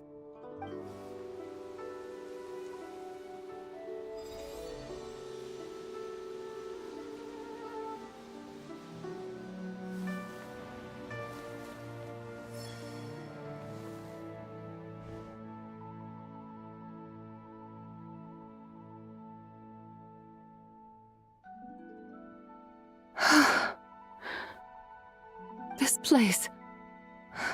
Where am I? A familiar land, now known by the name of Liyue. Liyue? The peaks adorn the clouded moon. Then, who might you be? Oh no! She seems to have lost all her memories after all. And those countless lights in the sky, what are they? These lights, each like a dwelling in glad accord, usher in this day of joyous rebirth. And whose rebirth might that be? That of my old friend, Zibai. Zibai? Yeah, that's you! Don't you remember anything at all? That's... me? Oh, yes. The envoy of the Lunar Palace, my name, is Zibai indeed. Then, you must be... the Lord of Geo, Heaven's Star. Many years have passed since we last saw one another. Zibai, my friend, welcome home. Home? But why does this place, this Liyue, feel at once so strange and yet so familiar? Do you remember who we are? Who you are? Who are you? Ah, yes, I remember now.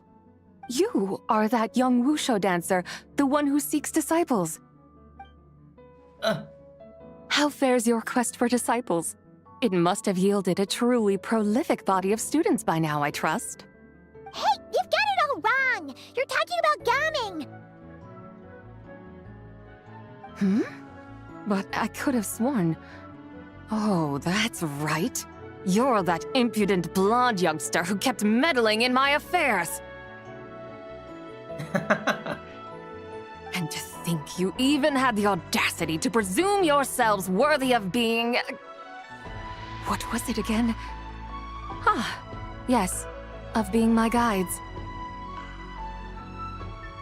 How very wonderful to see you again, my most faithful and beloved guides.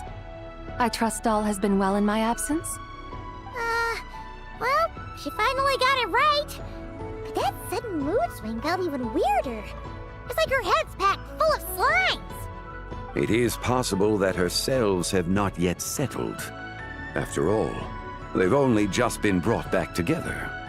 It may be some time before she fully recovers. Huh? You mean, kinda like she's still half asleep? How long will it take for her to fully recover? That I cannot say for certain. Perhaps a few days. Perhaps a few years. A few years? Mortal years are but a poor measure when divine beings tread the realm of dreams. Well, if you say so. Anyway, at least she's whole again, right? That already seems like a pretty good outcome to Paimon. Yes, there is little cause for worry. We need only wait and let time take its course. Say, what are those little creatures over there up to? Celebrating Lanterlite, of course. And those lights up in the sky? Those are all Shao lanterns. This year, each and every one of them carries a little wish inside. Lanterlite. Then, may I join in too? Of course! Why else do you think we've been running around like headless chickens these past few days? Tell you what, Traveler, why don't we take the White Horse Adeptus out to celebrate? Who knows? Maybe seeing some familiar faces might help her find her feet? Let's do that. Hey, Zhangli! You've got some time on your hands now, right? Why don't you come along with us? By no means a bad idea, Paimon. Oh, and Sabai, before Paimon forgets, when we meet the others later, remember to wish them a happy Lanterlite. Happy, Lanterlite? Happy Lanterlite! Yes, happy Lanterlite indeed. Well then, let's go!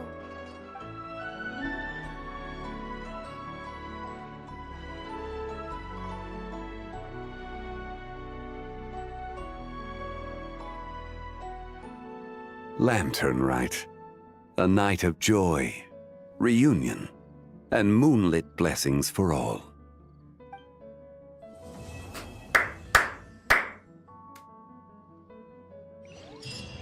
That was so good. Oh. I wanted to go celebrate though. Come on.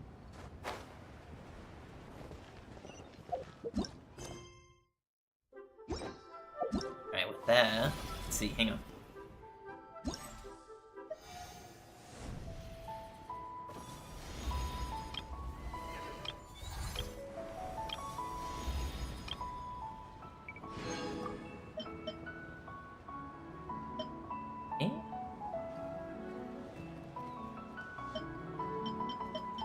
What is this?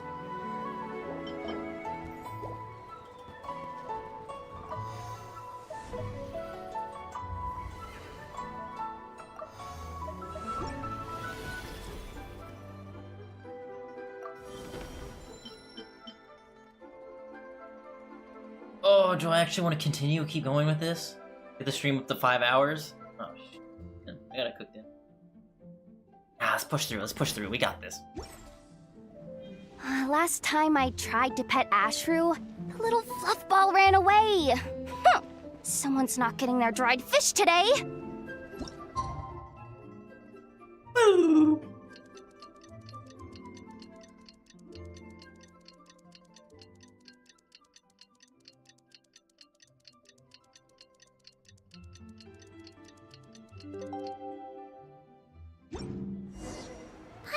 Wonders how the White Horse Adeptus is getting along. Maybe we should check in on her? We can ask Zhangli where she is. The third round knockout.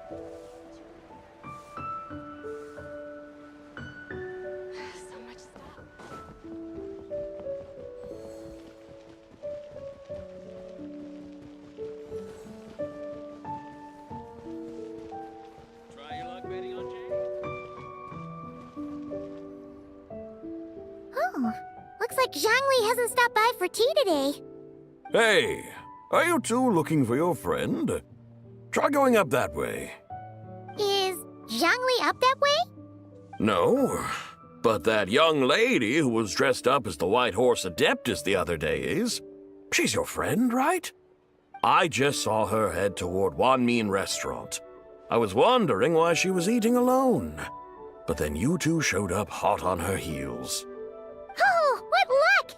We were just on our way to find her. But what's she doing at Wanmin Restaurant? I have no idea. I said hello, but she completely ignored me. She couldn't have forgotten who I am, right? I mean, we're kindred spirits, aren't we? Maybe she's still half asleep, but her brain might be a little fuzzy. Oh, that makes sense. I was wondering why her eyes were so red. Oof. Her eyes were red? Oh, that doesn't sound good. Yeah, we need to find out what's happening. You young people, staying up all night because you think you're invincible. Look at your friend. Missing out on sleep so she can pretend to be the White Horse Adeptus. That's where that leaves you, you know. A word to your friend from someone who's older and wiser. She really needs some rest. Paimon won't be so certain about the older and wiser part. Yeah, what was that? Nothing. We'll make sure to pass on your message. Hurry along, then. Oh, and don't forget to come back and check out my Rex Lapis cosplay when you're done. Epilogue. White Horse's leisure shirt. Oh. Leisurely journey. That's how you say it.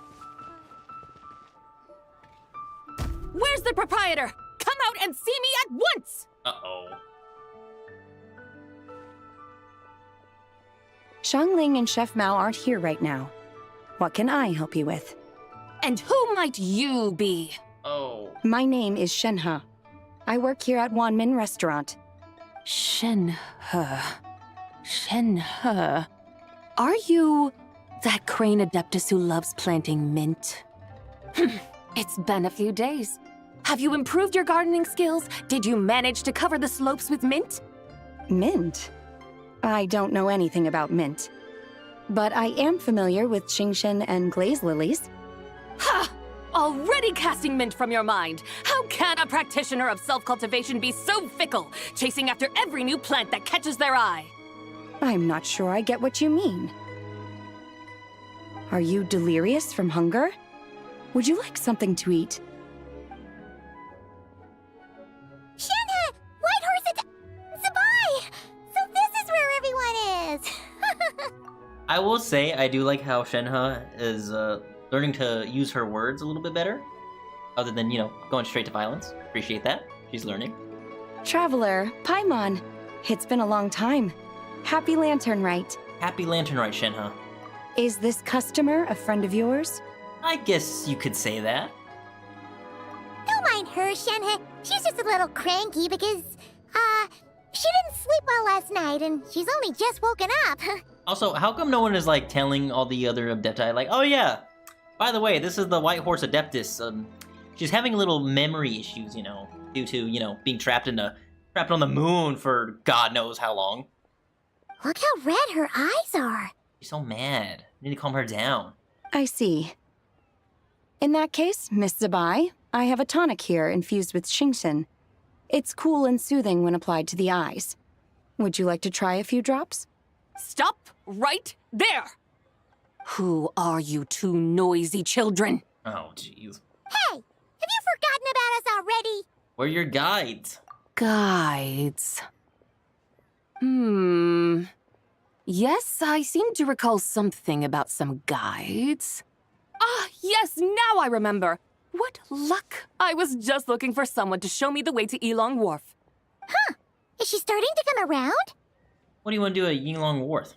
Someone requested my help in purchasing some tea leaves. I was informed they have discounted prices during the festival and that I shall get a good deal there. Tea leaves? This sounds like Zhang Li's doing. He sure knows how to get people running errands for him. Has Zhongli started buying discounted tea?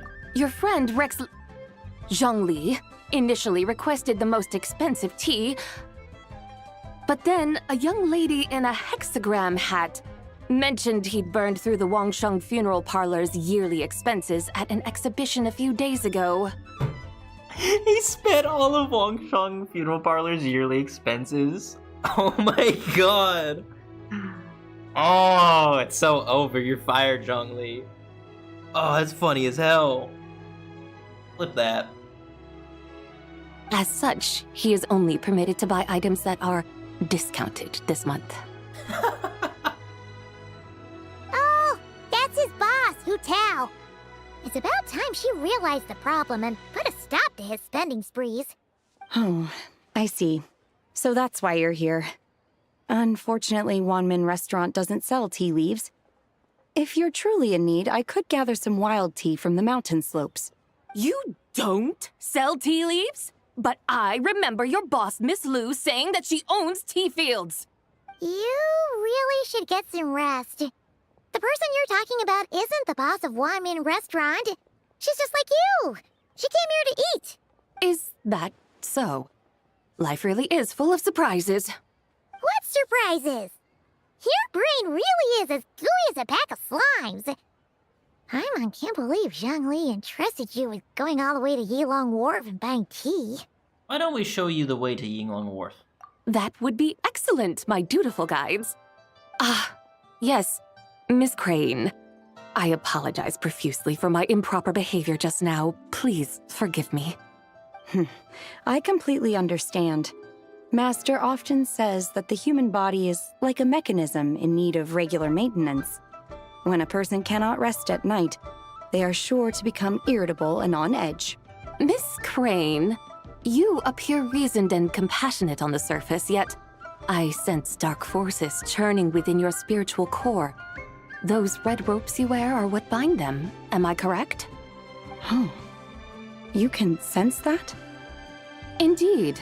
I also sense that with your strength, you might try undoing one or two of those bonds when training. Untie Shenhe's ropes? Wouldn't that be risky? Though the use of red ropes to bind the soul is a wondrous technique, practitioners must eventually learn to break free from external aids and look within themselves for restraint. Master has told me similar things, but I am not ready yet. Your self-cultivation has progressed far enough. Then I will seek further guidance from my master. Even she took notice of it. If you still have doubts, you can find me at the Baiju Guest House. I'll be taking up residence there for a while. For now, my dutiful guides, let us be off.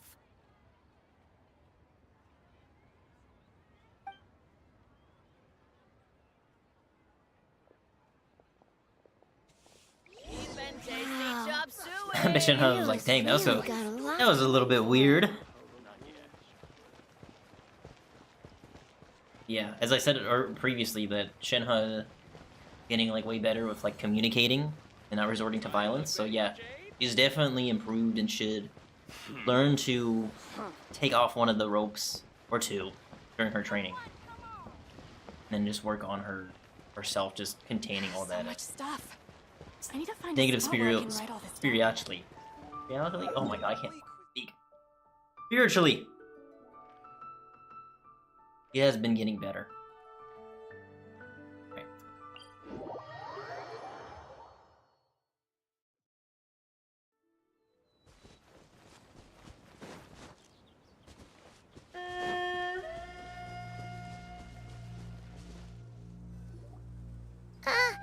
Aren't we going to Yilong Wharf?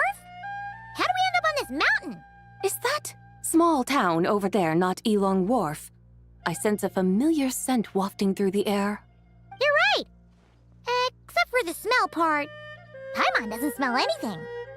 That is because this scent is the essence of jade, which can nourish the spirit. Oh, yeah! Shenyu Vale does have a lot of jade, but Paimon didn't think jade smelled like, anything. Naturally, this has reminded me of something. And what's that? A few simple tricks for mastering one's power.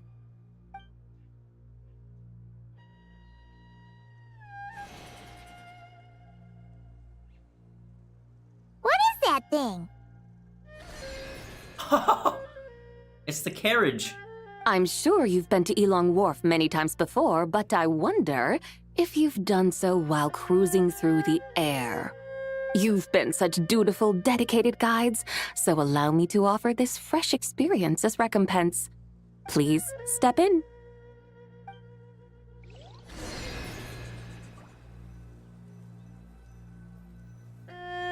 Get on. Begin the parade.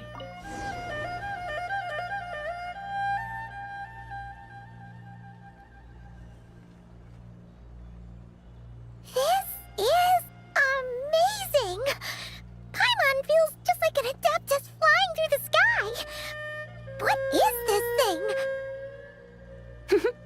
I created it from my memories of the chariot of the Lunar Palace.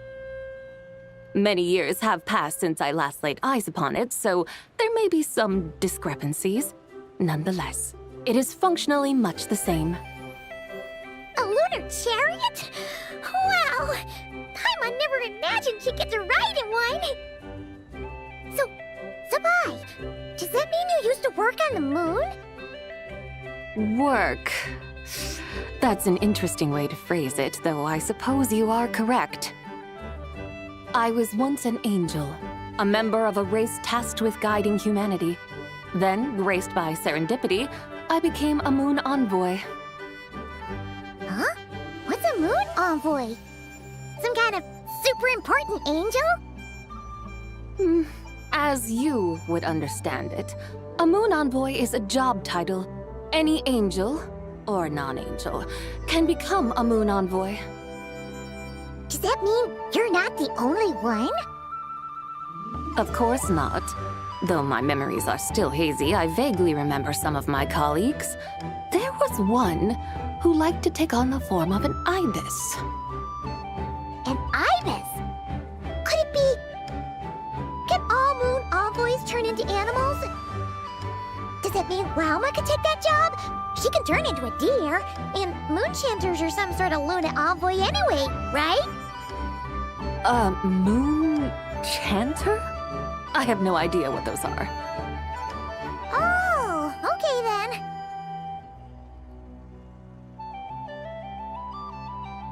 Imagine being down there like, what is that? What is that? Paimon thinks she saw a tea vendor over there. Very well. Let's take a look.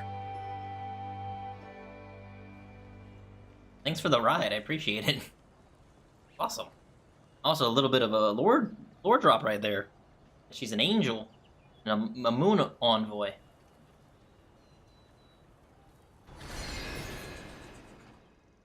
Ah!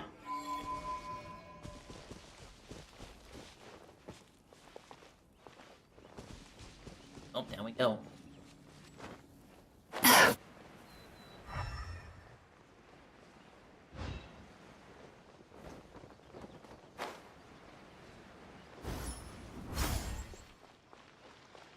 No point pushing yourself too hard.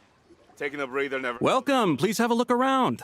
We only sell teas of the finest quality sourced directly from Chaoying Village.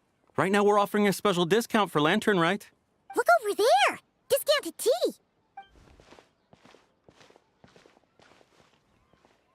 Dear customers, are you looking to purchase some tea leaves? I can see from your bearing that you are no ordinary customers.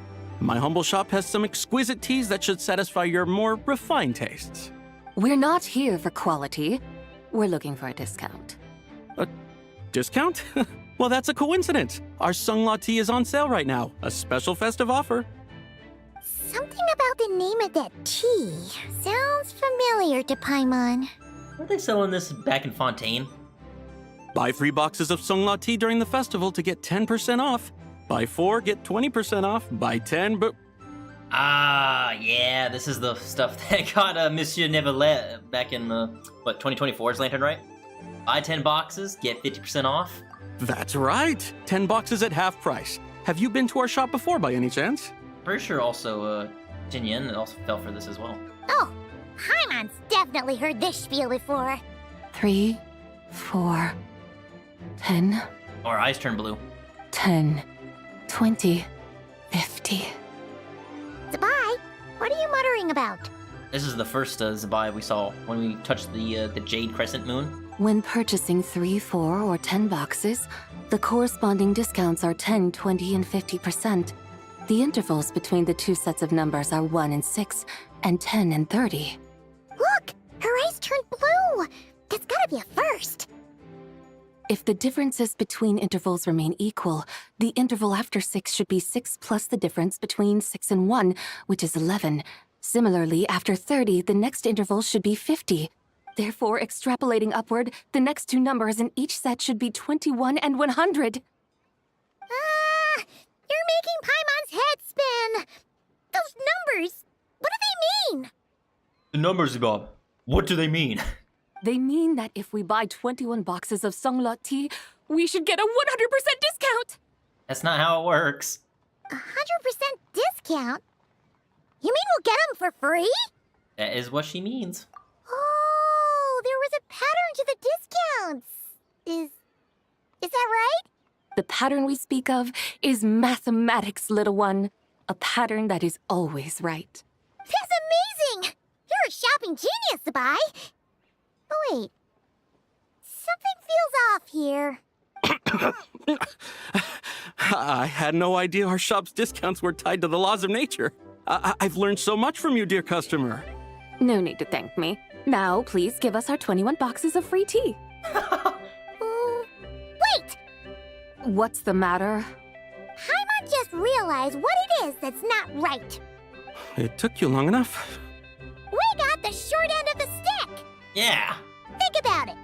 If we don't have to pay when buying 21 boxes, then if we buy even more, the vendor should be paying us money instead, right? Yeah, exactly. Huh? Hey, Zibai, work this one out. If we buy 100 boxes, we'd make loads of money, wouldn't we? It stands to reason. Wait a moment, dear customers. Don't you think you're haggling a little too hard? You are the one dictating the discounts. We're simply extrapolating the numerical patterns within. As such, we are hardly haggling. You have a point. However, that's right. I'm so sorry. I just remembered. My supplier didn't come today, so we don't have any tea after all. And what's on the shelf here? Such a shame. Terribly sorry about this. Awful luck. Where can we find your supplier? Well... Not to fret. We'll save you the effort and go straight to the source ourselves. Well, you see, dear client, the supplier's discount isn't as generous as ours. You won't be able to get the same price from them. Huh? Does that mean they won't pay us for taking their tea? They might not even offer you a 100% discount. Oh, it's hilarious. How very unfortunate. Nevertheless, as the original supplier, they must offer some sort of discount. Besides, we're not looking to make money. We just want a good deal. Well, that's great. My suppliers are all tea farmers from Chaoying Village. You can go ask around the village, but please don't say I sent you. Do not worry. We appreciate your generosity. Referring customers to your business partners, even choosing to remain anonymous, the demeanor of a true gentleman indeed. Your business will surely prosper. I hope you're right. Then let us head to Chaoying Village. Do you know the way, my guides? Of course! Just follow us.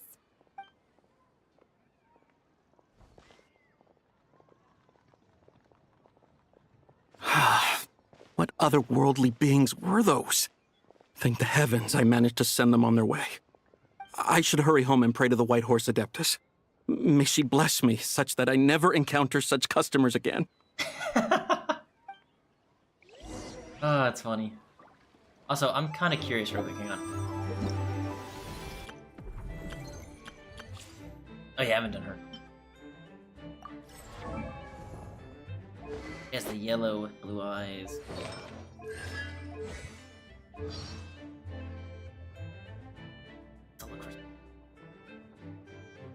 Oh, right.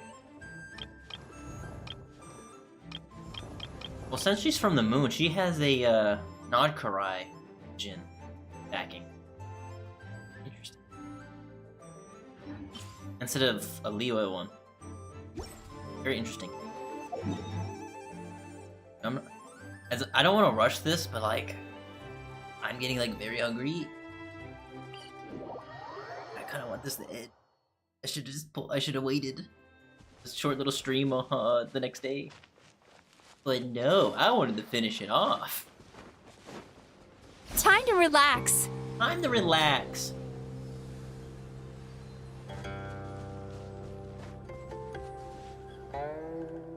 Here we are! Chaoying Village! The mountains and waters are pristine. They embody the beauty of heaven and earth. It's a good-looking place, all right.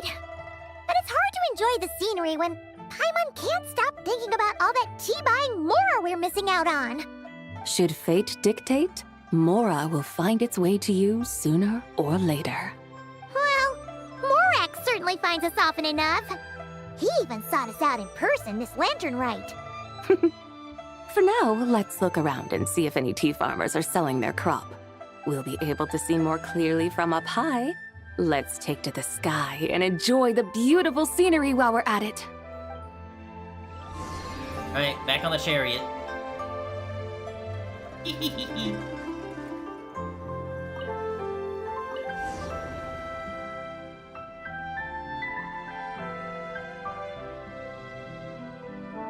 Wow! Xiaoying Village looks beautiful from up here. Indeed, the houses here are quite different from those in Liyue Harbor. They follow the natural contours of the mountains, forming unique, elegant structures. Yeah, it's super beautiful. The white walls and dark tiles frame the emerald waves of the terraced fields, while the curved eaves and tall gateways juxtapose each other with grace. It's almost too beautiful to be true. The crowing of roosters and barking of dogs, the calls of farmers working the fields, a vibrant pastoral chorus overflowing with earthly vitality. Yeah, it's incredibly beautiful, huh?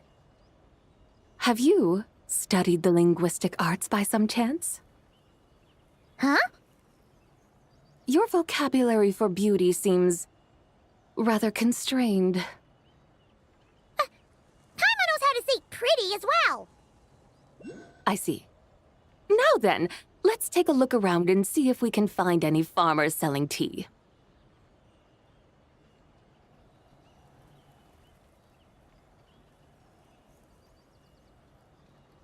Look! There's someone in that tea field! And they look kind of familiar. Wait, is that Lu Xiangxiang? And who is that? Oh, you'll remember her once you see her up close.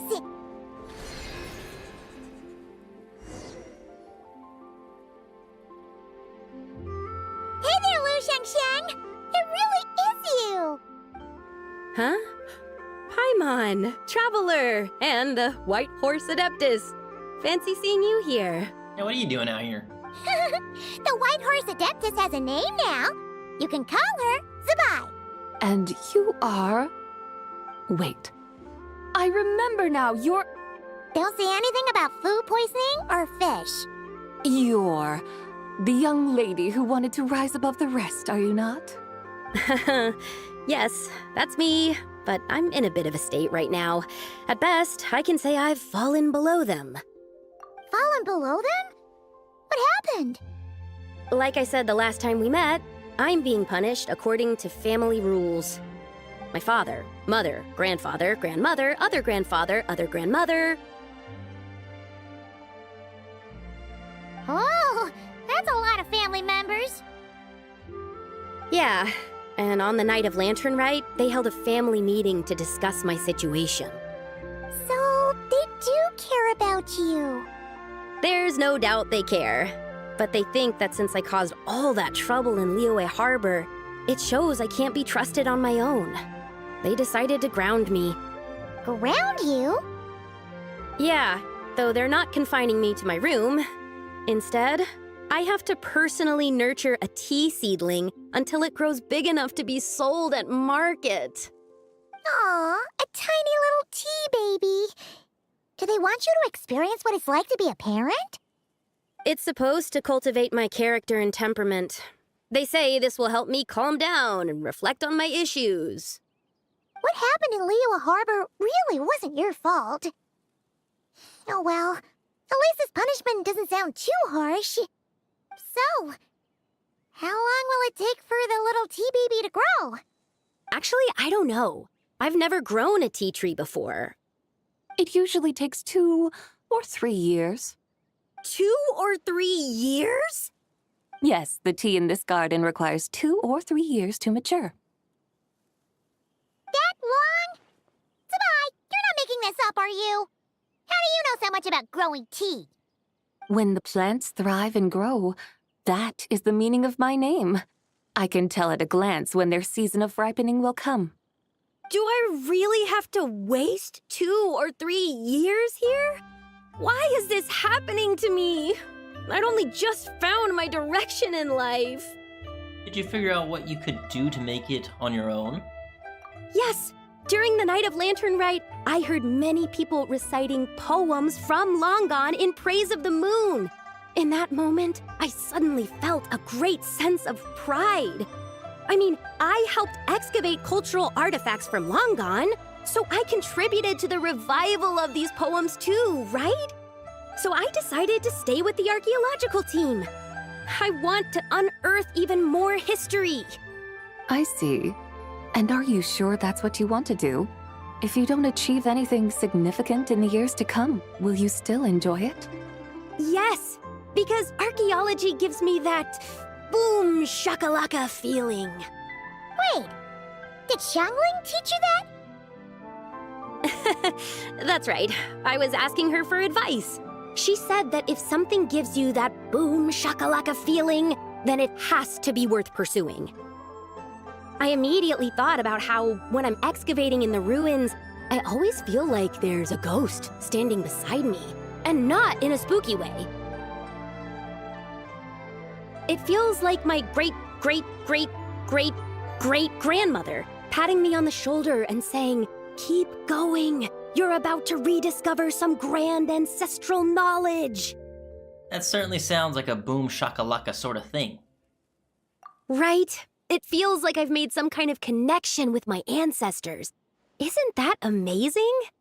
Since you've made up your mind, you should give it your all. And I'd love to, but I'm still grounded. Run away, summon up a little boom shakalaka, and leave the tea garden behind. Flee this village. That might be going a bit far. You don't want to lead others astray, Zabai. Maybe you can try negotiating with your family. Yeah! Tell them about your great-great-great-great-great-grandmother. She must be the most super-duper ancestor to have ever risen above the rest, right? I'd be better off telling them about the White Horse Adeptus.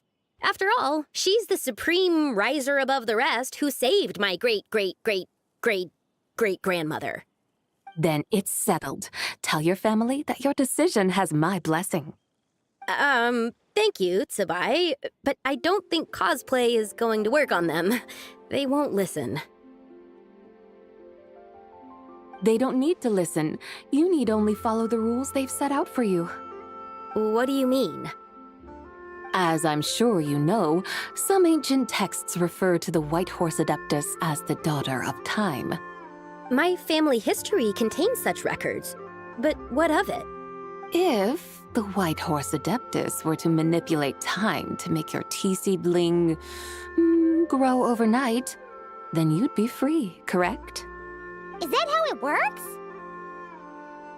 If the White Horse Adeptus were to really get involved, my grandfather would let me leave right away, but who really believes that she'd show up and help? It's not as if you have any other options. Why not try calling out for help? It won't cost you any mora. Guess I might as well. I've got no better ideas anyway. White Horse Adeptus, if you can hear me, please save me from my predicament!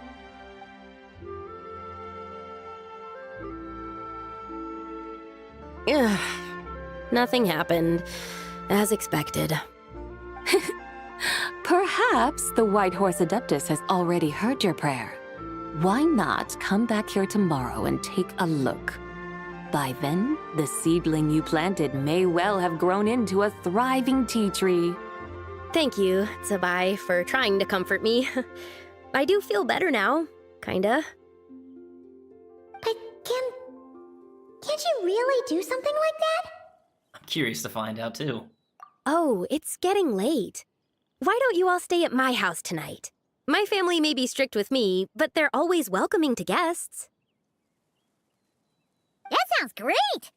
Let's get some sleep and then come back here tomorrow to see if our tea baby has grown.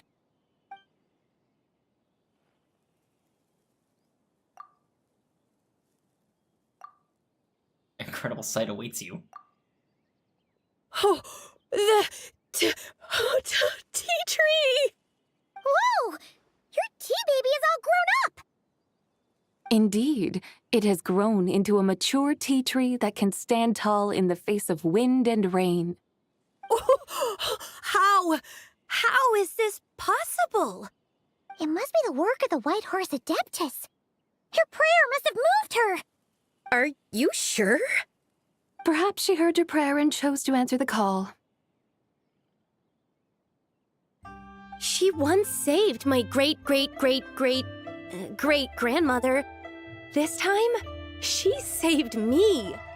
That's incredible!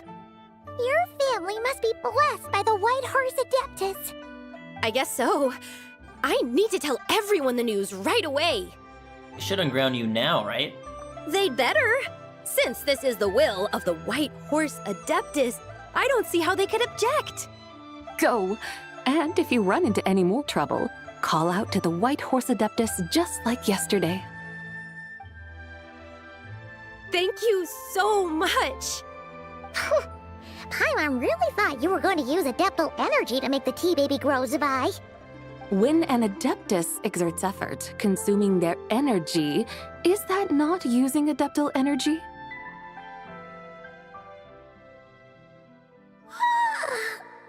Alright. What are we doing out here in the middle of the night? We're here to help Lu Xiangxiang fulfill her wish, of course. Can you really make the tea baby grow? It won't be easy, but there are ways.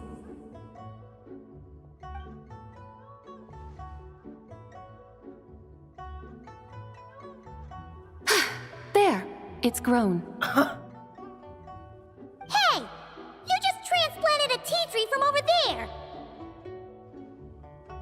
So, there's a mature tea tree here now, yes? Yeah, but... And am I not the White Horse Adeptus? Yeah! Is this tea tree then not a manifestation of the White Horse Adeptus's will? You're... not wrong. But again, there's something not quite right about this. Maybe this will become another mystical Adepti tale recorded in their family history. That would be marvelous. Paimon thinks so too. Hey, Traveler! Zabai seems to be doing much better now, don't you think? Maybe being outside is good for her. Oh! Paimon bets that's why Zhongli chose to send her on this errand. Why don't we continue showing her around Liyue? That's a great idea! We've already shown her Liyue Harbor, Yulong Wharf, and Xiaoying Village. How about we head to Qingce Village next? Qingce. That name sounds familiar. The scenery there is really beautiful. Pretty, too. It's the perfect sightseeing spot. How about we show you around? I must say, I have been mightily impressed by the mountains and waters of Liyue. Please lead the way, my dutiful guides. Alright, let's go!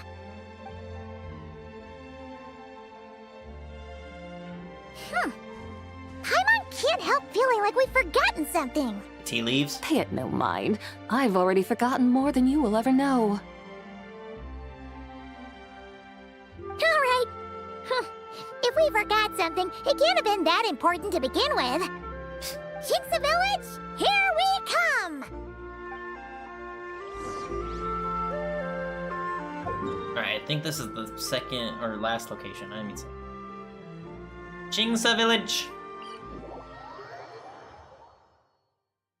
Oh, I'm so hungry, I'm dying. I had to cook myself my own food. It's gonna probably take like 5 minutes. I should probably listen to list ingredients I have. Supposed to make like this kind of wrap thing. Throw it in the oven. Oh, I'm just so hungry. Dying. We should plant cucumbers. We should plant canolas. We should plant cucumbers. They're easy to sow. we should plant canolas! The flowers are pretty! What are you arguing about, little ones? We're deciding what to plant in our field once Lantern Rite is over. Yeah! Dad gave us a small plot of land to grow our own crops. He said we can keep all the more we get from selling them. We should plant cucumbers, right? Dad plants cucumbers every year. We should plant canolas! We can press the seeds for oil! It smells good and sells for a good price. Ah, an agricultural debate. This should be easy to sort out. Granny, are you a farmer? Could you tell us what to do? Granny? What did you just call me, you rapscallion? Oh no, her eyes are gonna turn red again. It's just... my granny smells really nice, and you smell nice too, so... Sorry. How about we call you Auntie instead? Auntie? Just call her Big Sis Xiao. Oh, alright. Big Sis Zubai, can you help us decide whether we should grow cucumbers or canolas in our field? You little rascals! Using priceless land like this just for cucumbers and canolas? What a waste of heaven's gifts! Huh? What should we plant instead? With the coming of spring, when all things awaken, the field should be sown with the 5 grains. What are those? The 5 grains are life's staples, the heart of the people's table. I notice the people here mostly eat rice, so that is where you should begin. Based on the local climate and soil, seedlings planted in mid to late spring should produce mature grain within 2 or 3 months. When autumn comes, you can plant a second crop, with time still to harvest it before the first frost. The rice you harvest can be sold at market or kept in your stores. It's a far better choice than cucumbers or canolas. Oh, but Big Sister Zubai, I like canolas. That's no issue. It is unsuitable for continuous cropping in any case. You can rotate it with rice to maximize your yields. After the second rice harvest, around wintertime will be the perfect opportunity to sow their seeds. And when they mature in mid to late spring, you shall be just in time to sow the first rice crop of the year in turn. This way, your field will sustain balance, rice and canola in a harmonious cycle. Wow! That means we'll have crops to harvest all year round! Wait a minute! If rice and canola take up the whole year, what about my cucumbers? A firefly dares rival the brilliance of the moon? In what twisted universe should cucumbers vie for land with rice? Big Sis Zubai, you're going to hurt Lil Bee's feelings! Auntie hates cucumbers! Stop crying this instant! I meant that cucumbers are simple enough to grow. There's no need to devote a whole field to them. Just find an empty corner of your yard, scatter some cucumber seeds in the earth, and before you know it, you'll have a thriving patch of vines. Cucumbers delight in sunlight and moisture, but they suffer in cold weather. If you wish to plant them this early in the year, you should make sure they're protected from frost. Wow. Is it really that simple? Let's hurry home and get started right away! Are you really in that much of a rush? Well, thanks, Big Sis Zubai, who's fierce but really good at farming. We gotta go! Thanks, Big Sis Zubai! See you around! Paimon never imagined you'd know so much about farming. What's so strange about that? The people of Langan called me the god of soil and grain. Are the fields not made of soil? Is rice not one of the 5 grains? Huh, that's true. So, if the god of soil and grain is a farming god, that means the White Horse Adeptus must be a farming adeptus, right? When you put it like that, the Bai suddenly seems very down to earth. Of course, the god of farming farming is down to earth. Mind your tongue, impertinent child. How dare you diminish the lofty bearing of an Adeptus? Hey! You're the one who said the god of soil and grain is all about farming. Enough! It's time for us to take to the skies once more. Join me now. Witness the majesty of mountain, water, and field, and broaden your horizons.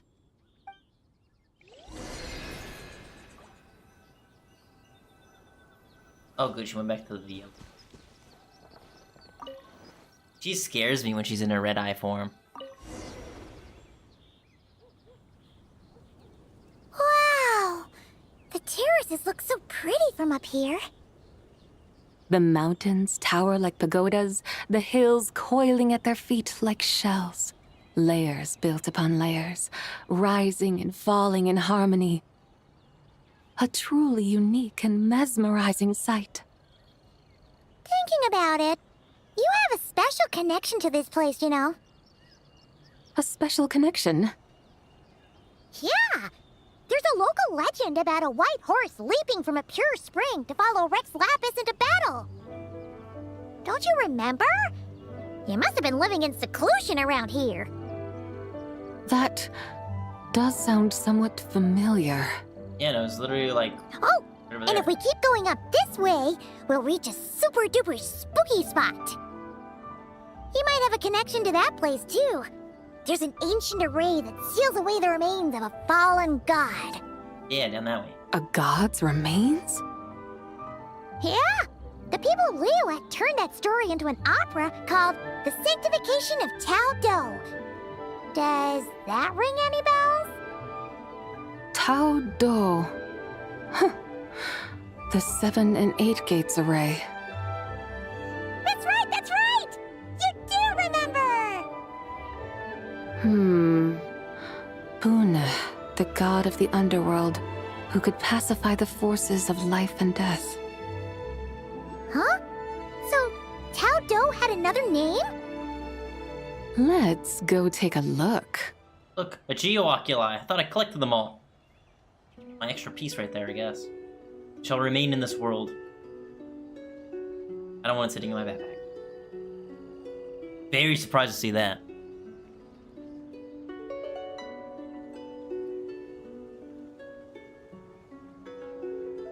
It would honestly make sense why this is the god of the underworld's realm.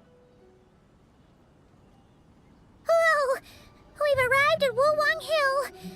The atmosphere just turned spooky. I can't help but feel there's something strange about this friend you haven't seen in ages. Huh? Paimon thought she heard someone's voice. Let's head down and check it out.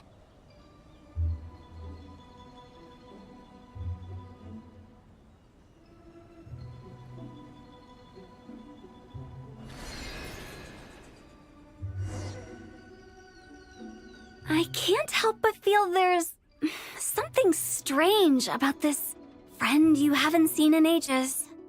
Strange? Whatever do you mean? Her strangeness defies description. This Miss Zabai is a full-blown enigma, don't you think? I'm afraid I have no idea what you're talking about. Aren't you worried about sending her all the way to Yilong Wharf on her own to buy tea? What if she gets lost? Where there are people, there are paths. Now I'm the one with no clue what you're saying. She can ask for directions. And then what? She will meet strangers in unfamiliar lands, build friendships, part ways. Hers will be a long journey indeed. The further the journey, the more footprints one leaves behind. The deeper those footprints, the harder it is for time to erase them. Ah, so you want her to make new friends. I see. But from what you say, it sounds as though she's not from Liyue. I believe she was not, but perhaps she will be. You're sounding stranger by the second. Huh. Oh, over there. Oh, look who's here. Hu Tao! Zhang sure. Paimon, fancy meeting in a place like this. Oh my, and Miss Zabai too. We ran into each other by chance. Sounds like fate to me. We were taking Zabai to buy some tea from Yulong Wharf. Zhongli sent her there, though she didn't even know the way, and... Oh, drat! We forgot the tea! Oh, Paimon knew we were forgetting something! Actually, I didn't forget. Why didn't you say so earlier then? Because we were having too much fun. What's done is done. There's no need to dwell on it. Fresh tea grows with each passing year. Let fate deliver it as it wills. Exactly. You can get tea wherever you go. You're hardly running low now, are you? Paimon feels a lot better now that you've said that. Still, I'm a little confused. If you were buying tea, how did you end up all the way out here? We're taking Spy on a sightseeing tour. We started at Liyue Harbor, stopped in at Yulong Wharf, went sightseeing around Xiaoying Village, made our way to Qingce Village, and now we're here.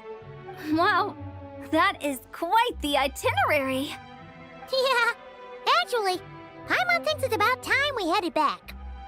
What are you two doing here, Hu Tao and Zhongli?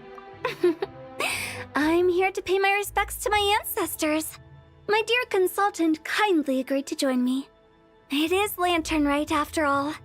Adepti and ancestors should be venerated alike. Ancestors? Wait, could you be? Are you heir to the Wu-Wong kid? Or perhaps the lone butterfly of the Crimson Flame? Whoa, have you got all your memories back? Huh? Miss Zabai, you know about the Wangsheng funeral parlor and the 8 adepts? I happened to hear a storyteller expound on the sanctification of Taodo. Lots of people know that story, sure, but very few can discern my family lineage from just a glance. Well, Zhongli, your friend here really is quite something. Unfortunately, there's no time to dally right now. We have a hill to climb. Perhaps once today is done, we can find time to chat over tea, recite poetry, and admire the moon? That would be wonderful, Director Hu. Oh, and before we go, you've been traipsing around all day. I suggest you stop off at the Wangshu Inn on your way back for a good night's rest. Wouldn't do to exhaust yourselves, Thanks for the advice. Don't mention it. All right, we'll take our leave now. See you later. Hotel's so thoughtful. Why don't we follow her advice and stay at the Wangshu Inn tonight? Zabai, you can see the whole of Dihua Marsh from up there. The view's amazing. Plus, you can sample Smiley Yin-Xiao's cooking. Wangshu, an intriguing name. It couldn't hurt to check it out. Awesome! Let's go! Oh my goodness, it never ends. As much as I don't want it to end, but I'm hungry. Like if I had like microwavable food, it wouldn't be too bad, but I have to cook myself and it's already 7. Oh, must push through. Probably not gonna end until like 7:30 or 7:45. Turn that frown upside down. Hup.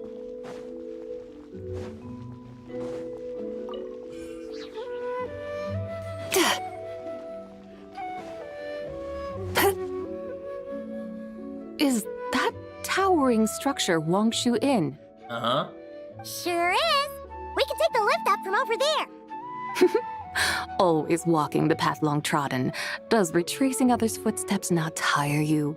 Come on, get in. We'll fly to the top. Hell yes.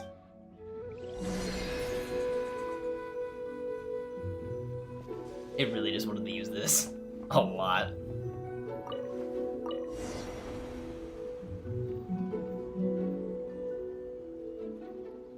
Are we really going to fly up to Wangshu Inn?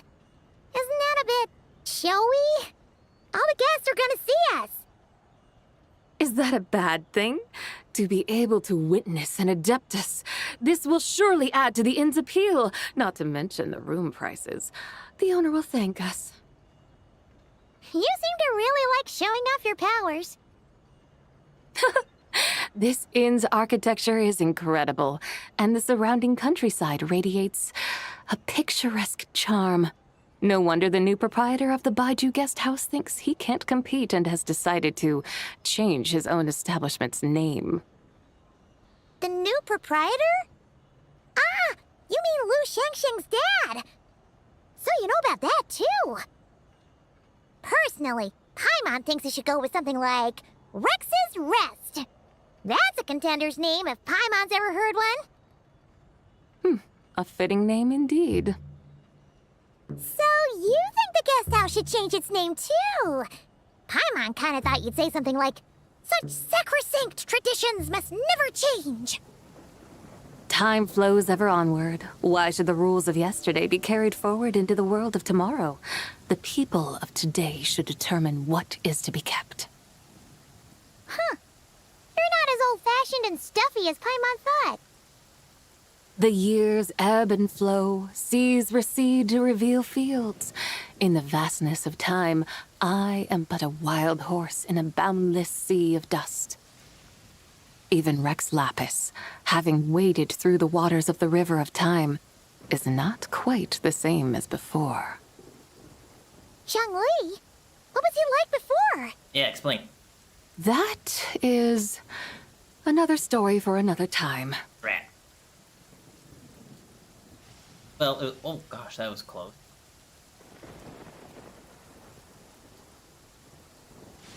Oh, that hit the... We have arrived. Oh, that one hit the Wangshu Inn. That one hit the Wangshu Inn.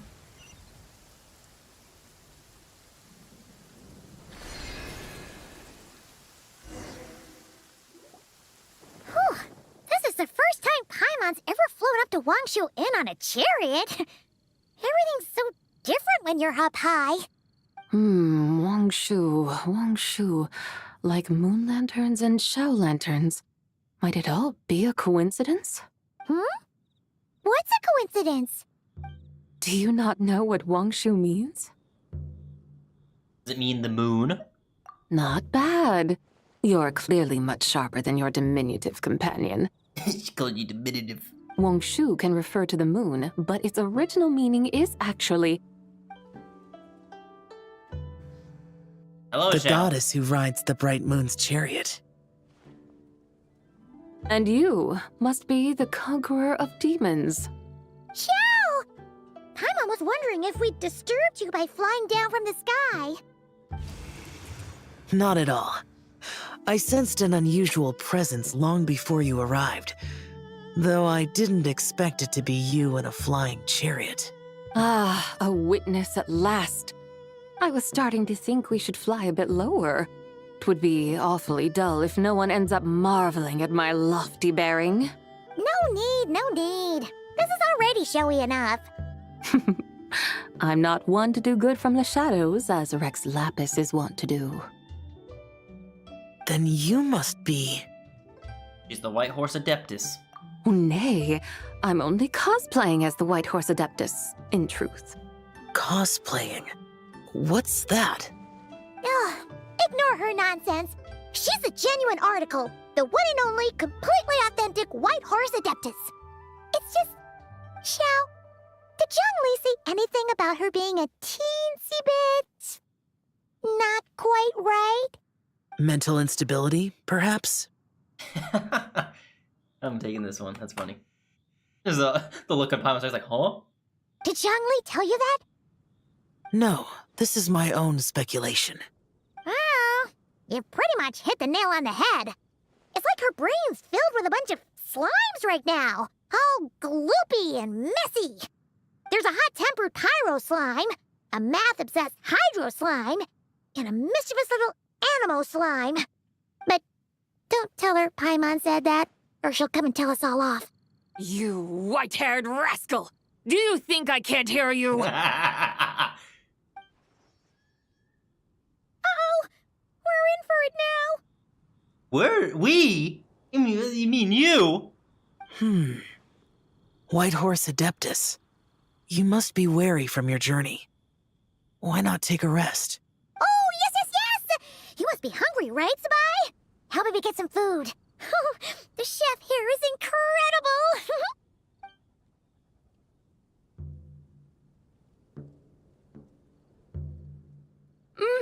It's so hot! So spicy! Are you okay? Do you want Paimon to get you some water? Don't worry about me. I just need to pace myself.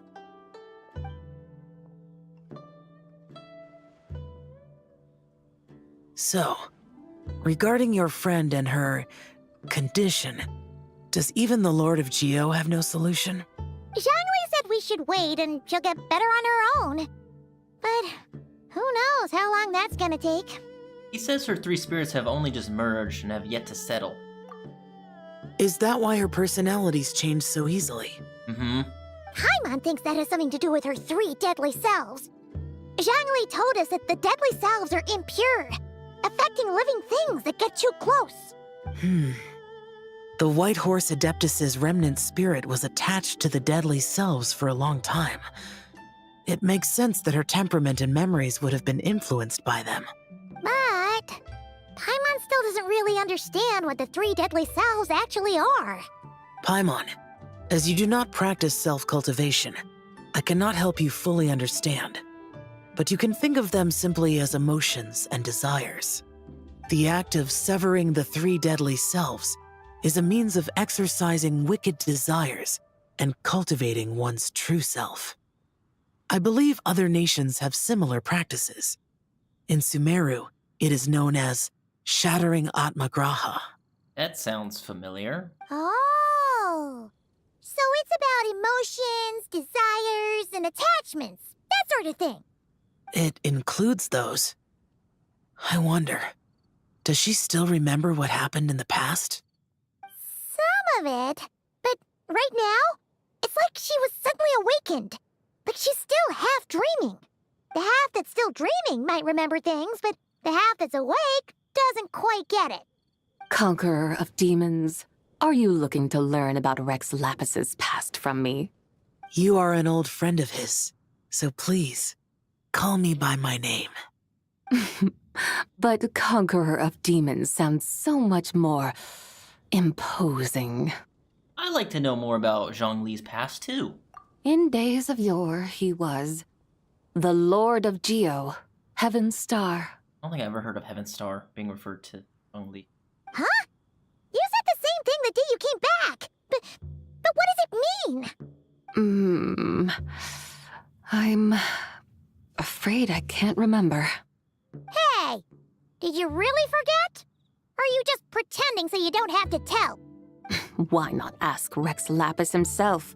Whether I've forgotten might be up for debate, but I am certain he remembers.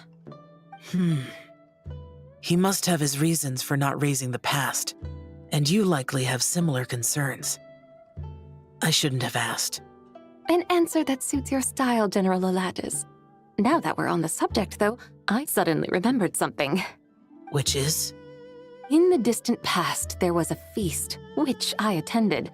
I faintly recall the Lord of Geo also being present that day. Oh, and then? What happened? Among the dishes served, there was one that could be found in every household throughout Langan at the start of spring. A dish called Flavor of Spring. I suddenly remembered the recipe for this dish. Is that it? Yes! Since it's Lanterlite here in Liyue, why don't I make some for you to try? That sounds good. Wow! It might not have been the story Paimon was hoping for, but this looks delicious!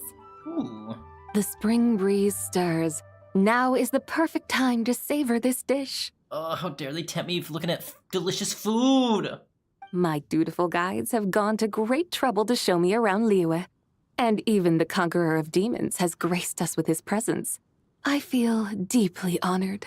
This Flavor of Spring is my way of expressing my gratitude. There's no need for such grand words. I have a gift for you, too. What's this? Hey! It's that broken jade token from the antiques exhibition! I believe this belongs to you, yes? Indeed.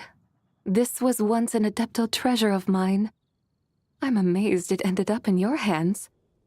Alas, it serves little purpose now in its fractured state. Please, keep it as a memento. Oh, that's a shame. Can't we fix it? This is the way of the world. Once jade is broken, it can never be made whole.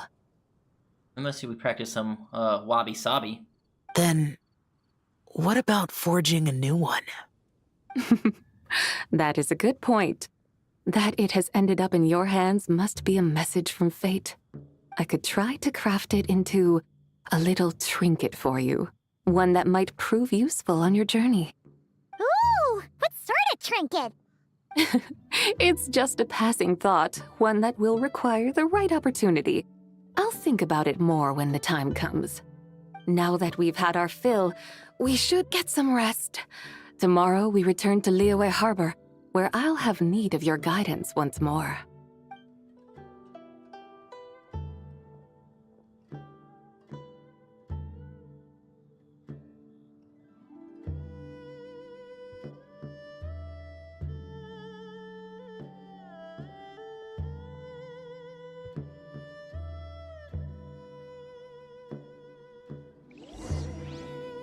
Alright, Liyue Harbor. I believe this is the last location.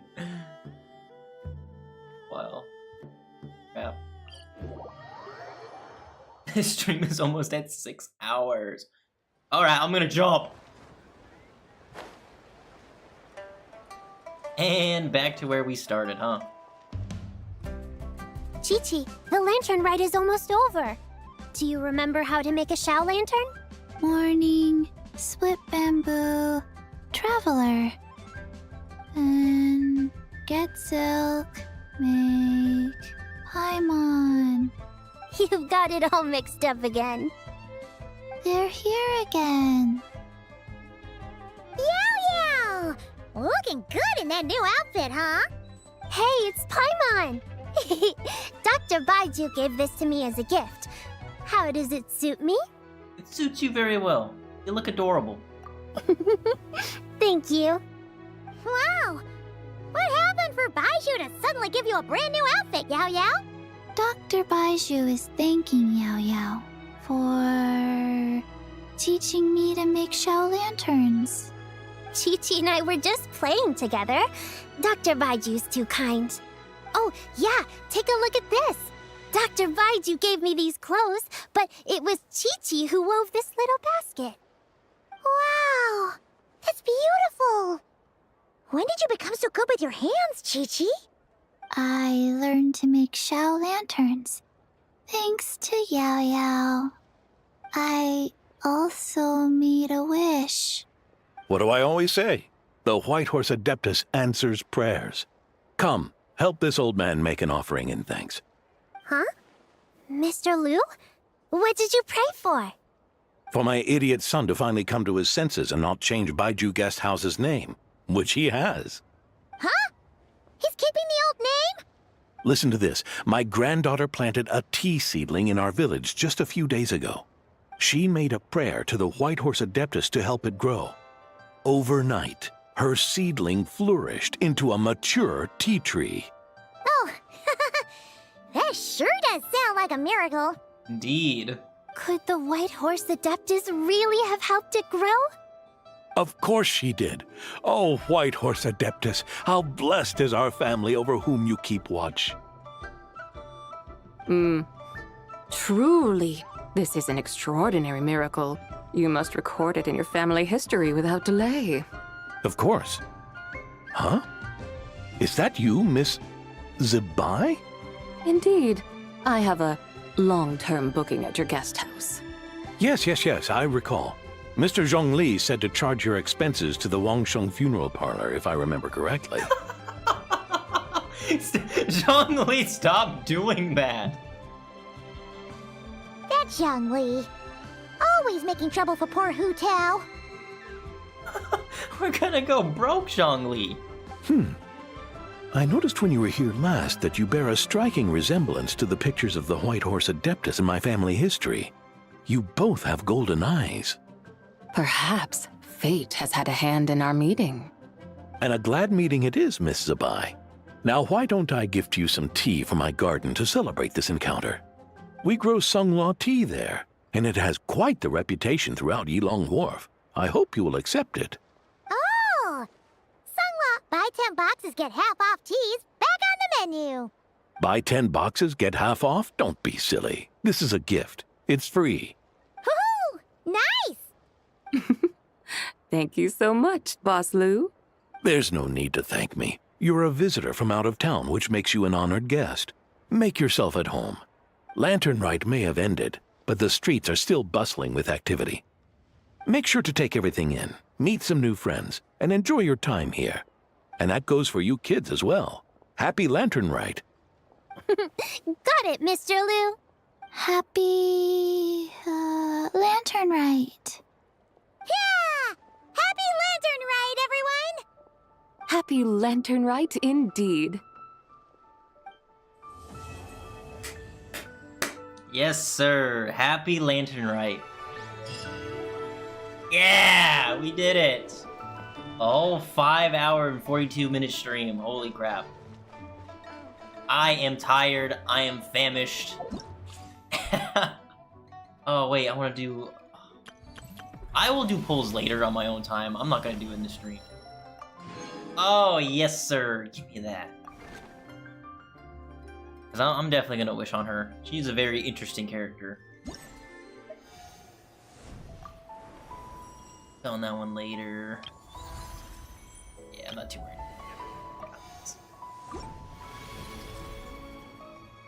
Wait, I gotta go to the board. I gotta go to the board to end the stream.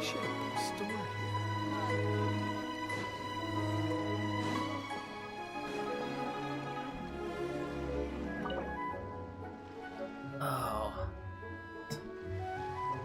Dude, I'm so tired, like... That was really good Lanterlite. I was not expecting, like, any of that to go like that. Zabai is a very interesting character. I really do hope that she eventually, like, settles down and eventually all her selves come together as one. And I do hope to see her more in the future, due to her, like, being associated with the moon and all that. So maybe we'll see her in Nod-Krai in a couple updates. Definitely at least one. I can see it happening. What else? It was good hearing from all the Leela characters again. I'll go talk to the rest of them later. The other thing. Mention. I don't know. I'll figure it out later, but I'm gonna end the stream here. Thanks for watching.